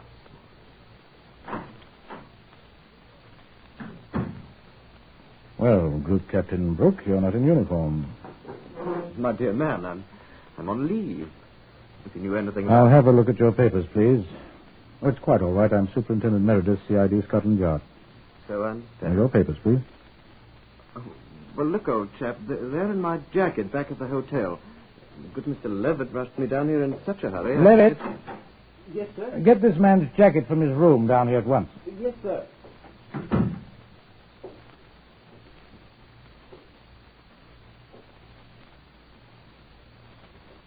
I say, aren't you just a trifle high-handed, old man? I merely want to be sure you are who you say you are. Well, I'm sure my papers will prove who I am. I hope so. Now, you knew Miss Doreen Reed. The young woman who was murdered Friday night. How do you What do you say, Daly? I said I wondered how you knew she was murdered Friday night, Group Captain. Well, I thought everyone knew that, old boy. It seems you were the last person to see her alive. Afraid so. Awfully sorry. She was rather a nice girl. Shocking thing, isn't it? Will you tell me why you entered your rooms that night by means of a ladder instead of in the normal manner, Group Captain? Oh, that. I'll never tell you about that. I told him, you know.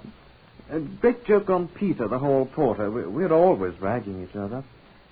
He was a leading aircraftsman in the early days of the war. Dropped a 100-pound bomb on his foot. Oh, it was a dummy one. Loaded with earth, you know. Was that the only reason why you crawled into your rooms by the window, sir? Huh? Oh, why, of course, old boy. What other reason would there be? That's what I'm wondering, sir. Well, I assure you it's just... See who it is, Daly. Group Captain Brooks' jacket, sir, from the hotel. Thank you, Allardyce. Excuse me, sir. What? Is that Group Captain Brooks? Yes. No, it ain't, sir. What? Do you know him? What's going on there? That ain't Group Captain Brooks, sir. No, now, what sort of nonsense? Now, look here, Allardyce. I've had about enough of this nonsense. I said he ain't Group Captain nothing, sir. Constable. Who is he, Constable? Here's who he is, sir. Yeah. Right here in my pocket. Here's his picture. Right here on this bulletin you sent out yourself from Scotland Yard not a week ago. Look here. For murder. Wanted. For the murder of Marjorie Ruth Tate. Neville George Gavelli King. That's who he is, sir. Aren't you, Group Captain?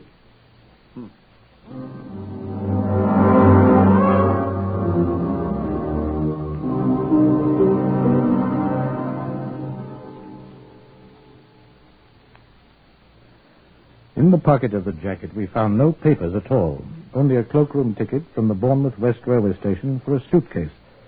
Allardyce went and fetched it, and we opened it up. Group Captain Brooke watched us with his pleasant smile. Inside the suitcase was the name of the owner, Flight Sergeant NGC King, RAF. Inside it, too, were several other things. 1, an old-fashioned riding crop stained with blood. 2, a blue foulard scarf, also slightly stained with blood. 3, a single artificial pearl, broken apparently from a necklace. Miss Reed had been wearing an artificial pearl necklace when last seen. 47 pearls were found alongside the body.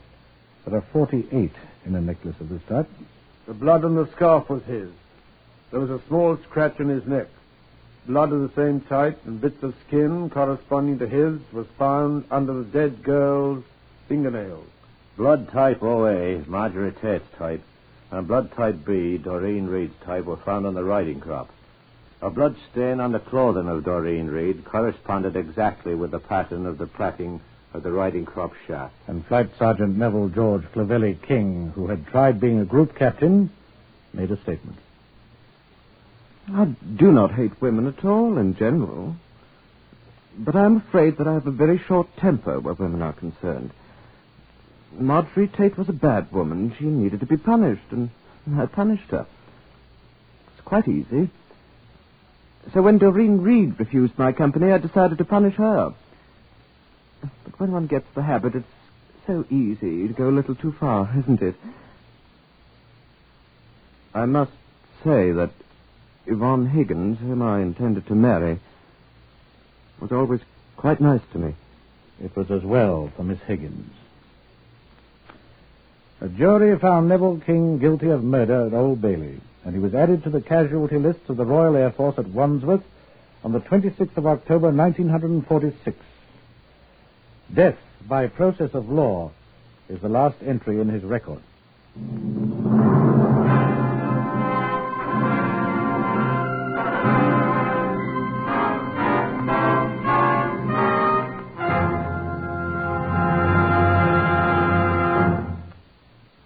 Heard in today's reenactment of Scotland Yard case number 630612 were Harvey Hayes, Guy Spall, Morris Dallimore, Gordon Stern, Evan Thomas, Lester Fletcher, Beulah Garrick, and Pat O'Malley. Whitehall 1212 is written and directed by Willis Cooper.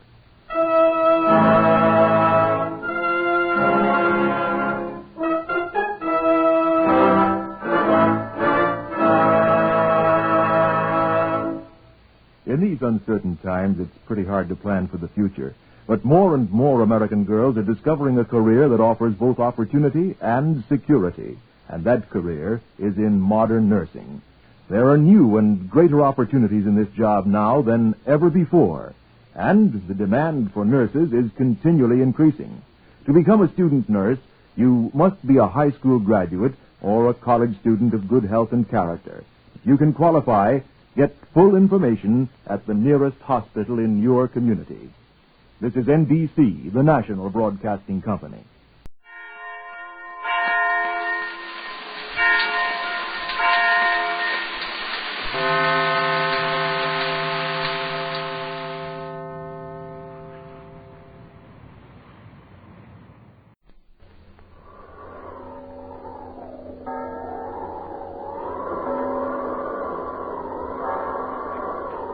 The Witch's Tale.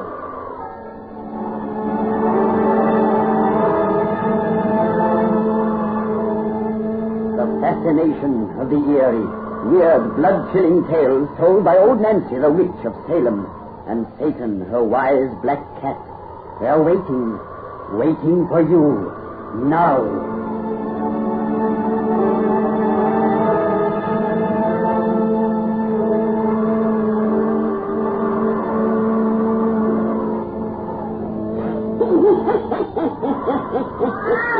$117-year-old I be today. Yes, sir. 117-year-old. Well, Satan, I reckon me and you should start celebrating by giving folks a ring-year-old thriller, eh? Satan, you said it. We knows a lot of things no one suspects we do. And if everyone will douse their lights, we'll tell a few things we knows about Ireland. Ireland, with a fairy. That's right, Satan. Tell folks to make it nice and dark. Our cheerful little bedtime stories is best heard in gloom and shadow. Now, roar up to the fire and gaze into the embers. Gaze into 'em deep, and soon you'll see a moonlit patch of woods in County Clare. Soon you'll hear a boy in Dale talking. And there begins our story of the Troth of Death. The Troth of Death. Let me hold you in the arms again, and taste once more your lovely lips. Nora, Alana, pity me. Oh, will you talk like that? You know I always let you have your way. Oh, Makushla. Oh, I love you, Bartley. Love you so. No more now. Let me go. No. Oh, please. If married, we should be to carry on like this. Married, we shall be soon. Oh, yeah, not yet. When you'll be after telling your father of us, Bartley, and asking his consent? Why, whenever you wish it, sure. Did you put it off because of fear your father will object? And how could he object to you? Oh, he's a rich, proud man, and you're his only son who's been sent to city school. Sometimes I'm often thinking he'll not be happy to have anyone so poor and ignorant as Nora O'Neill for his daughter-in-law. Nora, darling. But tell me, sir, he's not already forbid our marriage? My father's never said a word against you. And if he should, his word would have no weight, for I'd give up everything in all this world for you. You tell me truth? Can you disbelieve me as I take you in my arms? I'll let you go. Please, no more kisses. Nora, Alana, pity me. Oh, you know I can't deny you. Enough now. Take me home. Not yet. Yes, Mother will be waiting for me.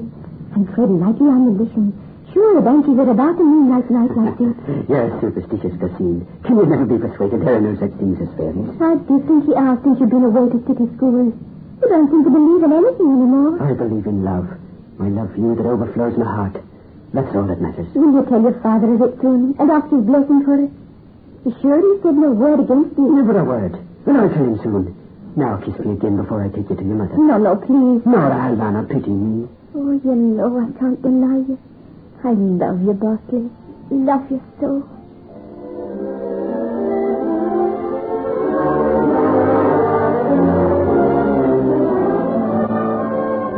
Ah, crickets. So it is back in this house you are, you creatures. I hope this time you'll come for luck.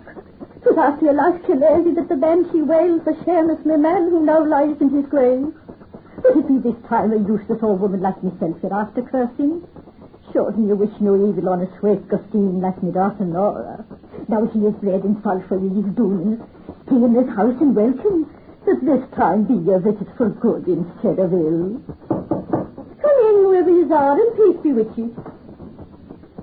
Good evening to you, Susan O'Neill. Good evening to you, Michael Glennon. Is it alone you are? You have eyes to see that I am. And who did I hear you talking with as I just passed by you, Windy? It was the crickets, may the son of God preserve us.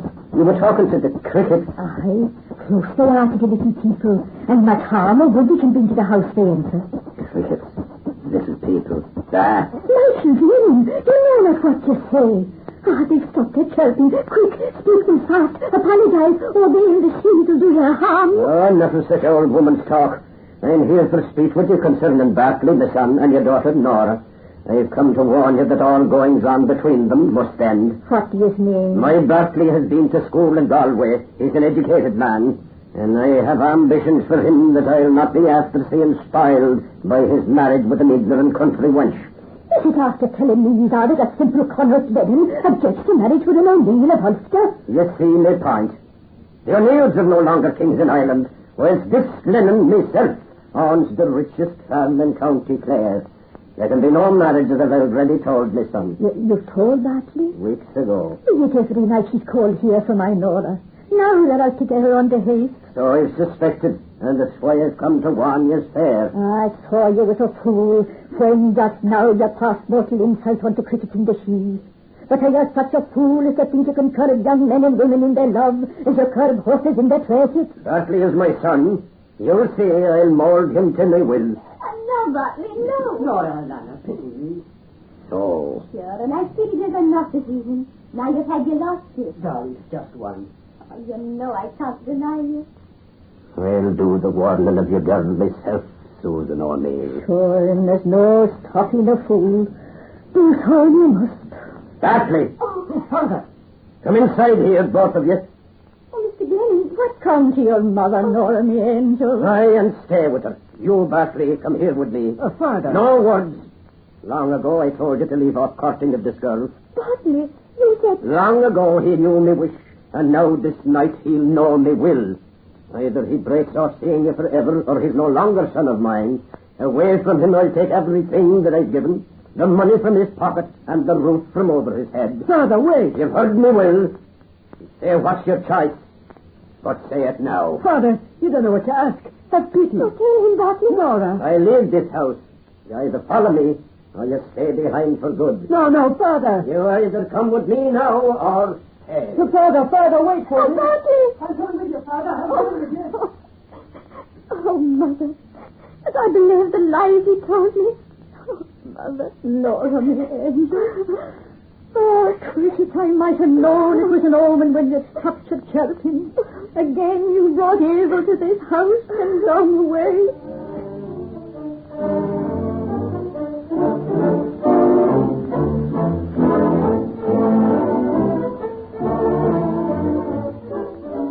Oh, Nora, you must believe me. I swear to you, I knew not what I did last night. You talked to me of marriage, knowing all the time it was against your father's wish.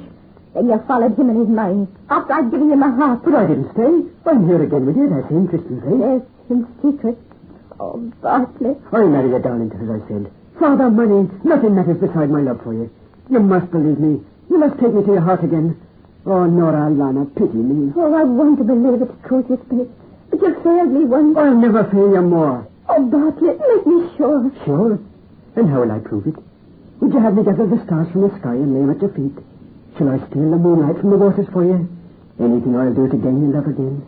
Will you plight with me the troth of death? The troth of death? Yes. Will you climb to the top of the fairy steep with me and swear I'll marry you with the locks of hair and the ring from the hand of a corpse? Wait, I have no ring from the hand of a corpse. I have here the one my father wore.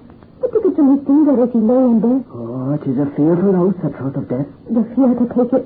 You do not love me. I swear I love you. Lie to me no more. Go, get you gone. No, I must kiss you again. I must hold you in my arms. Let me go. Now go and leave me. I want to see you never more. I'll do anything you wish to when you're back. Come, we climb the fairy spink. With you, I'll place the Troth of Death. Give me a hand and start the climb. But mind the rocks and brambles. Like me, they're all eager to caress your soft white beauty. Be quick. Let's reach the top. You're not going to plight the troth disbelieving what you swear. You said the little people are but foolish women's tales. You believe in them. That's all that matters. What will be the anger of the fairies if you plight the troth in jest? And terrible their vengeance. I'm not afraid. Sure, I'd brave all hell itself for you tonight. Let's quickly say the truth, for I'm hungry for your lips. Here. We're at the summit. Tread softly here, for the sheaves are all about. Oh, you look as if you really see the little people. I do. The scapular I wear is the dust of a four-leaf shamrock, not a daisy. With a charm like that, you can see them plain as day. Good evening, little people. I wish you joy and health. You're always kind to lovers. To hear our troth tonight. Oh, you seem so sure they're here. Right. Oh, let's leave this ghostly speak. Without the troth? Oh, no, too great is my desire for you. But let's be quick. And have a knife. Cut the lock of hair from your head. There, it is done. Give it in my hand. I do the same with mine. Here, take it in exchange. Now break the ring in two. The gold is thin and soft.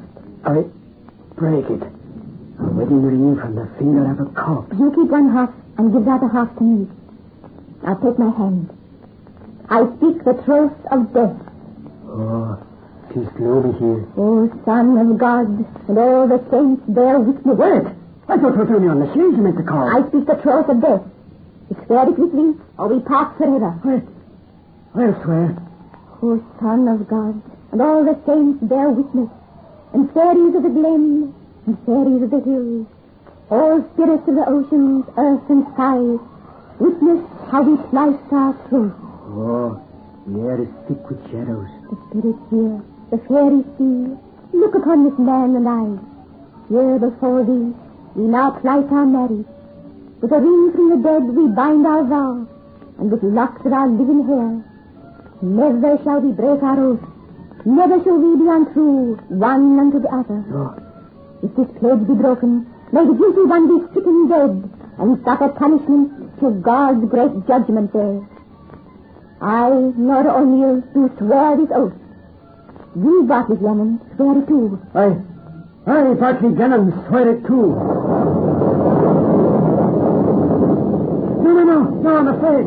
Nora, give me back my oath. The Troth of Death, once plighted, stands forever. Oh, Bartley, I love you. I'm your wife now. Take me in your arms.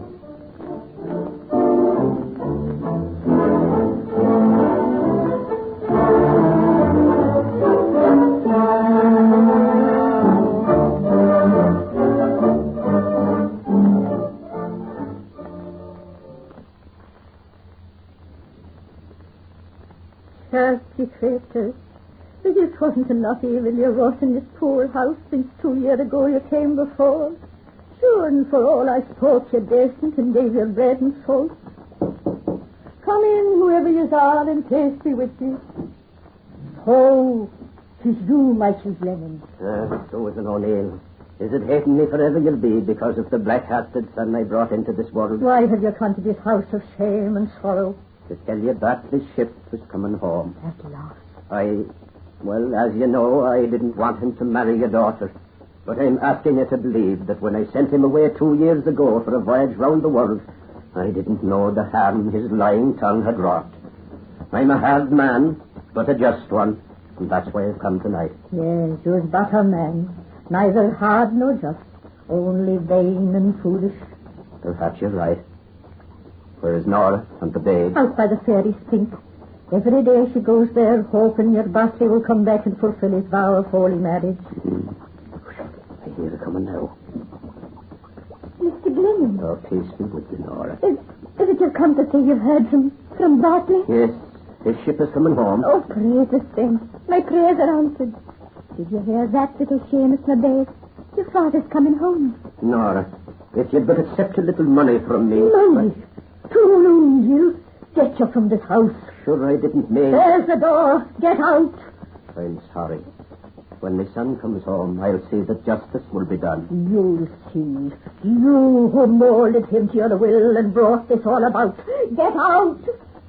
I didn't know.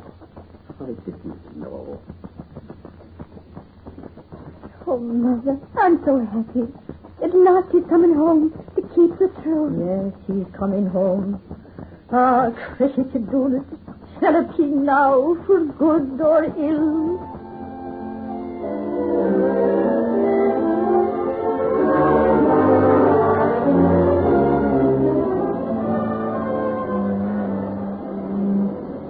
Oh, Patrick, my lad, pour me out another drink. Faith, this ship rolls, so it is hard to make the liquor find the glass. I've done it. There. And now, Bartley, tell us some more about how you win the girl. Oh, it is a talent I have, an assistant. Of course, first you got to tell the vain gossoon she's the most beautiful creature on all God's green earth. Then, if she remains cold or afraid of herself, I appeal not only to her female conceit, but also to her sympathy. I make her think I'll fall dead at her feet from love if she doesn't ease my ardor with a kiss or two. Molly, or Bridget, or Kathleen, I see, looking deep into her eyes. Oh, Alana, pity me. And it works, my lad. It works. Blimey, is that how can I help it for? All sail! All hands aloft! Sure, you look all back. Captain's orders. All hands on deck. You passengers, no sleeping. We're not in any danger, are we? That no one knows when they're at sea. It's a stiff storm. How far are we off Island now? Just off Hag's Head. If we don't go on the rocks, soon we'll be in Galway Bay. You two passengers are lucky. You can stay dry here below. Put us back on deck for me again. Oh, sure. It's as if the devil was at sea tonight. Or as if the Shays were reaching out for this ship and me. What's the matter with you, Bartley? For the last 2 days you've been talking of the little people. For the last 2 days we've been approaching home. Patrick, you've been to school like me. Yet you believe in the little people. Can schools make you forget what your mother taught you as a babe? Oh, I used to think so. Now, when I'm coming back to Ireland again, I'm not so sure. Patrick, do you also believe in owls? What kind of owls? The kinds of out of heaven, and the spirits, and the she's. Sure, I do believe in that kind. I won't. She forced it on me. Blinded me, she did, with the whiteness of her skin, the softness of her body, and the beauty of her face. I won't believe. Whist, me lad, you're drunk and talking riddles. Yes, that's it. I'm drunk. That's what makes me afraid of things I don't believe in. And soon we'll be in Galway, only 50 miles from home, and from the fairy Spink. I won't get off this ship. The Shays can't get me here. What you talking about? No, nothing. The Shays can't get me here. What's that? What? The cry. Is that a whistling of the wind? No! Hey, listen. This sounds like the keen of a woman. I hear nothing but the storm. Oh, once more it wails. She called the spirits of sea and sky as well as earth to witness. Badly you're drunk and talking mad. Oh! I know it! I know that key! It's the wailing of a banshee! The banshee of my death!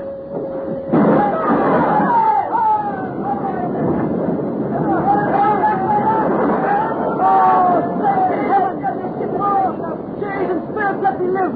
Let me bury her and take my vow. Don't tell him to don't take judgment day. Let me sing him. I'll last, I'll never last. Oh, Nora, Helena, pity me.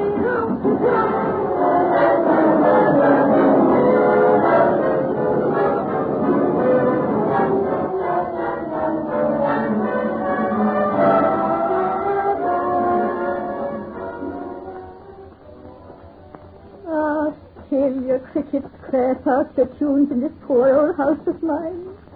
Here again I'll give you bread and salt so you'll know that we wish you well. Can you tell what song they play tonight, Mother? Is their spirit at last for good instead of ill? It's hard to say, but I think, sweet Nora, that your Basti will be coming soon. Oh, the ship should have entered Galway Bay last evening.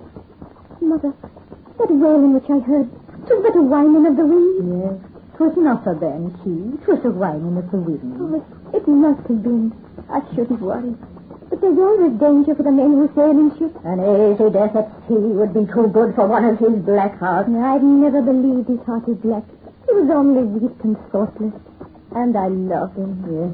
You love him. Be sure it was just the wind that wailed last night, and not the banshee of his death. Oh, Mother, you know how I prayed for him to come to me at last. He'll come to you. With ye shall bow the troth of death, and so spirits and the sheaves will bring him to our door. 'Tis midnight and time for that woman to be in bed. I'll be staying up a while. Who knows? He may come tonight. Who knows? Sure, the little people know and do all things. Good night, sweet Nora, and God bless you. Good night, Mother. And the blessed same crickets. Good night, crickets of own. Please heaven you chirp for good this night. The little people know and do all things. Oh, fairies of the glen and fairies of the hills, dearest of the ocean, earth and sky, bring my Bartley back to me. Nora. Bartley. Nora. Oh, has it come to me at last? I'm coming to meet you, Bartley. Nora. Oh, Bartley, dear, where are you? Lover, I cannot see you. Nora. Where are you, dear? Where are you? Lost, forever lost. From a broken trough, I'm punished to God's great judgment. Oh, Bartley. Nora, Alana, pity me. Pity me. Oh, it was not a wailing of the wind I heard last night. There's nothing I must wait for now.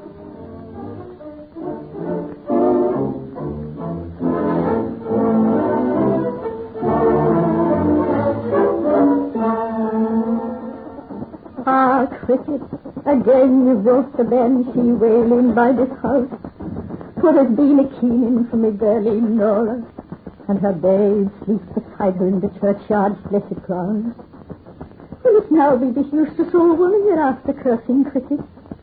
Sure, then it's all right. When you get it over with, this heart will be yours alone. Come in, whoever you are, and peace be with you. Good evening to you, Michael Glennon. Good evening to your sores and all here. Do you mind if I sit down in your chimney corner? Sit yourself, and welcome. The weights have passed. The cleaning's over. My son is dead. And my daughter. She couldn't live without him. And the babe, our grandchild, too. Our grandchild. Just a man I was, you once said. Neither hard nor just, only vain and foolish. Yes, just a man, so a fool. Tis lonesome when you're old and all alone. We won't have long for lonesomeness. Nothing is long except eternity. Nora.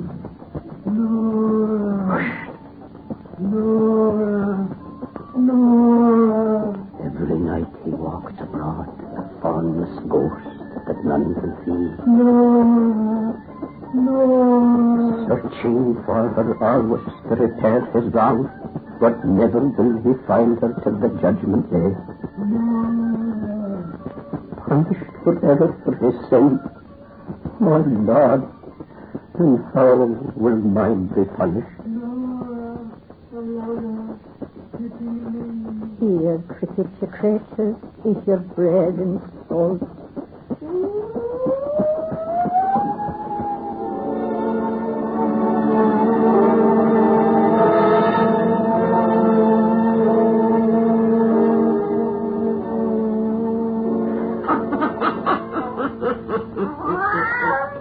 That's the end of that, Satan. You folks come see us when old Nancy has a birthday again.